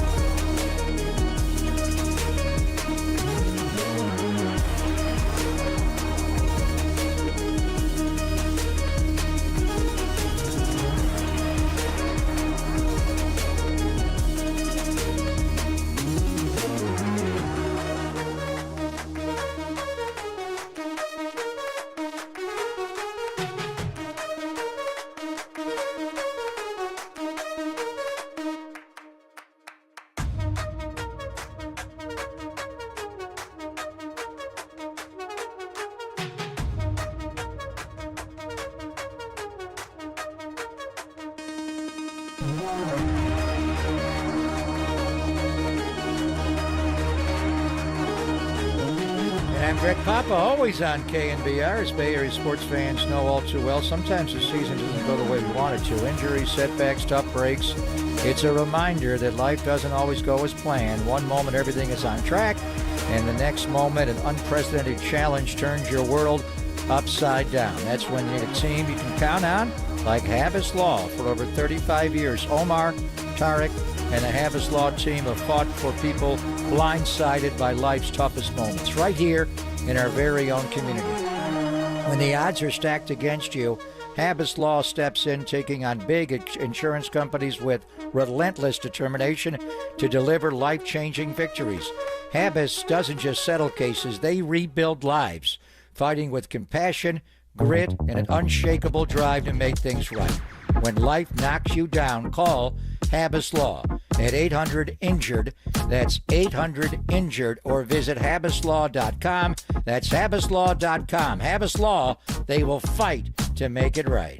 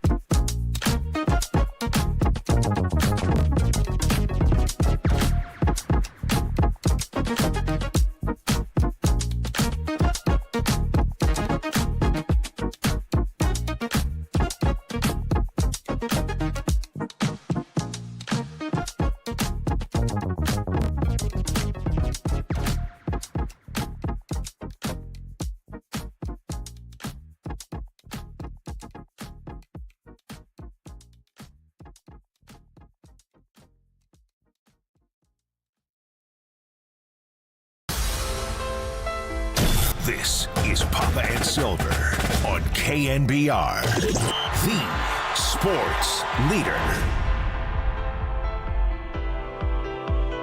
Happy Friday, everybody. Papa and Silver hanging out with you. Vern Glenn going to be joining us, coming by in about 15 minutes. Talk a little Valkyrie's debut, end of Warriors season. And I mean, hey, Vern Glenn's a Bay Area institution, so we can probably ask him about anything. Speaking of... Actually, I don't know what I was going to say. I saw the phone lines lighting up for the Toyota Fan Zone contest. Speaking of contests, we've got a chance in our final out of 5 to win 2 tickets to see The Who. The Song Is Over, the North American Farewell Tour. That's going to be September 21st at the Shoreline Amphitheater.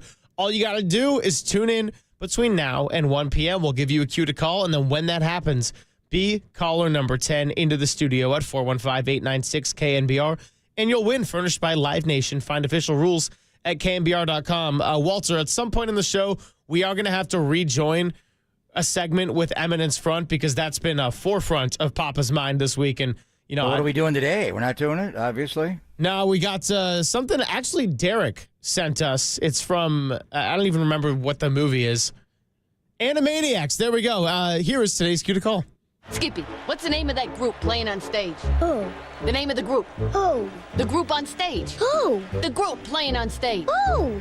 You're starting to sound like an owl, Skippy. Who was on stage? That's what I'm asking you. Who is on stage? That's what I said. You said who? I sure did. So tell me the name. Who? The name of the group. Who? The group on stage. Who? The name of the band on stage. Who? You're doing that owl thing again, Skippy. The good old Abbott and Costello, who's on first bit, just reincarnated into some animation. So, yeah, that's what you're going to be asking yourself when you win these tickets on September 21st. Who's on stage? Yeah, who is it? No, that's what I said. It's who. Next time you hear that, 415-896-KNBR, the number to dial in. Hopefully you can just get it straight Skippy. from... Yeah, exactly, Skippy. I was going to say for Thanks, you, Skip. Papa. I think I heard that before, Skippy. Hopefully we could have done who's on first, what's on second in honor of A's and Giants, but that was good. That was good. No, that's true. I mean, we could have, but, Giants are... we could do Giants versus anybody, although this is MLB's rivalry weekend, as I'm seeing. So Juan Soto is going back to Yankee Stadium.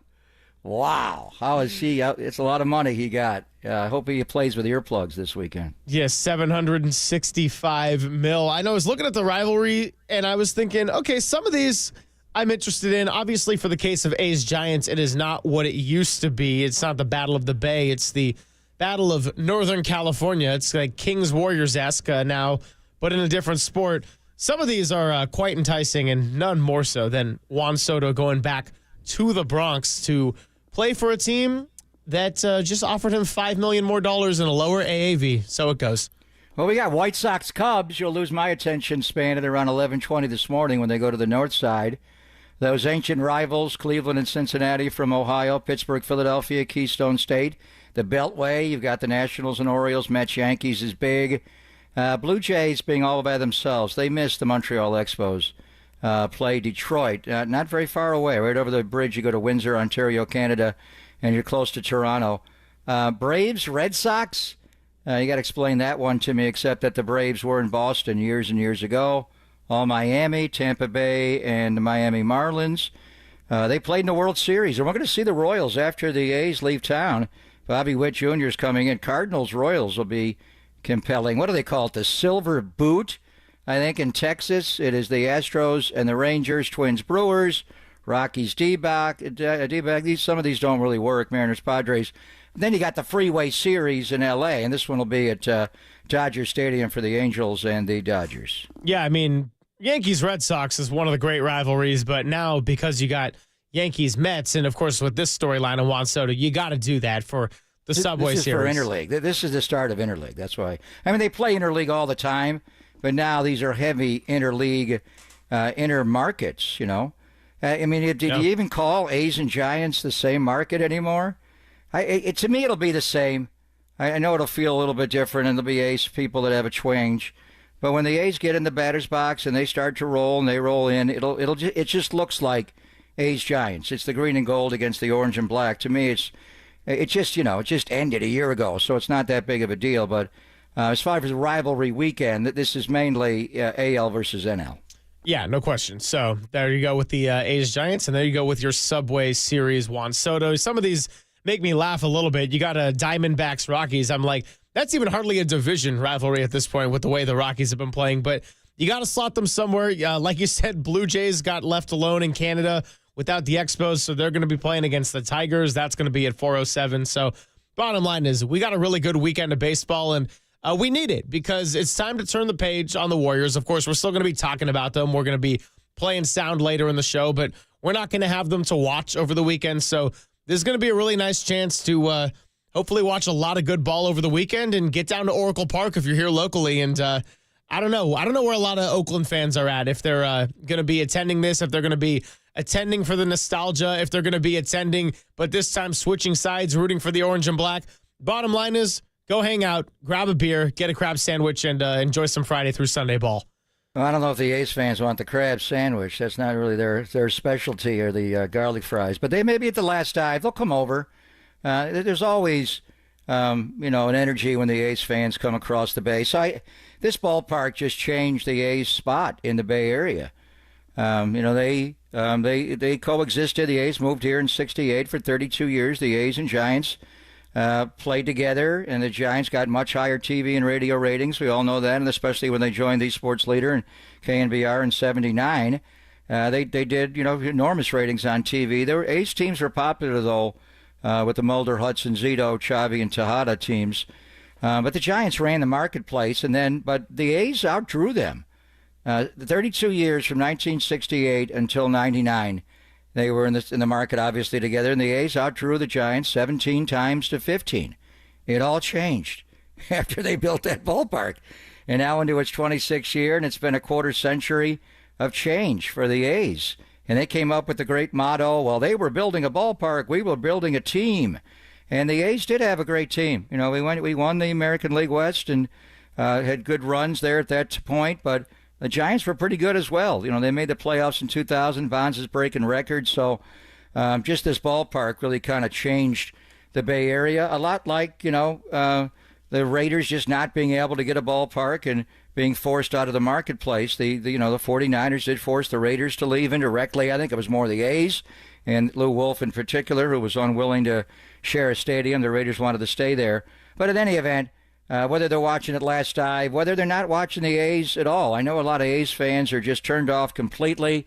They do have a lot of new fans. When you close one door, another door opens, and go into West Sacramento, they've got a lot of new fans there as well. So whatever it is, as you mentioned, since the Warriors are out, and we are going to talk about the new form of the Terry Francois two-step, which we do love that name, with the Valkyries starting not just their season opener, this is the first game in the history of the franchise. Wow.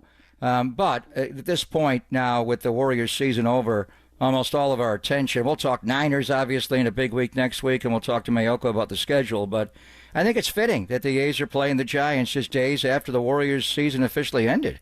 Yeah, I mean, the only thing that I am upset about this week is that I wanted the storyline of the Valkyries playing ally to their Bay Area basketball counterpart before they even stepped foot on the floor for the first time, knowing that if the Warriors were able to hold on for a Game 6, the Valkyries would have been the reason there was such a gap in the schedule. Again, who knows if Steph Curry would have come back for sure. If he did, maybe it's a good thing that he got eliminated so that there was no worsen of an injury. We're going to play a whole game of what-ifs there, and I'm not going down that road on a Friday here. We're just happy to get to the end of a week and talk a little Giants baseball. But either way, they're going to make their debut, and it's going to be some good old Bay Area baseball coming your way. Now turns NorCal baseball. Vern Glenn's going to be joining us in just a bit. As far as the Giants and what we just saw against the Diamondbacks. Now, in Walter's whip around yesterday, he asked about when they're going to win an NL West series against a team, not the Rockies. They did not do that against the Diamondbacks, but the offense certainly picked it up after they really struggled in Minnesota outside of the last day. They really couldn't get anything going on Monday. Then over 2 games, they score 17 runs. The problem is it only leads to a 1-1. It was a nice battle back. I thought Christian Koss's play, or his at-bat, and the game on the line with the bases loaded, Thomas made a great run in. For a half second, though, I was thinking, could this fall? Could this be another Christian Koss magical moment? Alas, it was not, but still lots of good offense that we've seen in an area the Giants have really been struggling during this losing skid. And Murph was yelling it the other day, Koss is boss, and that is the way to pronounce his name. It's Christian Koss, not Koss. He is a player. There's no doubt he's a player. And I think at some point here, Tyler Fitzgerald's going to come back up. I do wonder how they're going to do this. Fitzgerald did kind of circle today to come back. Casey Schmidt was out a couple of days. We'll get into it more later if they make a roster change. But Christian Koss is good. Not just the grand slam, but the guy, he puts the bat on the ball. He is the perfect bottom of the order hitter. I think he can even hit him up in the order and have him shoot the ball to right field. He can control the bat. When he first came up, I thought, man, he's overmatched. He looks a lot like Nick Ahmed last year. Nick had some timely hits as well. And then defensively, he's just so good. Wisely's not fitting in. Certainly against the lefty tonight, J.P. Sears, Koss will be in, and probably Sunday as well. He may be in all 3. When do you play Wisely? It's left on right, you would think, but they haven't been always doing that. Christian Koss, and they identified him as a player back in spring. We talked to Steve Sachs about him and, the family connection, and he's a player. Even when Tyler Fitzgerald, Greg, comes back, since they're both right-handed hitters, I wonder what they will do with that spot. Koss is better defensively, I think, overall. Hell, he may be the best shortstop on the roster, including the guy that does play shortstop. He's that good of a defender, and he's starting to manipulate the bat a little bit. Early he looked overmatched. Now he's starting to have a plan up there and drive the ball. No question. And I mean, as far as the current shortstop who's playing, the up and downs of Willy Adames in the defense hasn't been my favorite sight here in 2025. It is nice to see him start to have a little bit more command at the plate. The double he got to ultimately load the bases in the loss on Wednesday, hit that ball that was way up and over the zone, but that almost went to the wall. I mean, it did off the bounce and everything. So Willie's starting to get it going. He's already hit more home runs in the month of May than he did in all of March and April combined. So a little bit of a slow start. We know he's streaky. We talked about that a handful of times with BA. So lots we can get into, and this is a good series against a team that you don't want to underestimate, especially with that offensive firepower. Yeah, they may have lost 19-2 last night, but they're looking to do a little bit of a reset from L.A. now over to San Francisco. Coming up in a bit, let's catch up with Vern Glenn, talk about his new role, a Bay Area legend. Is he in any Hall of Fames? Because if he's not, I might have to hand him some He's in the Vern oranges. Glenn Hall of Fame. He's in the Mr. Involvement Hall of Fame. So he's going to be doing pre and post. The game is going to be tonight. The Valkyries' first game is going to be on KPIX Plus. What the hell is KPIX Plus is my question. That's probably going to be our first question on the other side. It's Papa Silver and Vern Glenn on KNBR 104.5 and 680, the sports leader.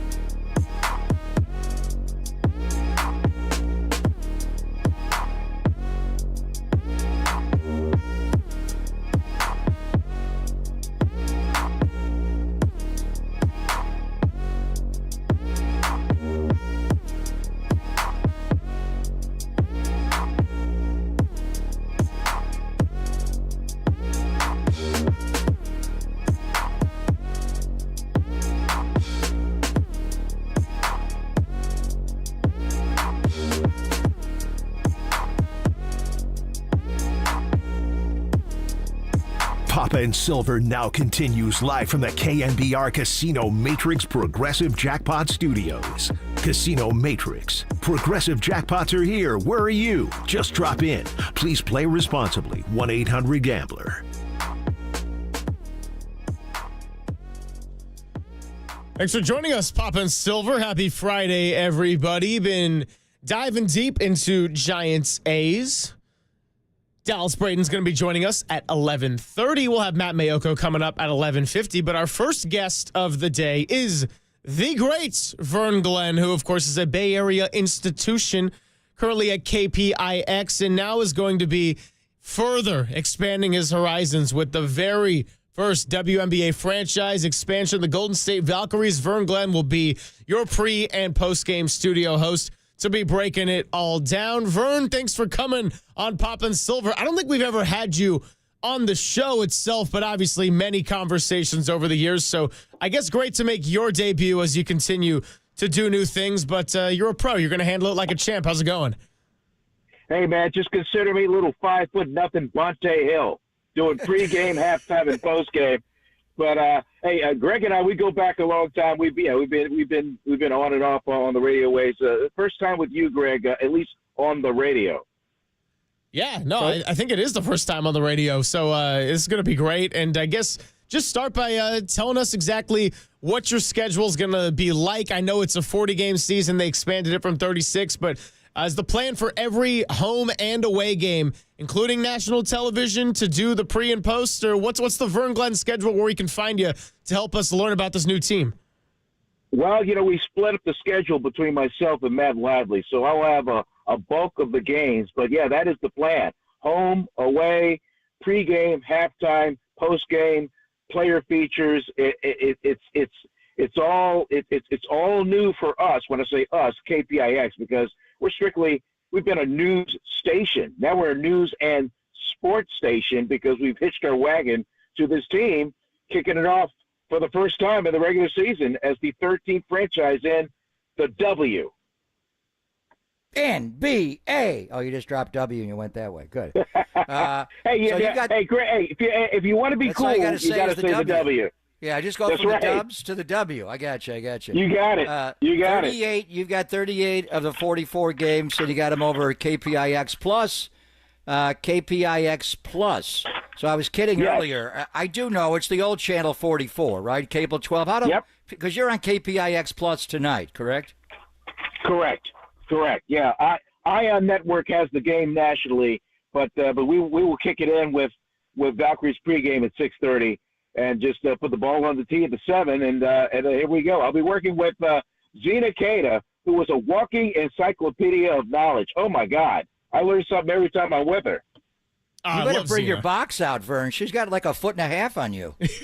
Oh, I know. Oh, my gosh. Jeez. Oh, wow. I mean, we have to we have like this virtual reality set, and so she just got to stand behind me a little bit just so I don't look like her, her illegitimate child. Vern, that's a visual.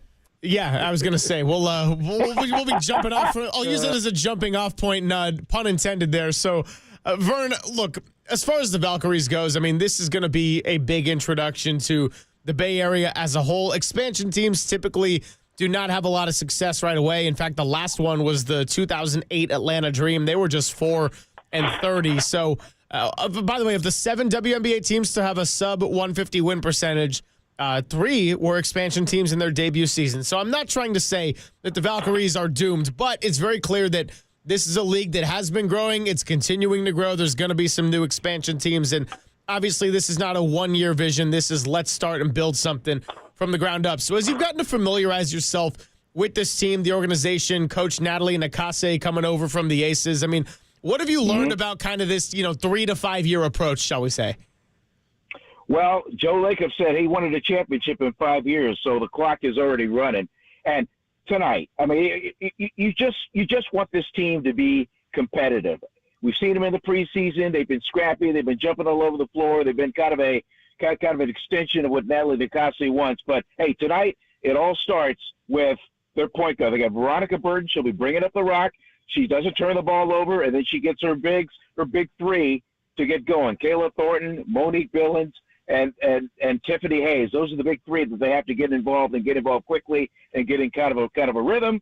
And then as soon as Burton comes out of the game, Carla Late, the new French connection. And they've got some big guards, Greg, that they will just gut you like a fish if you allow them to penetrate and create. And that's kind of what I've learned. And so right away we get to see where they stand. They got the LA Sparks tonight. And right after that, then they go on the road. It's the Washington Mystics, then it's the Sparks again, and then it's back-to-back against the New York Liberty, and they are the defending champions. And it's like the New York Liberty and then everybody else. They went 32-8 last year, and so they're going to find out where they stand right away. Yeah, I got the Liberty on May 27th and again on May 29th, which is incredible. Yeah, you gave me a good roster there. I'm taking notes on what I'm watching here. Kate Martin, I've been reading a lot about her and her popularity. When does she come in and play? She'll play off the bench, I assume, based on what you said. And she's a pretty good spot-up shooter, Kate Martin. She is, yeah. She's definitely an outside threat. In fact, this team is kind of guard-oriented and big guard-oriented, so they all can kind of shoot the rock. They all have range, but then they can really penetrate and really. But my favorite, number 35, keep an eye out for Julie Van Loo. She's a spark plug Belgian that can do it at both ends, creating turnovers, and then her passing, Greg, is unbelievable. I mean, like eyes are in the back of her head, and they're razor-sharp passing with a lot of velocity, and she's got terrific court awareness. So I would expect her to come off and get quality minutes to really make it happen. She's a spark plug, and she wears number 35 because of KD. There you go. I mean, we had a 35 in the Bay Area right here, Mr. Kevin Durant. You're listening to KNBR and KNBR FM San Francisco, the sports leader at Cumulus Media Station. We are talking to the great Vern Glenn, and something that has kind of caught people's attention is, and I understand part of this is a league-wide problem and not having enough spaces with only 13 teams, soon to be 14 and 15 with Toronto, Portland, and more expansion sites on the horizon. But the draft picks for the Valkyries, they picked 3 of them. 2 of them got released, including Caitlin Chen, who threw out the first pitch and did it nicely, by the way, at a Giants game recently. And then their first overall pick is going to be staying overseas in Lithuania. So have you gotten a chance to speak with anybody about why those decisions came to be? You draft players in the second, third round in a league where it's only 13 teams, and then they don't even end up on the opening day roster for an expansion team? Well, a lot of it is salary driven. There's like 9 different countries represented on this team when they assembled it. And let's face it, I mean, the salaries are just not there for the W, and so a lot of them go overseas because that's how they can really make their income. And then when you have someone born like Jusite, who's from Lithuania and was playing over there and is comfortable over there and making a pretty and her teams make a deep run in the playoffs, which kind of overlap with the WNBA schedule. She just chose to stick over there. So you'll see her in 2026. That's just kind of the way the system works as far as women's professional basketball. The W, we call it, Vern. I think it's just exciting that we got an expansion team and the timing of it. Actually, bittersweet with the Warriors going out, but it does open up basketball, and things will be popping around Thrive City and Splash to watch the Valkyries, the W's first expansion team in more than 15 years. You've been in this market as I have forever and ever. The excitement level for the Valkyries, I remember reaching out to them in the middle of winter about auction items for a school auction, and they kind of laughed, like, do you want some Warrior stuff? We'll send you all the Warrior stuff you want. We're not giving out Valkyries gear. And I know this Steph Curry's going to be there tonight. The Bay Area is kind of buzzing, not just for this first ever Valkyries game, Vern, but I think the Bay Area is buzzing to watch women's professional basketball in the Bay Area. Yeah, and the marketing scheme has been sound as well. I mean, the color scheme, the violet, the black, the swag has been great. In fact, hey, I'm with you on that as far as getting Valkyrie stuff. I got a fundraiser with in June. It's like pulling teeth just to get them to put together a package for that. The Vern Glenn annual golf tournament, is that the one you're looking for? Vern Glenn Invitational coming up June 30th. Thanks for letting me throw in the plug. But hey, you know what?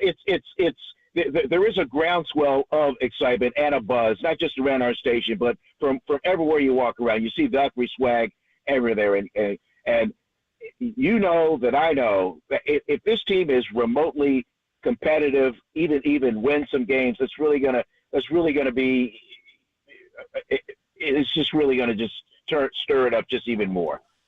Vern, I asked this question with no judgment whatsoever, more just mere curiosity, but what's your relationship with having watched women's basketball before this team came to the Bay Area? Because, on one hand, we got Cal and Stanford and these great historic programs that have been good for many, many years, and Tara Vanderveer recently retired, one of the greatest of all time. But I think for a lot of people, they didn't really start following it, if at all, until the Caitlin Clark craze and come into the WNBA from Iowa and everything she did, and now doing her thing with the Fever. So just kind of, how have you familiarized yourself in the past couple of years in terms of, some of the college teams that you've watched, and then kind of familiarizing yourself with, I guess, the 13 teams and some of the rising stars?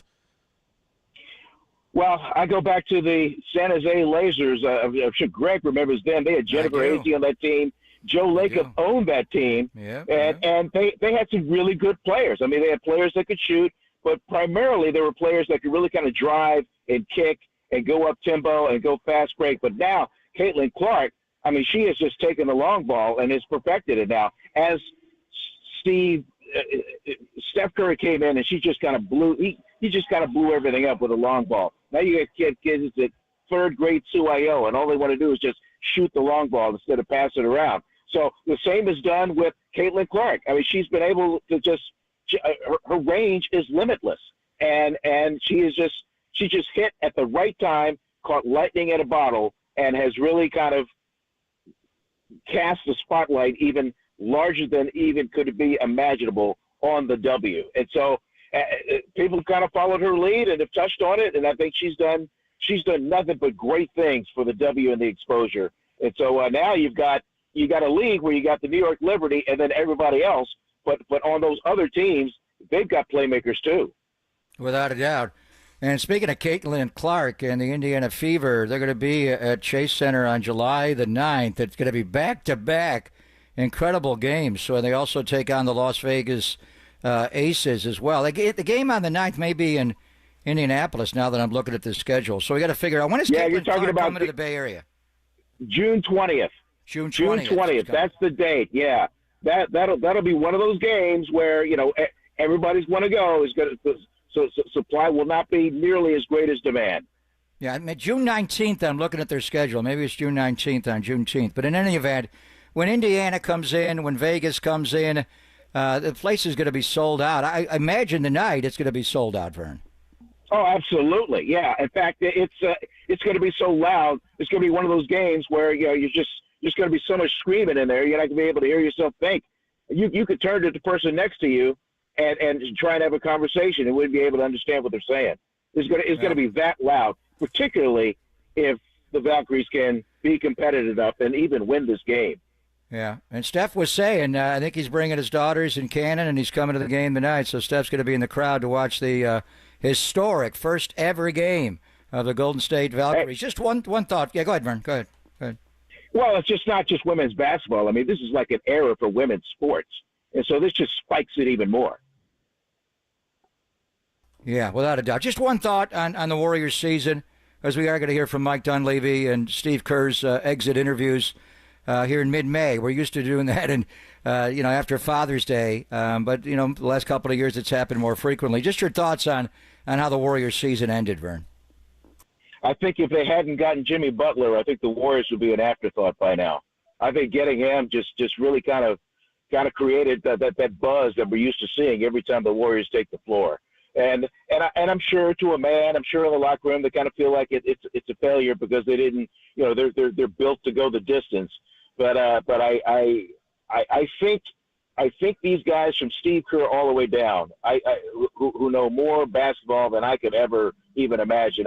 I'm sure they have a plan and an idea in their mind, and who knows who's going to be a part of this team outside of Butler, Green, and Curry. Yeah, I mean they I'm sure they look to improve and figure out. I'm with you, Greg. How in the world you can defend and be successful, especially with what Minnesota threw at them. I mean, I felt bad. They just could not defend them. No, they could not. And the defense held strong for most of game 3, but then after that, the Wolves started figuring it out. Julius Randle and Anthony Edwards just ran away with it, and the Warriors did not have the offense in any capacity to match it. So, Vern, before we let you go, and really appreciate all the time you've given us, I do just have to ask you every national network's favorite question when a team immediately gets into the offseason, and it hasn't even been 48 hours since it happened. But is the Warriors championship window open or closed? Cracked. I wouldn't say wide open. I would say the window is cracked. That's a good answer. It's cracked open just a little bit, but it's up to them to open it wide open. All right, brother. Have a good call tonight on KPIX Plus in the studio. But remember, KPIX is the 49ers preseason home.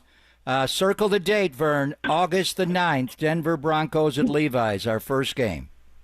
I'll be there with my step stool ready to go. The best is when he interviews Trent Williams in the middle of a game. You'll have a step stool in studio tonight. I know you will, Vern. Well, it'll be on the side. It's a virtual reality set. So I mean, I'll just have to go the best I can, being 5'0". He's the one guy, Silver, that makes me look tall. I love going in studio and standing side by side against Vern. He's the one guy in the Bay Area I can post up. But Greg, as I always say, I'll always be older than you. Are you? Pretty close. I think we're pretty close. I think we're pretty close. I think we're 10 months apart. Yeah, we're just babies. We're babies. Take care, brother. Kill it tonight. Kill it tonight. Vern, you're the Bye, best. man. Thank you very Thanks much. for the time. He listens every day. Listens every day. Texts me all the show nonstop. You love this show, don't you? I do. Vern, you're the one guy out there. Thank you. Vern's the best, man. Appreciate you.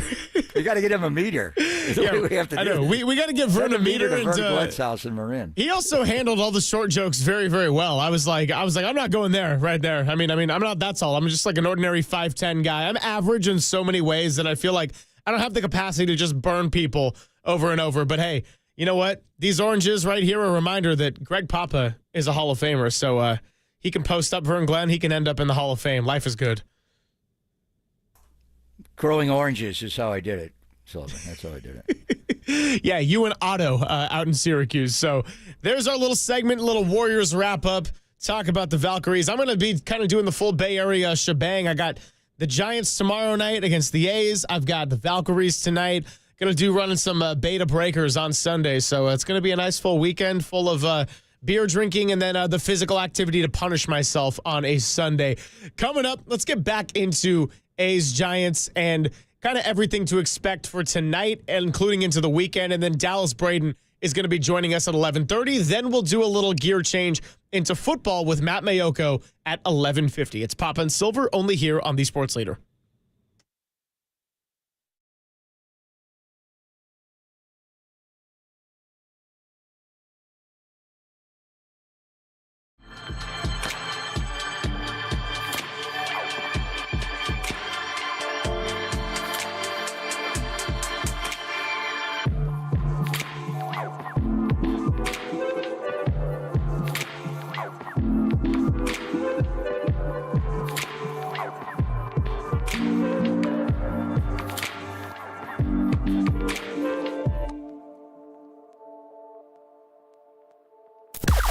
Now, from the O'Donnell Financial Group Sports Desk. Learn more at odfigroup.com. O'Donnell Financial Group, because planning is a process, not a product. Warriors exit interviews took place yesterday for a lot of players to share their final thoughts as they head into the offseason. And today, Steve Kerr and Mike Dunleavy Jr. will be speaking as well. So we'll carry that audio for you. Play some right here on KNBR during Pop and Silver from 10 to 2.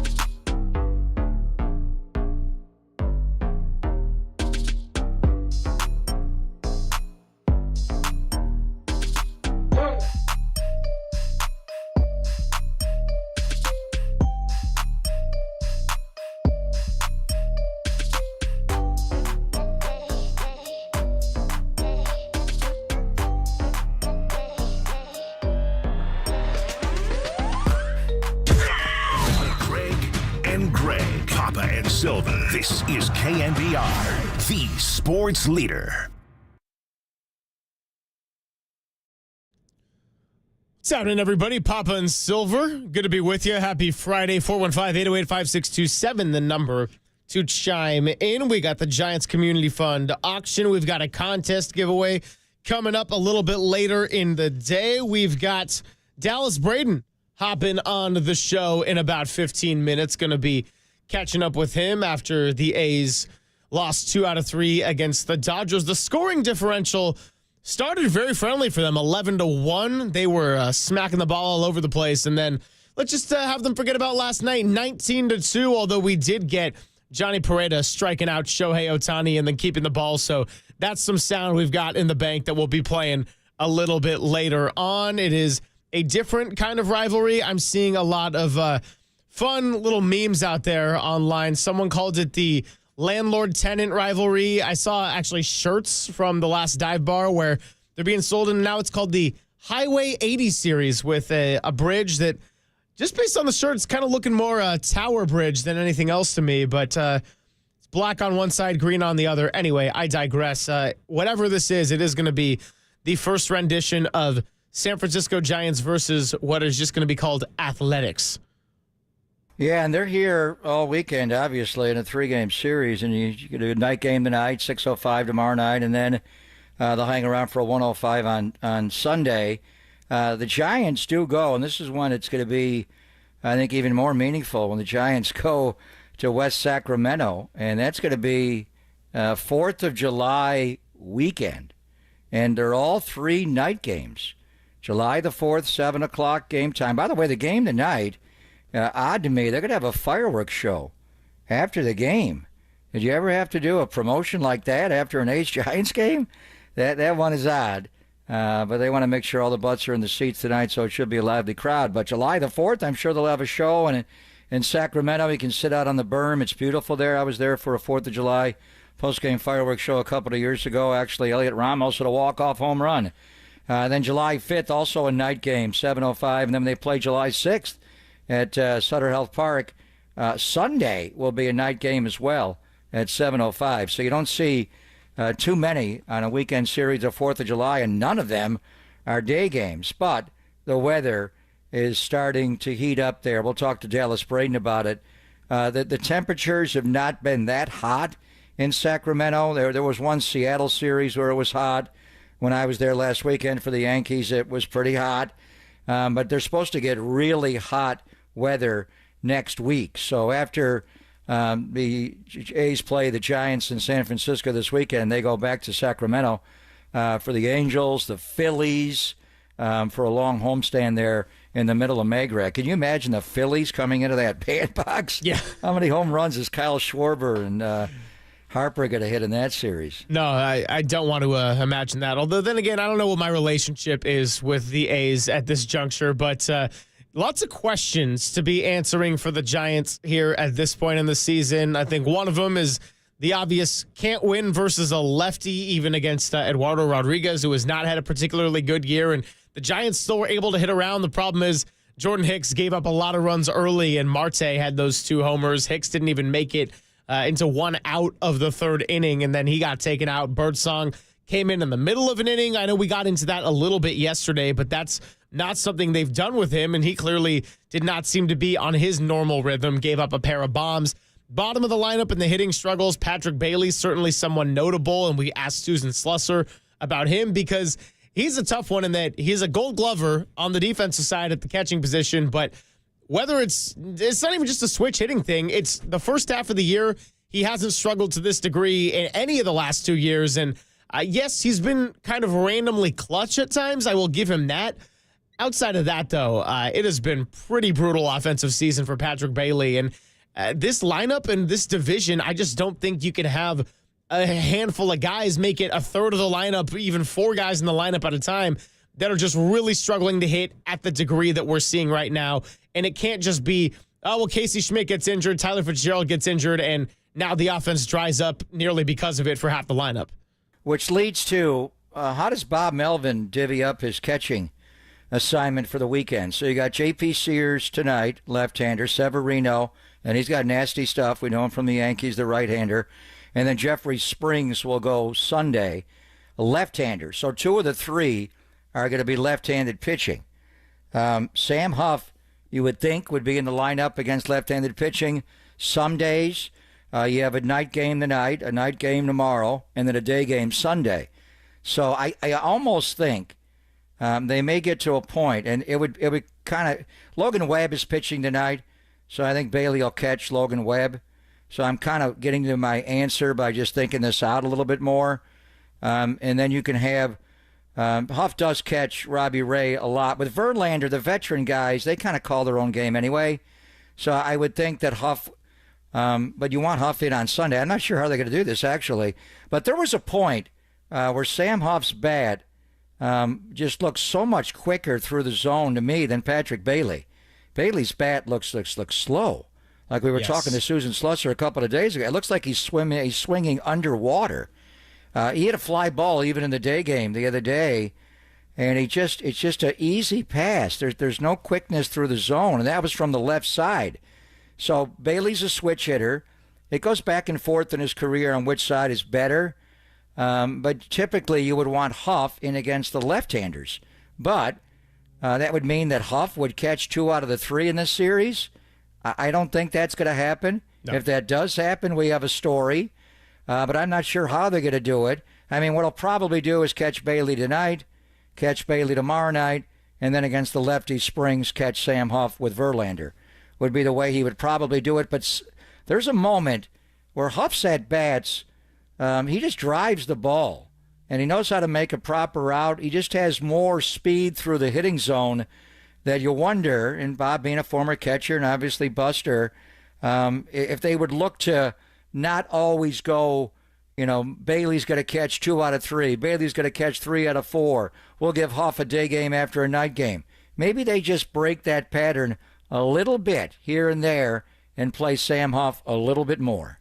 Yeah, just kind of loading up the Sam Huff's hitting stats right now, and actually now it's going all haywire on me with the different splits. I think you got to have a certain qualifier on the page I'm on. Anyway, Sam Huff, I think he's only got 1 bomb on the year. He's supposed to be the one that's got a little bit more power. He has been making the proper outs. And, Bailey, you still can't replace what he gives you defensively, even if there have been times where balls have gotten past him that we're not necessarily used to.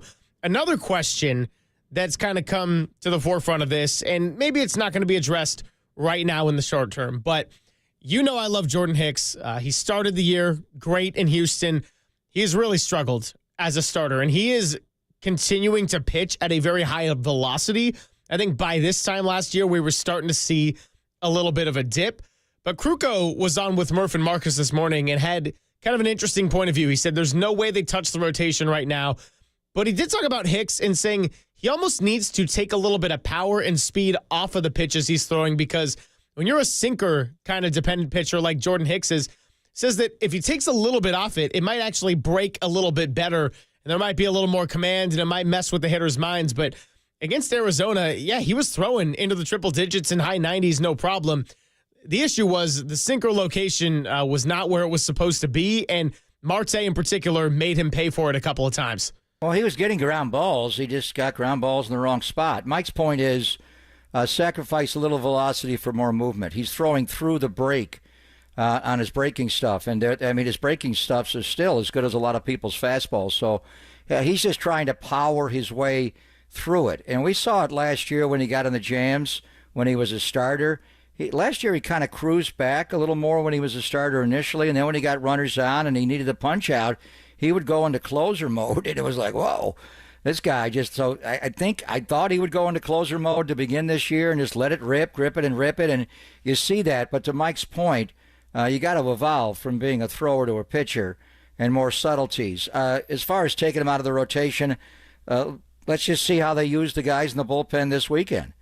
You're off yesterday. You got Kyle Harrison, the lefty. You got Hayden Birdsong. How many of those arms are you going to have to use over the weekend? If they have to, pitch multiple innings, at some point, and one guy may throw 2 or 3, and the next guy having the luxury of a lefty and a righty that are essentially starters in the bullpen, you could make that. But I don't even know as far as Birdsong, can he just go back into the rotation right now? Right. He's not built up to be a starter anymore. Kyle's not been here as long, so maybe he could. But realistically, if you asked Hayden Birdsong, what's the max pitches you can throw? And obviously J.P. Martinez knows the answer, and he's the one that graphs it out. Can he throw 75 pitches? I don't even know. And then, Kyle's probably up more. So we'll just see how the weekend goes. Your point about, the home runs, Huff only has one. Huff has the only home run a Giant catcher has hit. Going back to September the 24th of last year, Patrick Bailey has not hit a home run in 123 official at-bats. And his bat speed, it looks like he's swinging underwater. So he's got to come out of it at some point. Sam Huff, if he gets more playing time, he may be able to play more.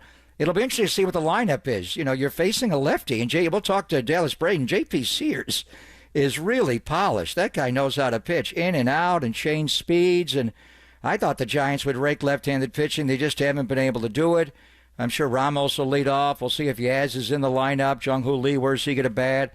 But then what do? I mean, I would not be shocked if Huff is in, but I think he'll go Bailey tonight and tomorrow night, then use Huff on Sunday. The other thing, I was wondering about Tyler Fitzgerald, because I was told that Fitzgerald was aiming to come back and play tonight. And, if this was Farhan, he'd get all the right-handed hitters up for the weekend against the A's. They'd all be ready to roll. Tyler Fitzgerald is in Sacramento's lineup today, but he is not in the starting lineup. But he is on the card as available to play. And Casey Schmidt is in the lineup, batting second and playing first base. For some reason, in the last several days, Gerard Encarnacion has not been in Sacramento's lineup. I don't know what. So you got till May 26th with him. But it does not sound like, unless he wants to pull off the daily double, that Tyler Fitzgerald will be activated before the game. But you need a lot of right-handed hitters. The A's are going to throw J.P. Sears tonight. He is really good. And Dallas Braden, a left-hander, knows all about him. Yeah, and Dallas Braden is exactly who is going to join us coming up on the other side. Of course, former Major League Baseball pitcher, had a perfect game with the A's on Mother's Day. Of course, we remember that one very well. Now doing TV for the Athletics, and going to be a great person to have because we've never had him here on the Greg and Greg program. So that's all coming up. It is Papa and Silver on KNBR 104.5 and 680, the sports leader.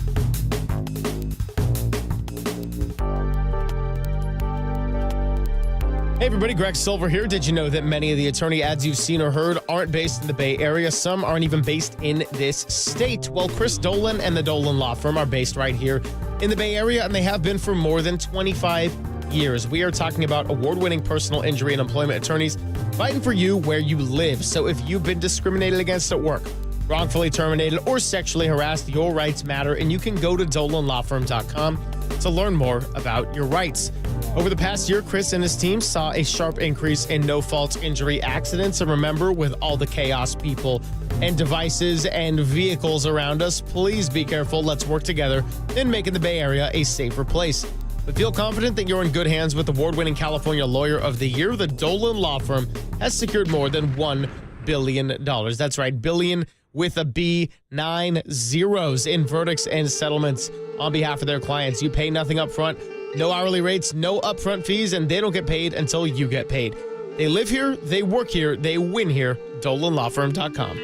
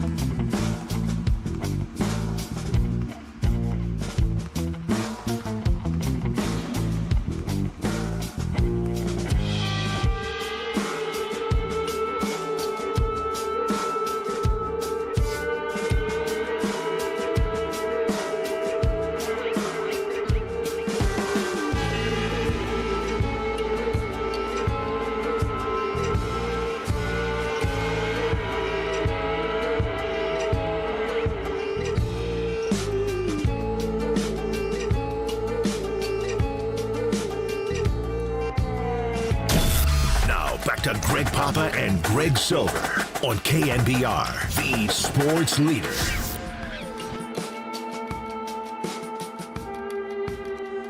Thanks for joining us, Papa and Silver. Matt Mayoko coming up the end of the hour. He'll be joining us after this interview. But first, we will get to Dallas Braden, still working on making the connection with Dallas Braden. So once we do that on the Yuma guest line, we will certainly let you know. Obviously, big series ahead this weekend, Giants Athletics. The Giants at 25-19, but got all the way up to 10 above 500, maybe even 11 at one point. But anyway, point is, they are now 25-19. The Athletics are a nice 22-22. They have fared well on the road. This is a pitcher's ballpark. We're going to see a couple of lefties coming up between J.P. Sears and Luis Severino. Lots of questions around the Giants as well.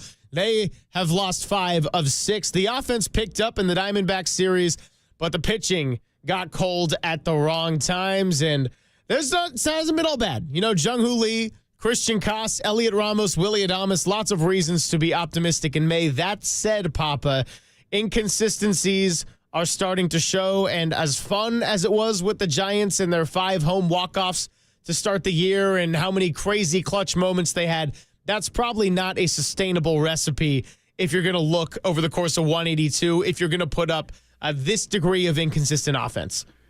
Yeah, and, we'll see what the weather is for the weekend, and we'll talk to the great Dallas Braden about J.P. Sears and how to solve him with the Giants' woes against left-handed pitching. But the Giants you got Logan Webb on the mound tonight, and Verlander will go Sunday.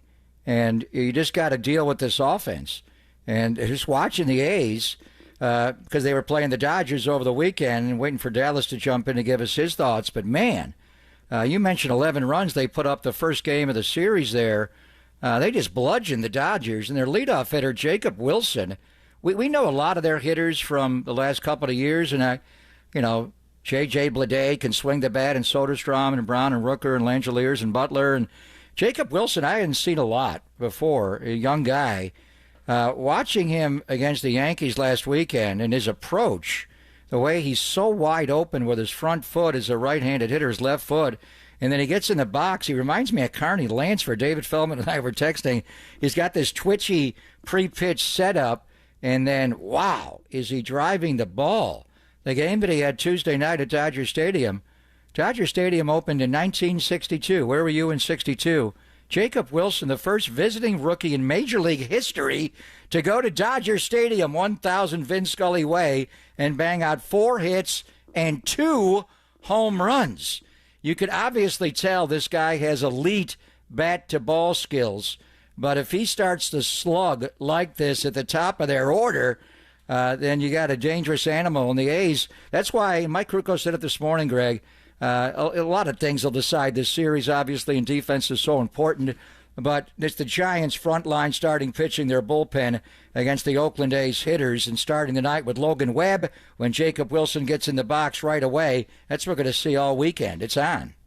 It is on. Jacob Wilson, just a 23-year-old. We've had to deal with one 23-year-old in Anthony Edwards all week. That chapter is now closed. Here comes another one in the shortstop, Jacob Wilson, that did some damage down at Dodger Stadium. This lineup can absolutely bludgeon the ball. Now, of course, last night, the Dodgers had their way. The Shohei Ohtani 2 home runs, the 19 freaking runs, and that's going to happen some nights when you're going against a team of this degree of talent. But, yeah, just kind of looking deeper into all of it. I mean, the A's coming in, had a whole bunch of notes earlier, and now, of course, they're disappearing from me. But did Dallas Braden hang up on us? Are we getting the great bearded left-hander? Yeah, I was doing a little multitasking, texting Dallas Braden, asking Walter if he's on. We did not get the pickup from Dallas Braden, so when we do connect with him, he's ghosting us. We will connect with him. But yeah, I think maybe he saw that you weren't on the stream, and he's like, "Wow, Greg Papa didn't show up for me." I never work with Dallas directly. I think we'd be great together. He's a lot like Mike Krukow.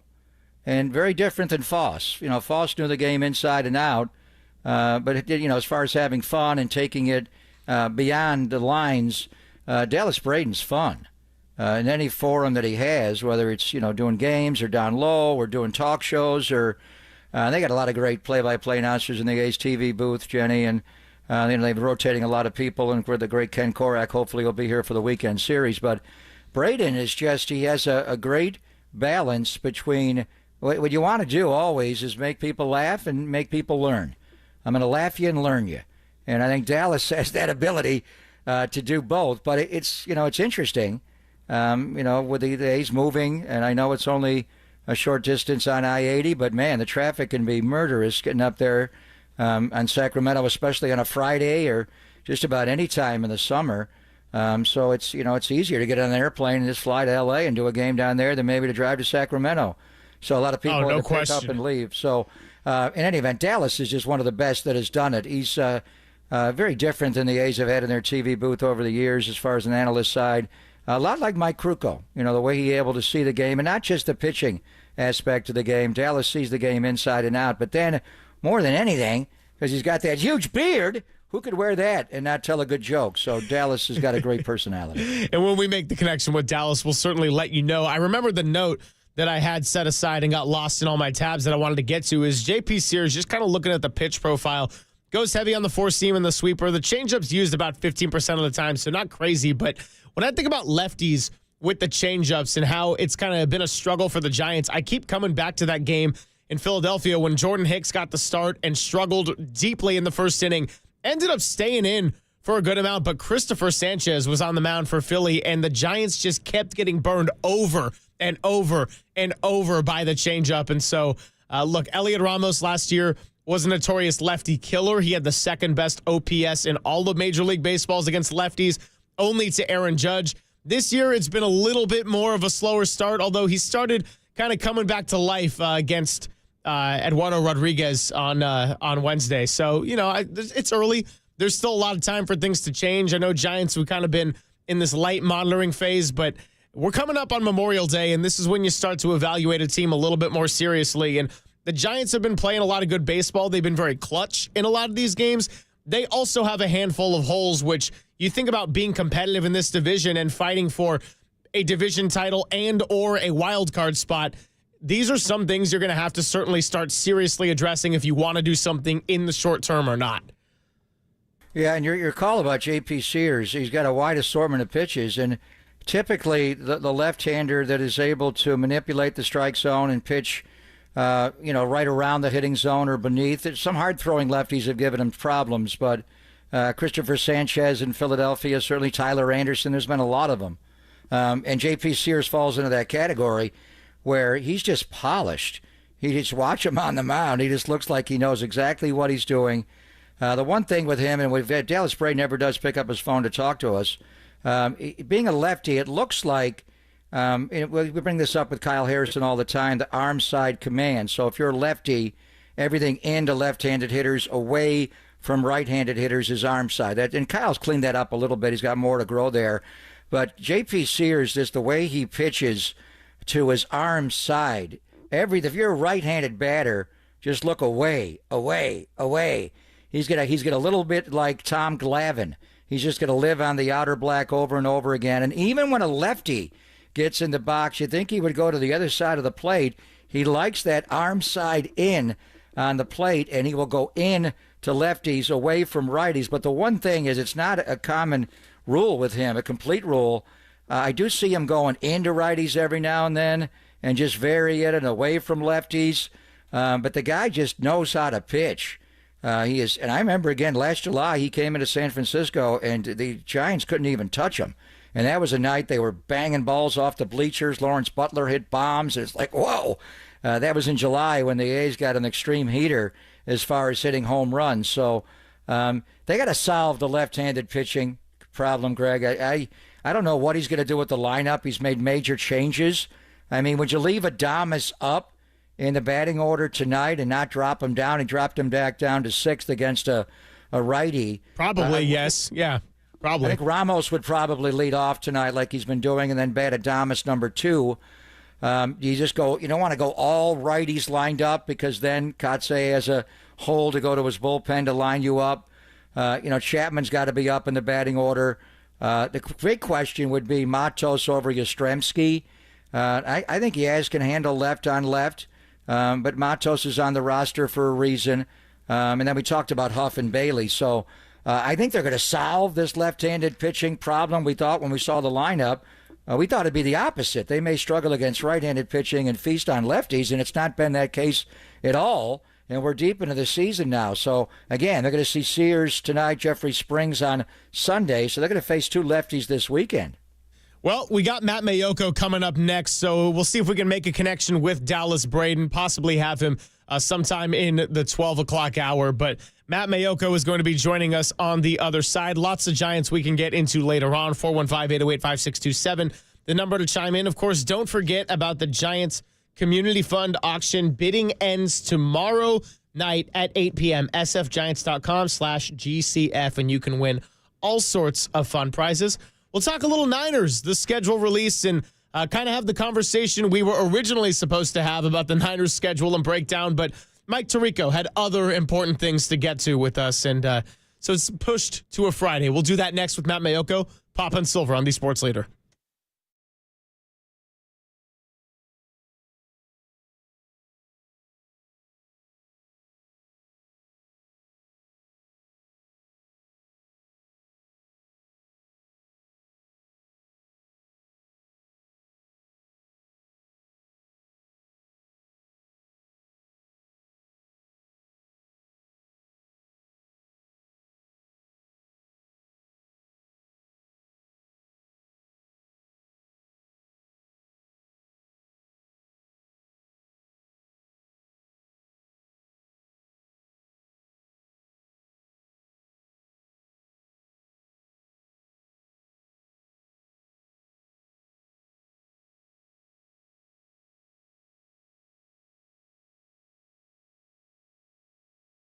Hey, Greg Papa here. Golden State Lumber and Showroom has supported Northern California construction for over 70 years, building strong partnerships with top brands like Trex.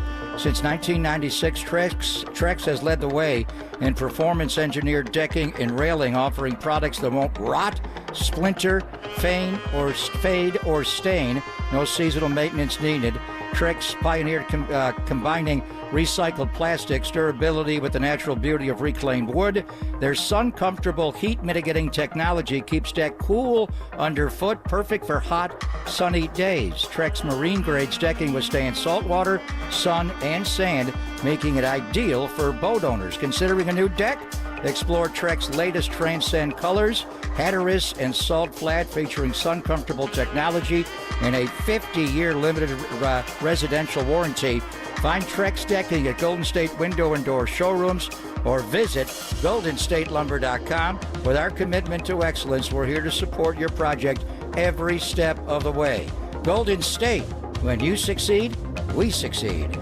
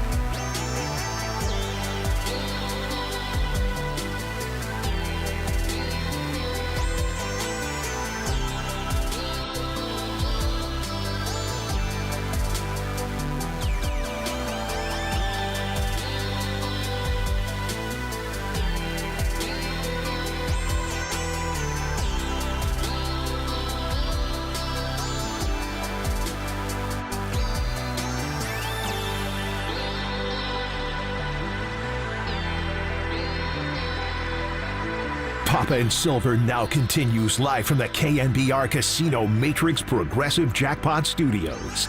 Casino Matrix. Progressive jackpots are here. Where are you? Just drop in. Please play responsibly. 1-800-GAMBLER. Happy Friday, everybody. Papa and Silver with Matt Mayoko set to join us on the UMA guest line. We do it just about every Friday. Great to have him. Matt, this is your correct time slot. Now, the context behind my joke there, Papa, is yesterday he texted me in the middle of the show when we heard him mention his name, and he's like, wait, you guys want me on today? Like, am I supposed to get ready? I'm like, no. That was just a classic me stream of consciousness. Apparently, all the hosts here have rubbed off on me now that I've done this for just about 6 months, Matt. But regardless, good to be with you. Happy Friday. How's it going? Happy Friday. Yes, on a Thursday, driving to the airport, and me and my family heard my name mentioned, and one of my daughters said, hold it. Actually, no, it was my wife. She's like, hold it. They just said your name. Are you going on the radio? And I was like, well, I didn't think so, but it's a possibility. And then I texted you and said, no. It's regular time tomorrow. So here I am.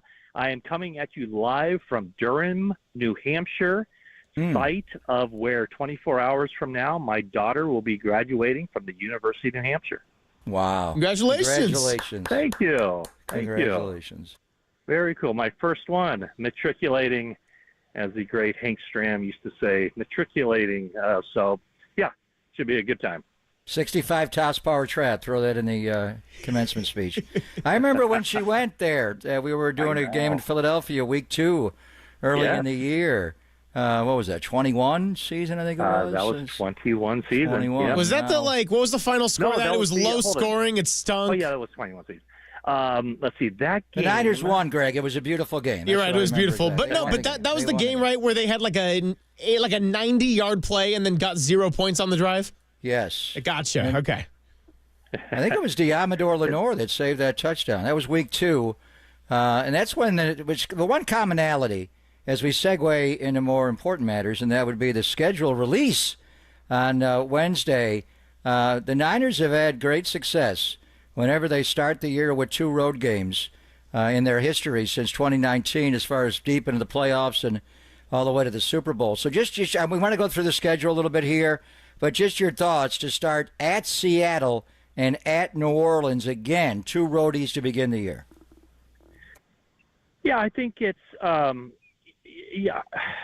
I mean, the thing that kind of stood out, like as far as the early part, yes, the 2 road games, but also 3 of the first 5 being division games. And, I mean, obviously the 49ers struggled in all games last year, but particularly in the division. You know, they had dominated the NFC West. And last year when they gave up those late losses early on to the Rams and to the Cardinals, that really set the tone for the entire season. And you almost got the sense that they were playing uphill the rest of the year, because anytime they even won a game, you would go back to, man, if they had just won those games they should have won, that they should have finished off against the Rams and the Cardinals, they would be in such better shape. And, of course, the wheels fell off late in the season. We all know the reasons for that. But to me, it's an opportunity for the 49ers to get off to a good start, get a couple of the road games out of the way, and then go from there. And, you know, frankly, when I was going through the schedule, I tried to just kind of do a knee-jerk reaction. My plan was, you know, when I looked at just the teams on the schedule, knowing the Vegas win total of 10.5, I wanted to put them somewhere in that 10 to 11 win range. And frankly, it was difficult for me to come up with 6 losses for them. So I don't know if the win total has changed at all, but man, if the 49ers can keep this thing together and play reasonably good football and stay reasonably healthy, I mean, there is no reason that they cannot win 11, 12 games this season and kind of blow the over out of the water this season. Matt, just kind of looking at the schedule and the early impressions, how do you view those big transition teams? And what I mean by that are the teams that, because I get it, we got the last place schedule. It's a lot of teams that didn't fare so well last year. That said, I would put the Titans on that list, given that they had the number 1 pick and they took Cam Ward. I would even put the Colts on that list because that's a road game and you don't know if it's going to be Daniel Jones or what they're going to do with Anthony Richardson. I would absolutely put the Bears on that list. And hopefully it's not the kind of outcome, at least for 1 week there in December, where it's like the Jared Goff rookie year situation that Caleb Williams just had. Then he gets a very smart offensive mind coming in, and all of a sudden it's like, oh, this guy can play. So, yeah, everyone talks about the last place, but there's also a few teams on the schedule that could potentially be much different than they were last year. So just kind of curious when you kind of look at the original schedule. We already knew the opponents, but you're going to get a late season Bears team, a late season Titans team, a late season Colts team. These are teams that certainly could find a different level of maturity by the time you get to December if they're going to have a better year. Well, and I would also put, the Saints on that list as far as teams that you really don't know what you're getting. I mean, when everybody knew that the Saints would be on the 49ers schedule, everybody was thinking Derek Carr. Now, there's an open quarterback competition. I would put the New York Giants on that list. When the season ended, nobody really knew who their quarterback was going to be, and I'm not sure anybody still knows who their quarterback is going to be. So that part of why I think this is such a favorable schedule for the 49ers, and again, Cleveland Browns. Who the heck is their quarterback going to be? Is it going to be Joe Flacco, Kenny Pickett? Is it going to be Dylan Gabriel? Is it going to be Shedeur Sanders? You don't know. And so that's why I think this schedule sets up so favorably for the 49ers, is because there's so many teams on their schedule who are in flux, and you don't know where it's going to swing. And I would say the vast majority of the teams on their schedule, it's not going to swing in a positive direction, I don't think, for those teams. Now, I guess, for lack of a better word, I was disappointed with the NFL schedule maker, because their primetime games are against teams, generally speaking, that I don't think are going to be very good. And I think that those games, as you look at it on paper, are going to come under extreme scrutiny for being flexed out of those primetime games. I think probably the Falcons game will stick where it is, but I would not be surprised if at least 2 of the next 3 scheduled primetime games get flexed out of there.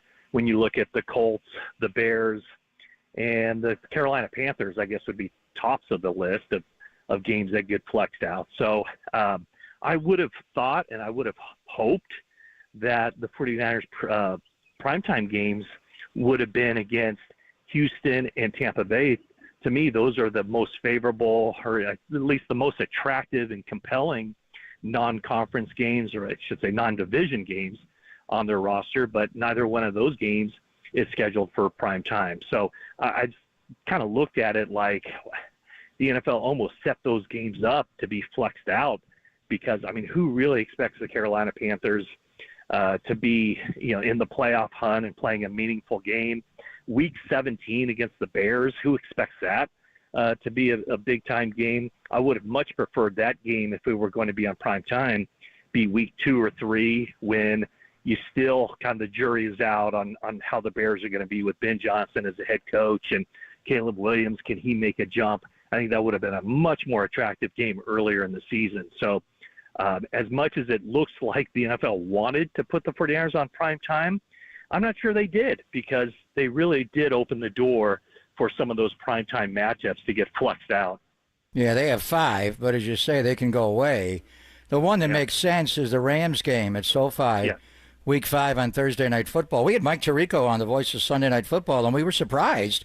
Atlanta and the Niners, Week 7 is a Sunday Night Football game, and then likewise Chicago. He was making the other argument that he thinks both those teams are going to bounce back, but they can flex out of Niners games. They can flex in to other Niner games. So, Silver, you were talking about, the matchups at the end, and Matty, you were talking about Cleveland, which is the Sunday after Thanksgiving, and then the end, the Tennessee Colts Bears on the schedule, which leads to, after the Browns game, the Sunday after Thanksgiving, Matty, the Niners at last have their bye week on week 14, which is amazing, and that's the latest a bye week can come. They do finish the year with 4 more. Now, if they make the playoffs, that would bode well. If they do get a wild card spot, it would bode well. Or if they win a division, if you're the number 1 seed, you get another bye. Just your thoughts on the Niners, Matty, getting this late of a bye? Usually the last several years, it's been right in the middle of the season. Yeah. I guess you can look at this 2 ways, and how it'll ultimately be viewed is just, we got to see how it plays out. But it is possible that it works to the 49ers' advantage. And the reason I say that is because, yes, the last 3 years they have played, or they've had their bye week right there in the middle, week 9. And I would say even the year the 49ers went to the Super Bowl, it almost felt, and yes, they did have a bye heading into their first playoff game, it almost felt like the 49ers were on fumes in the postseason. And late, starting with the Christmas night game against the Baltimore Ravens, they just didn't seem like the same team against the Packers and against the Lions. Now, they did play well in the Super Bowl, I thought, for most of the game, if not really all of the game. I thought they played pretty well against the Kansas City Chiefs. But to have a bye so late, as long as they can keep it together, remain relatively healthy, and if they put themselves in a good position, then getting that bye week with 4 games left in the regular season, that could prove very beneficial to the team to kind of give them a second wind, if you will, heading into the stretch run, to get themselves prepared, positioned for the postseason, and then heading into the playoffs, assuming, of course, they have a good enough team to bounce back and make a postseason run, which I think we all believe that they do have that capability. So it very well could be that this late bye week can work to their advantage. I think it's much better for them to have the late bye than the opposite, which would be an early bye and then have a long string of games heading into the postseason. So it's certainly not ideal, but I don't think it takes much of a stretch of the imagination to see that it can be an advantage as well.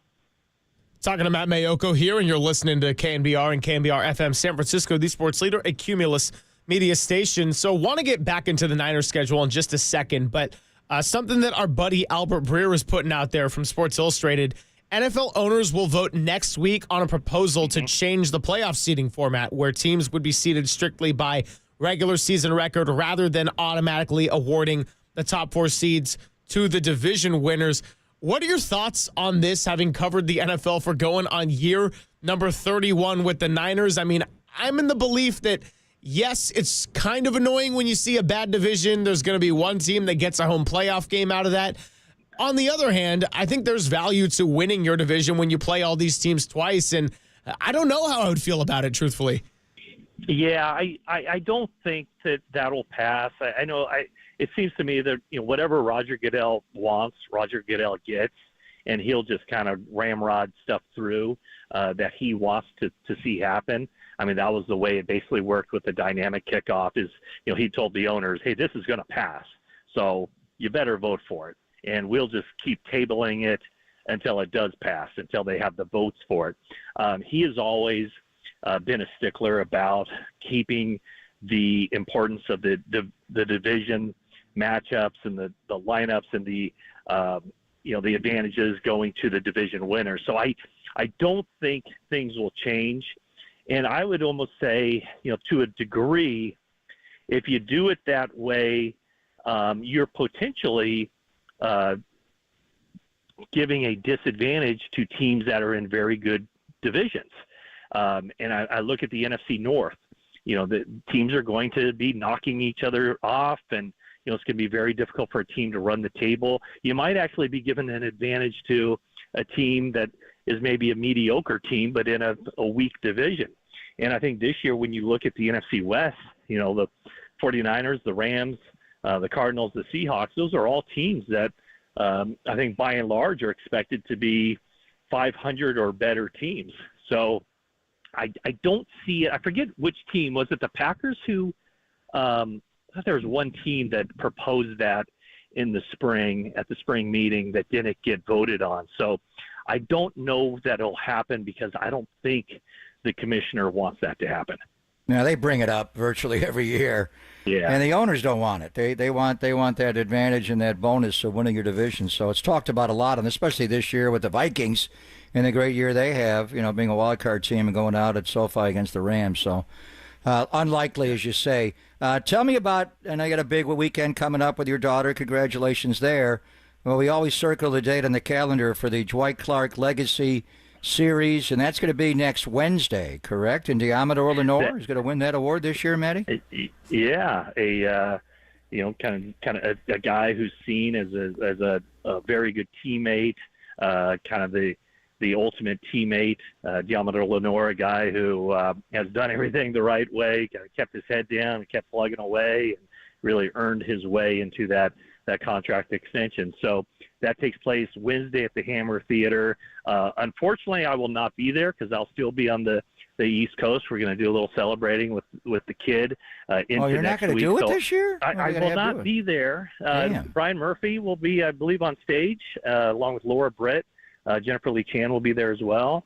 It's going to be a star-studded cast. It should be a great evening. So, yes, sad to miss it, but missing it for a good reason. And by the way, speaking of congratulations are in order for you, Mr. Pop. I heard about your Hall of Fame recognition at Syracuse, and so very happy for you and very well deserved. So a big tip of the cap to you.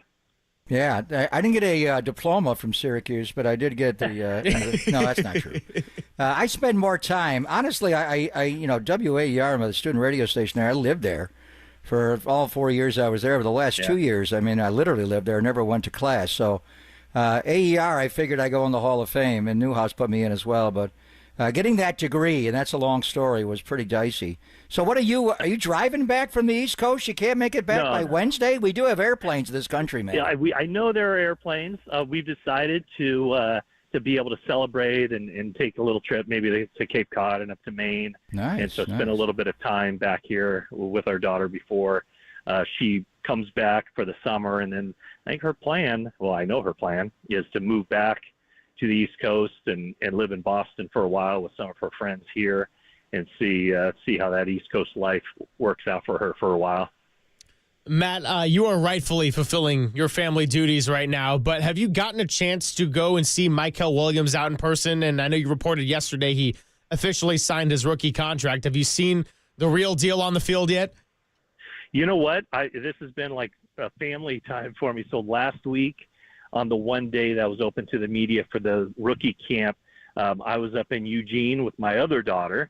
So that was it was actually Mom's weekend, but the females in my household wanted me to be up there as well. So I did not see him, but I saw some of the clips and I've heard a lot about him, and I know that was the guy they wanted, and they didn't necessarily think they were going to get him. And I just know, looking at him, he certainly looks the part, and you see why they wanted him. And he's a young guy and has a lot of room to get better once he kind of learns one position and kind of sinks his teeth into that and gets coached up the way they want him to be coached up. So I would say that the initial reaction and the first appearance for him on the practice field was a very positive one. And now I think he's joining the off-season program, as are the rookies full time, and they can really kind of hone in and see how he fits into that system. But, to add the 3 defensive linemen within their first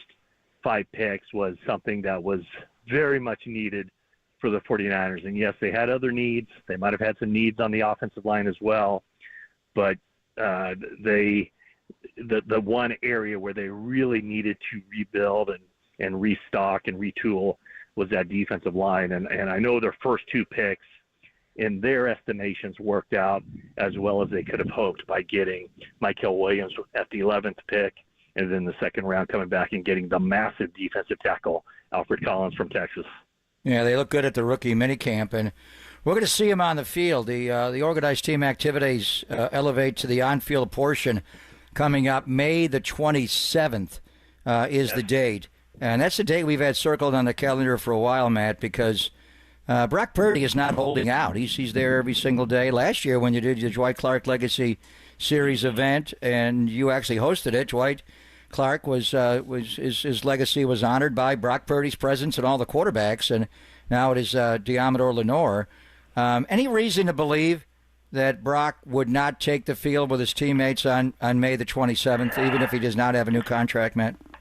Boy, that I can't say for sure, but just seeing how he's approached the off season, reporting on time for the first time when the phase 1 started, remaining out there, going through phase 2. I would think that something's going to happen fairly soon. I don't see this dragging on too long. I don't see it becoming a distraction, but you never know. It's a matter of how both sides dig their heels in. And, the thing you don't want to see happen is, maybe the 49ers feel like, Brock Purdy can, that he's going to cave, and his willingness to be out there and do the right things. You don't want to see the team take advantage of him in that way. So we'll see. There's a way to get that thing done. There's a way to get it done and make both sides happy. Give Brock Purdy the kind of long-term security that he deserves. And for the team, there's a way to get it done without hamstringing them for the future. So I remain, cautiously optimistic, I guess would be the term, that they get this thing done and it doesn't become anywhere near the distraction that the contract issues that hovered over this team last year became distractions and really carried over into the regular season, because so much of the offseason and training camp was impacted by the guys who weren't on the field. Well, as I deemed it yesterday, Matt, I am a Brocktimist, so we will certainly see what happens there. But appreciate your time. Best to the Mayoko family, and go enjoy this offseason family time, because that's what it's all about. I appreciate it, gentlemen. And, enjoy the event for everybody out there on Wednesday, May 21st at the Hammer Theater in San Jose. Tickets are still available, but I don't think very many tickets are still available. It's a smaller venue, so it should be a great time. Some lively panel discussions, and, of course, Diamador Lenore getting the award as a Dwight Clark Award winner. Matt, appreciate it as always, and we will certainly go check out that event and, buy those tickets because they're running out fast. All right, gentlemen. Take care. Congratulations, Daddy. Thank you. Appreciate it, Greg. He is Matt Mayoko, and here's the deal. Dallas Braden, we were going to have him at 11:30. We can get him on the other side real quick before he hops on an airplane. Dallas Braden with Pop and Silver next on the Sports Leader.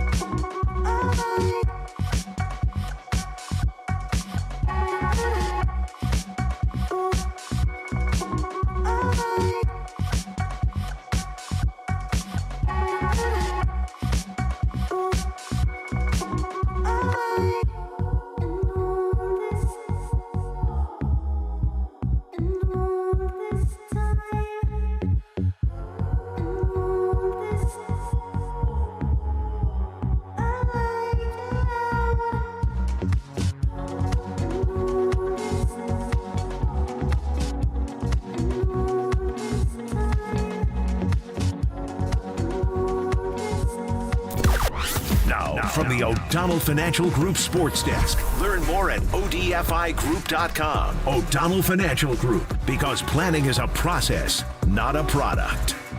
49ers announced that they signed first-round draft pick Mykel Williams to a contract of 4 years worth $24.94 million, which includes a $14.78 million signing bonus. So we got a ways to go until the start of the 2025 season, but start getting those number 98 jerseys ready, because Mykel Williams is here to stay, and he could be special.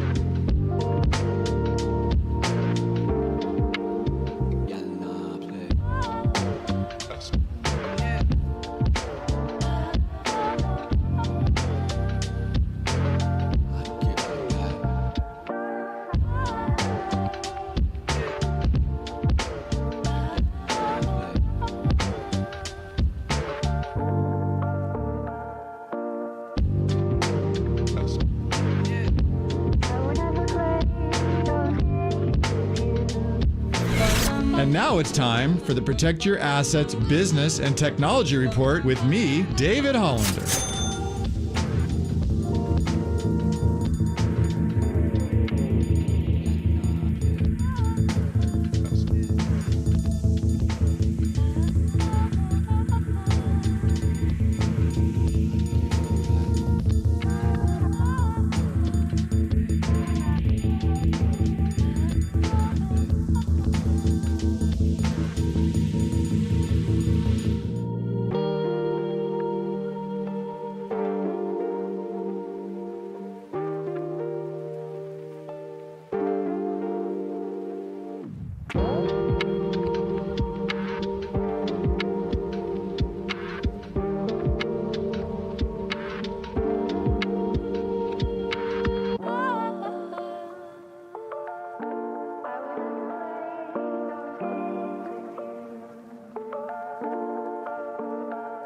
Papa and Silver now continues live from the KNBR Casino Matrix Progressive Jackpot Studios. Casino Matrix. Progressive jackpots are here. Where are you? Just drop in. Please play responsibly. 1-800-GAMBLER. Papa and Silver, good to be with you. Just had a great conversation with Matt Mayoko. We talked to Vern Glenn a little bit earlier. You can check out those interviews when they're posted later on KNBR.com or the KNBR app. It is time to welcome in Dallas Braden, former MLB pitcher, and of course, television commentator for the Athletics. Dallas, we've never had you on the Greg and Greg show. I know you and Greg Papa certainly have probably crossed paths in a lot of time being in the Bay Area. I'm Greg Silver. It's great to have you on with us, and appreciate your time. How's it going? It's going well, Papa the Silver Fox. Thanks for having me. Yeah, absolutely. Let's just start with the most important question after last night. Now, I know there's a lot of runs. The Dodgers ran away with that one. But for you as a pitcher and one who's actually thrown a perfect game at that, Were you impressed with Johnny Pereira's strikeout on Ohtani last night? I mean, how could you not be? We're talking about changing speeds, Pop. Isn't that the name of the game? Come on, boys. That's the name of the game. That's the name of the game. Heat him up, slow him down, change the eye level. That's exactly what happened. Ohtani couldn't handle 90 up above the top of the strike zone. And for Johnny P, he said, look, that's the one at bat I was after. If I'm going to be a position player and I got to face the Dodgers, give me Ohtani. I love that. Wanted to plant his flag at the top of the mountain, and he ended up leaving that matchup with a ball in the case, marking the day, commemorating the day that he punched out potentially the greatest baseball talent we've ever seen. No, it was classic for strike three. What was he doing after he threw the pitch on the earlier ones that were mid-60s where he went into a back pedal like he was playing defensive back? What was he doing there? Yeah, that's called self-preservation, Pop. I think anybody who has an idea of what's coming on the back end of what he was slinging up there, you got to be ready to go. So, yeah, it was a back pedal. Dare I call it a burn-in retreat? He was throwing the heater and then trying to back up. He's just looking to save his lips. That's all. And I respect every bit of it because there's no chance. I mean, look, you're going out there with nice stuff. Worried about it, come back and think about lobbing it in there at 60, the kind of violence you're going to be dealing with on the back end. So, again, self-preservation for Johnny P. Dallas, give me your early impressions of Jacob Wilson. I mean, I haven't watched a ton of athletics baseball to this point, been pretty narrowed in on the Giants and obviously the Warriors playoff run, Niners offseason. But this kid certainly watched a little bit of his tape. And I mean, he seems like an all-star in the making, just 23 years old and can get it done at the plate, no question about it. So what have you seen about his growth and what has given him so much potential already at this young age? Well, it's the tutelage, right? You grow up with that kind of pedigree, and you have the right things stressed in your day-to-day, which is put the ball in play, get the barrel to the baseball, however you got to do it, be athletic. And I think you can accredit a lot of that to his father, Jack, who's done a tremendous job, clearly, of preparing his son for this level. And we're watching it unfold in real time. And I'm telling anybody that'll listen, if that Rookie of the Year race ended today, that's the leader in the clubhouse. If it ends and when it ends in September, that's still my guy. But I think the ability to adjust and get to the pitches that he's getting to is what has been extremely impressive because it's 94, 95, 98 with run down and in on him. He has no problem inside outing those pitches and getting to those, spraying them the other way. If there's a hole open defensively, you bet your bottom dollar he's going to hit it. And this is a guy who can move up and down the lineup. Doesn't matter. He's hit everywhere but third and fourth for obvious reasons. You get some guys hot behind him and on base, he's going to be a run producer. And he can also set the table, which is what we're seeing. So this is a guy who is about as dynamic as it gets. Now, we watched his dad, Jack, play for a long time in the major leagues and a great shortstop, and he could certainly hit with the Pirates, and you saw him in the American League with Seattle. The one thing, I love his setup where he's so wide open, and then when the pitch comes, he closes up, and he's got a little of that Carney Lansford twitchy pre-pitch movement. The bat-to-ball skill is obviously there. But watching him at Dodger Stadium Tuesday night, Dallas, the 4-hit game, but he also had 2 home runs. He's starting to not just barrel balls, he's starting to drive balls and slug a little bit now. May have lost Dallas Braden for the moment. Actually, looks like his line dropped entirely. I know he actually is getting on a plane coming up shortly. So, yeah, tough luck here on the Dallas Braden phone connection. We'll see if we can get him back, Papa. But looks like he is LAX. Looks like he is calling in right now. So, yeah, he's LAX, the cursed Terminal 1. So we got to get to Mike Dunlevy at 12:30 anyway. But Jacob Wilson, Jack Wilson's son, is a big-time player. We talked about their entire lineup. When we do reconnect with Dallas, I do want to get his thoughts on the night starter, J.P. Sears, who just really, he's not a heater. Dallas, you're back. We were asking about Jacob Wilson, but we'll segue on. Our time is precious. About tonight's starter, J.P. Sears, really pitching well the last 5 games, has a real command of how to pitch. Just give us the scouting report on him, Dallas. Well, what I want you to watch tonight is the usage of the slider. I mean, he can manipulate that thing like it's on a string. I mean, it's really just an extension of himself, but he has the desire, much like we talked about Jacob Wilson, to compete. And he's understood the value of competing in the strike zone. And he's had veteran leadership that has alleviated a lot of pressure for him in the rotation. You got a Severino, you got a Spring showing up. He doesn't feel the need to have to be the guy while still trying to figure out who he is at the same time. So I think we've watched a guy make incredible strides due to presence of leadership and then just a larger understanding of what it means to be in and around the strike zone consistently, because now you don't have hitters hunting a fastball or hunting certain pitches. They have to be on guard. They're on the defensive. which is exactly where you want to be on the mound. Dallas, we know you've got a plane to catch, and we really appreciate you working around our schedule today. I know this was a bit of a weird one here on a Friday, but the good news is we got 3 great games to watch coming up, and definitely before that 4th of July series, we'll run this again and give you the proper time for our listeners. So I'll let you go. I know you got to get in the air, but thanks a lot for joining us on the air while you could. Greg Squared, I appreciate you both, Pop. You know how much love I have for you. I am at your disposal. Just as long as I'm not going through security and getting a cavity search here in Burbank, I'll be fine. Deep cavity search. Deep one. Give him the Rex Hudler is what I would do for Braden. Are those Love my you, brother. tonsils? Stop it. We'll see you. You're nuts. Good guy, Dallas. He's going through security at LAX as we speak right now. Yeah, I'm like, you know what? I could hear like the beeping, all the yelling instructions in the back. I'm like, man, he's too good of a human for spending time with us while this is going on. So we will absolutely get Dallas Braden back on the show, especially as it gets closer to that 4th of July series. And still, he really got his time in there. I feel like he was quick, concise, fast-spoken to the point, and just all-around good energy for a Friday. Look out for J.P. Sears' slider is what we're talking about. Oof, no question about it. All right, let's go ahead, take a timeout. On the other side, we'll get into Mike Dunleavy, Steve Kerr, season-ending pressers, talk a little Warriors as they wrap up the season and are officially looking into the offseason. Pop and Silver, only here on the Sports Leader.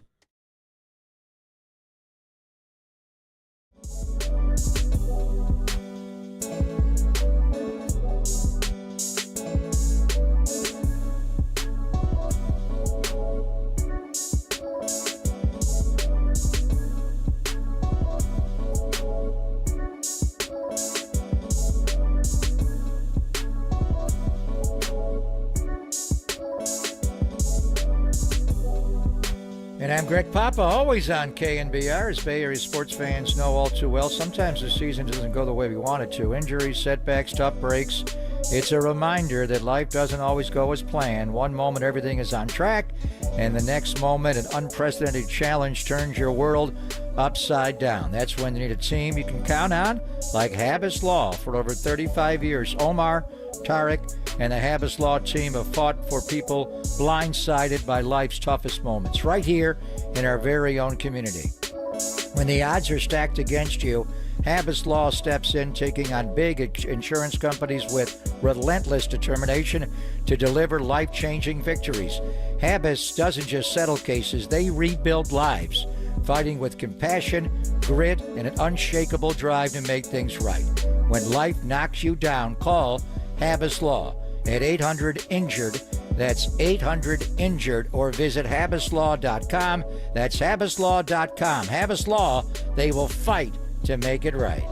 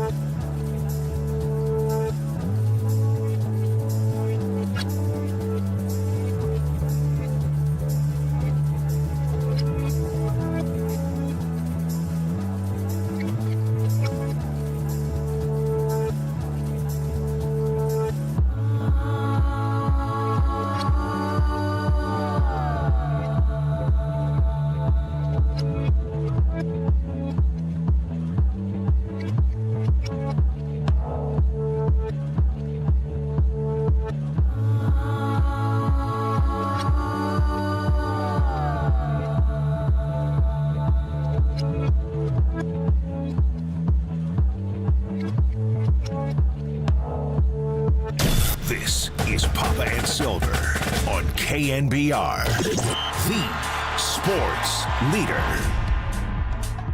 All right, we are back, and it is time to take you out to the other part of the Bay. Mike Dunleavy Jr., season-ending presser. Here he is. Sorry, Steve Kerr, season-ending presser. Steve Kerr up first.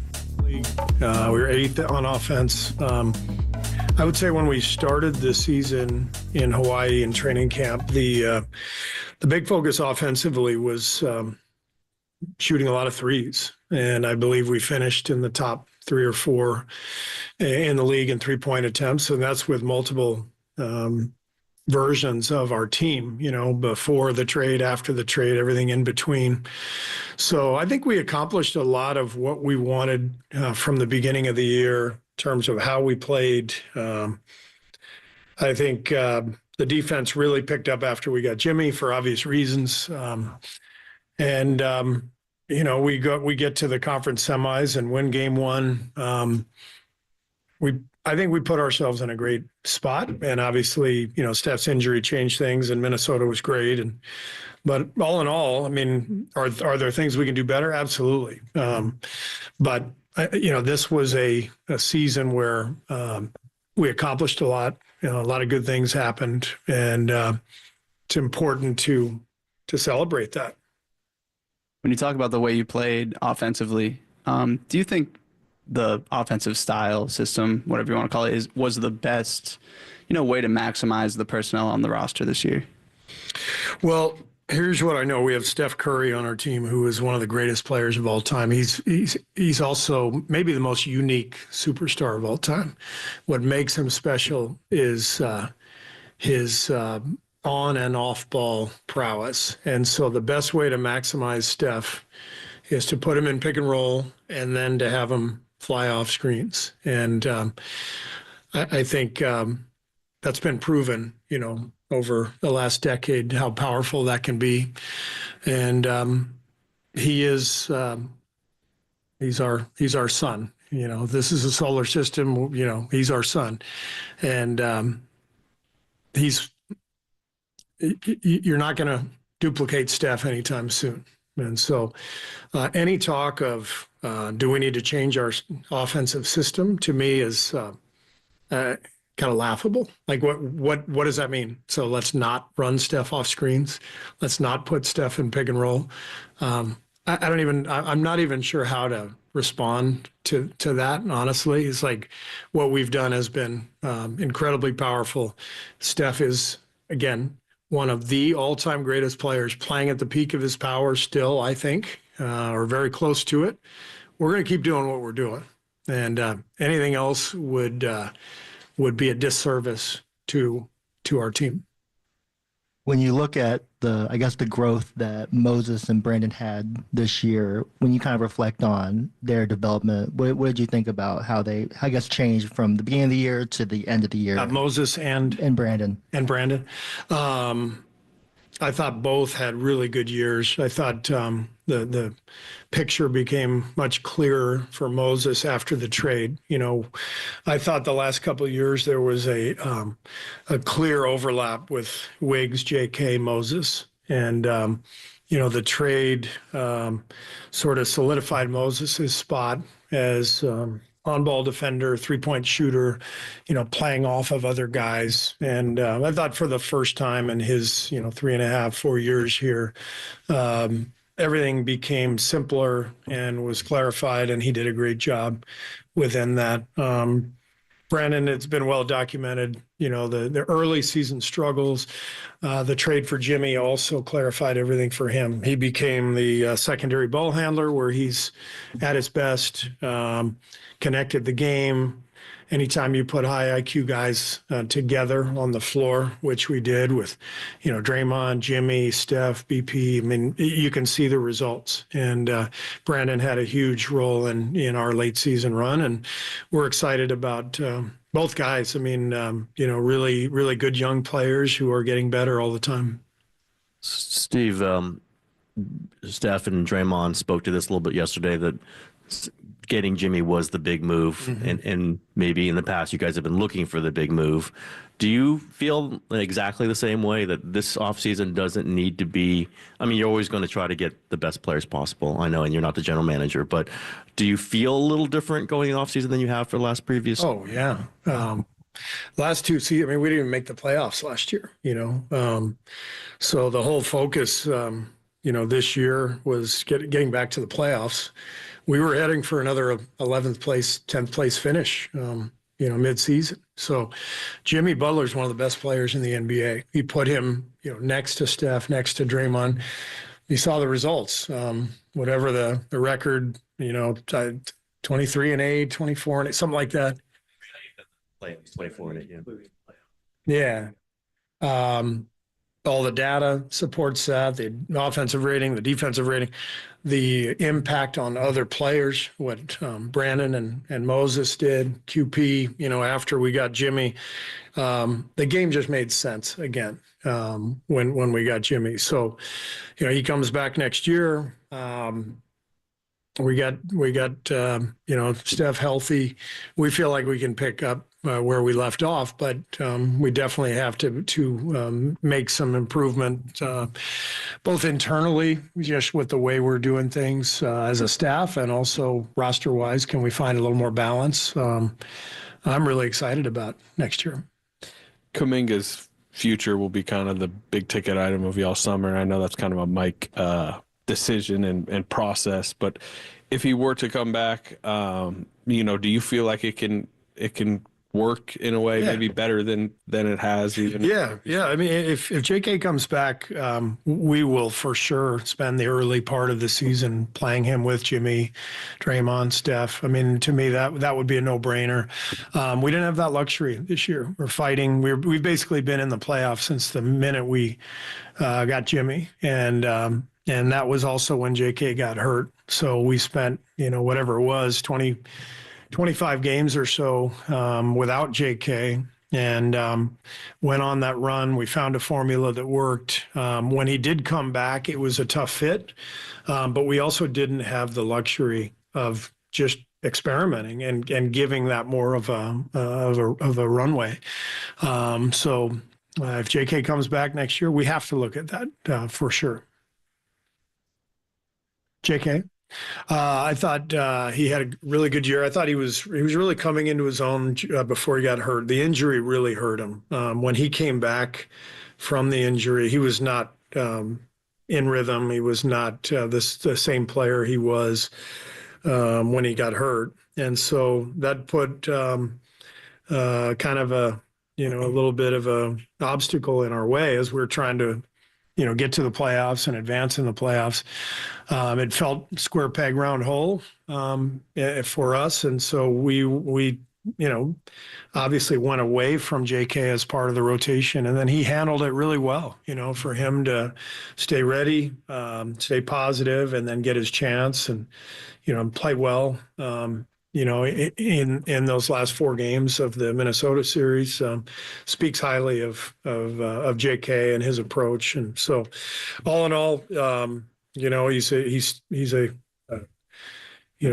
guy who's got a lot of talent and a lot of ability, and still growing, still raw in many ways.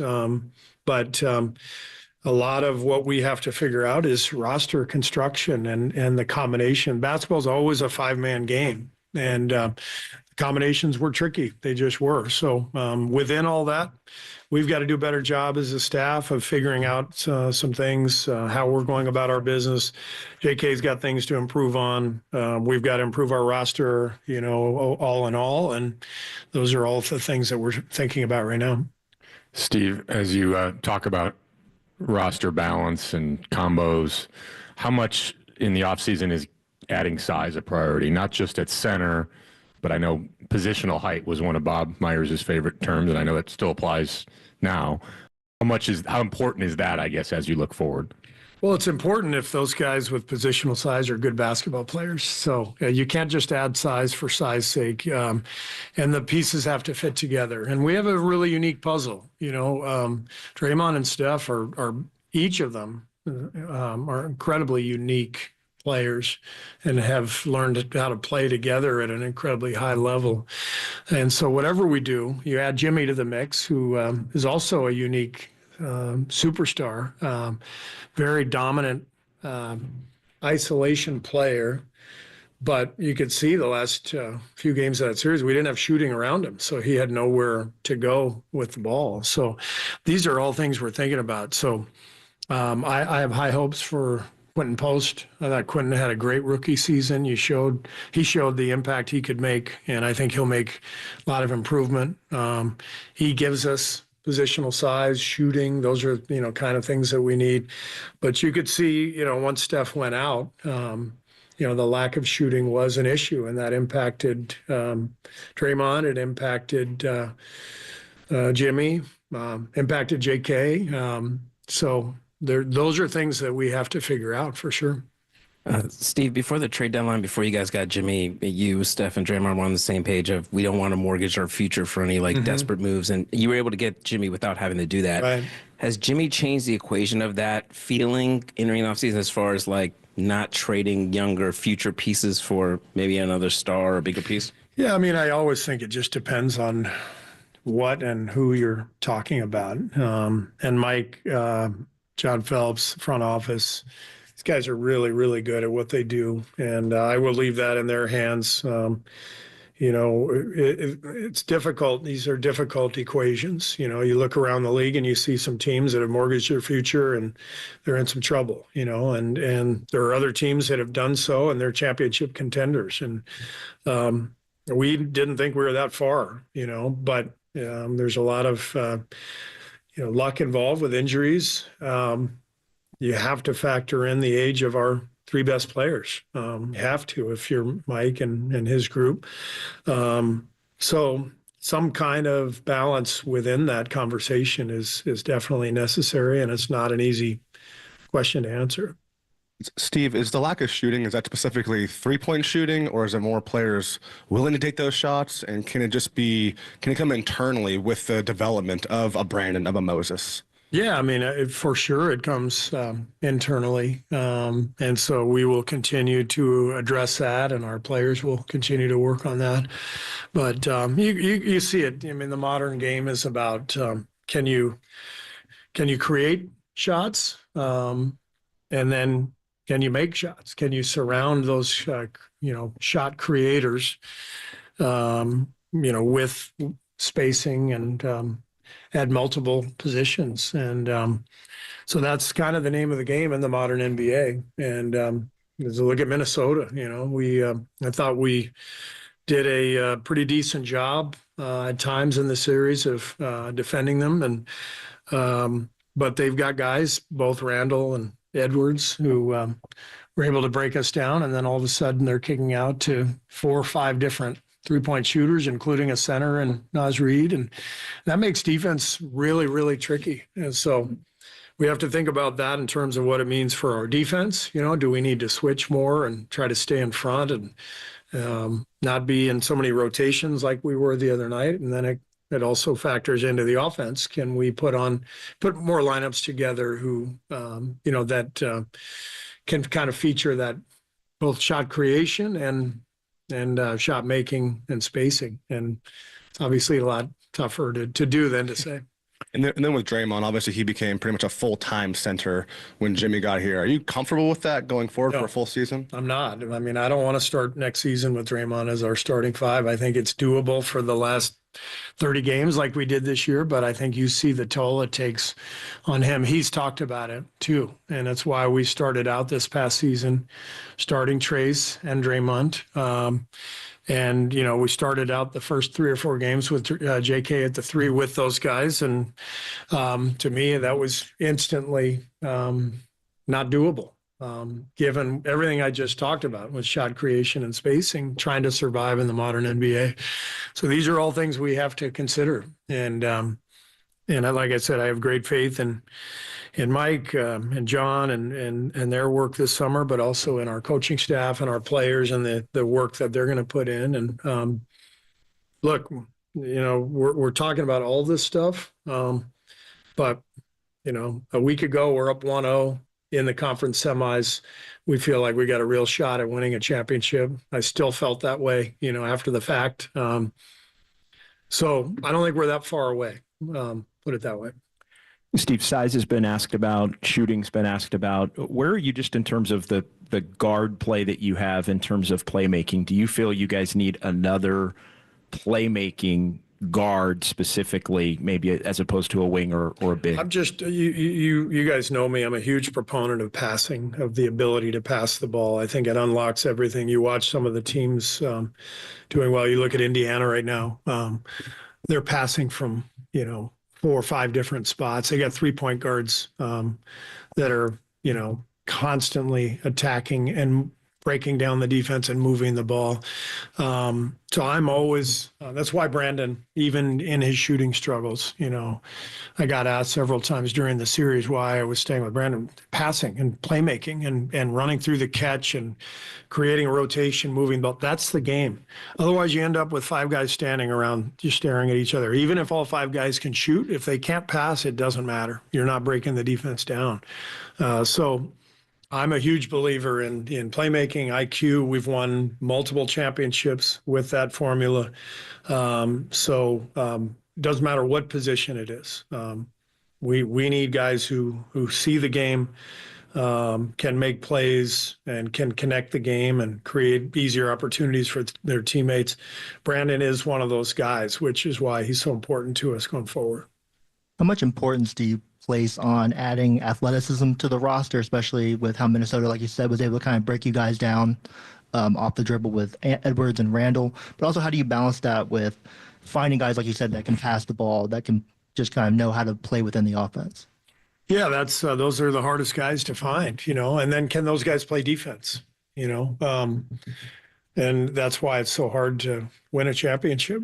And that's why what Bob Myers and Joe and the front office were able to do over the last decade has been so impressive. We've just had a lot of two-way players and two-way rosters, and that's why we've had so much success. But really hard to find those guys, and but that's always the goal.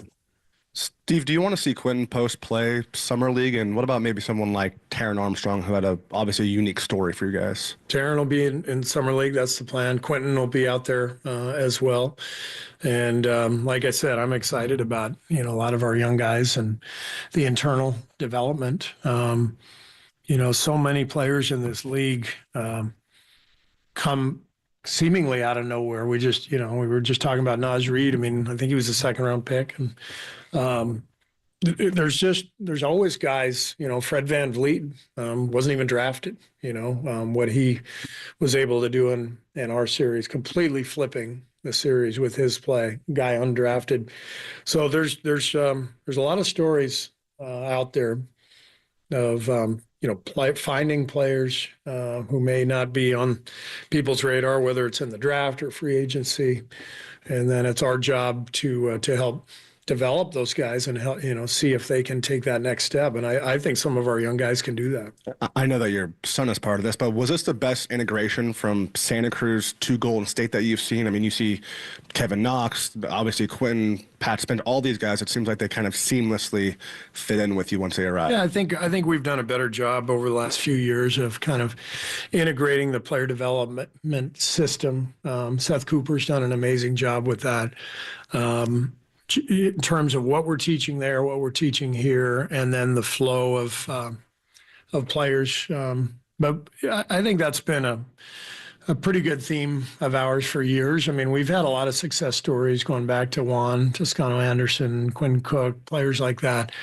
But I do think the two organizations are more aligned and connected than ever, and I think it's showing in our player development.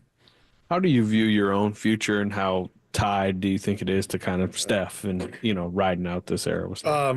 At this point, just year to year, I love my job. It's so much fun.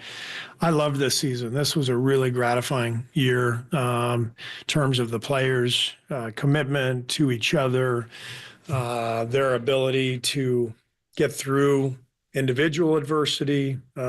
I mentioned J.K. I thought Moses was so happy for him the other day. You know, the playoffs kind of went wrong for him a little bit based on the Houston series, and we kind of turned to Buddy, and then Moses comes back and has that great fourth quarter, showing exactly who he is. And I just think up and down the roster, we had guys who were committed, and when you're a coach, that's all you can really ask for. So I loved every second of this year. I love my job, but I know where the team is. I know where the organization is.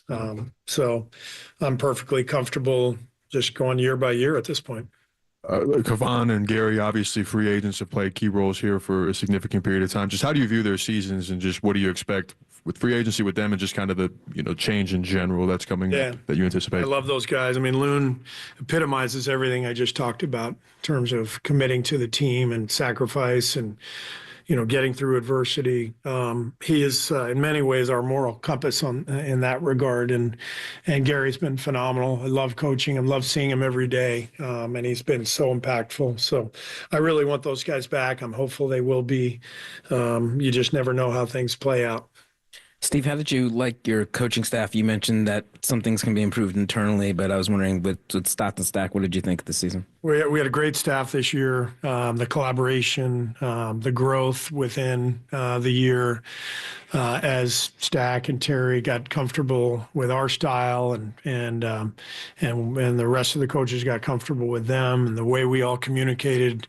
I thought there was a lot of great stuff within the staff, but I also believe that you're constantly evolving in this business. And the young coaches are the ones with the new ideas and the fresh ideas, and so I lean heavily on our young guys. Guys like Lane Wilson and Jacob Rubin, Anthony Vereen. These guys come in every day. Will Sheehy, they all come in with great ideas, good thoughts, and it's up to us as older coaches to, find that balance between mentoring them and listening to them, because adapt or die. It's the truth, and so we have to rethink everything year after year, and I'm already putting a lot of thought into how I want to approach not just player development, but practice scheduling next year. Not scheduling, but the content of practice. The league is so different now. It's you have a game every other day. And so it's not like the old days where you could scrimmage because you'd have 4 days between games sometime. So there's very little on-court 5-on-5 work. So we have to be thinking all the time about ways to improve the player's ability to process the game and recognize what's happening and seeing things on the floor without any live stuff, during the season. So it's tricky, but this is where the young guys really come into play on our staff.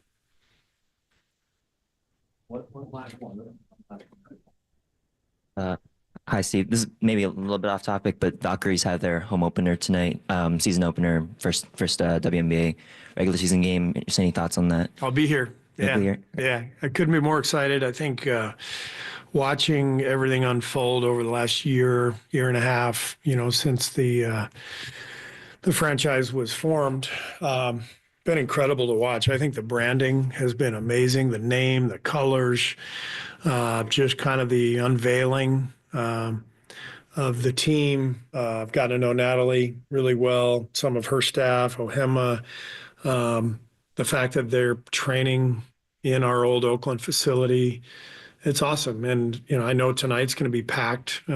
This is just an incredible story. And we have a lot of people here in this building who deserve a lot of credit for what's about to unfold. So a lot of fun. Thank everybody. Thanks. Enjoyed working with all of you, and we'll see you soon. All right, there is head coach of the Golden State Warriors, Steve Kerr. Walter, are we taking a quick break before Mike Dunleavy Jr. comes on? We will. Mike Dunleavy on the other side, and then we'll do some reaction in the 1 o'clock hour. Pop and Silver on the Sports Leader. Skippy, what's the name of that group playing on stage? Who? The name of the group. Who? The group on stage. Who? The group playing on stage. Who? You're starting to sound like an owl, Skippy. Who was on stage?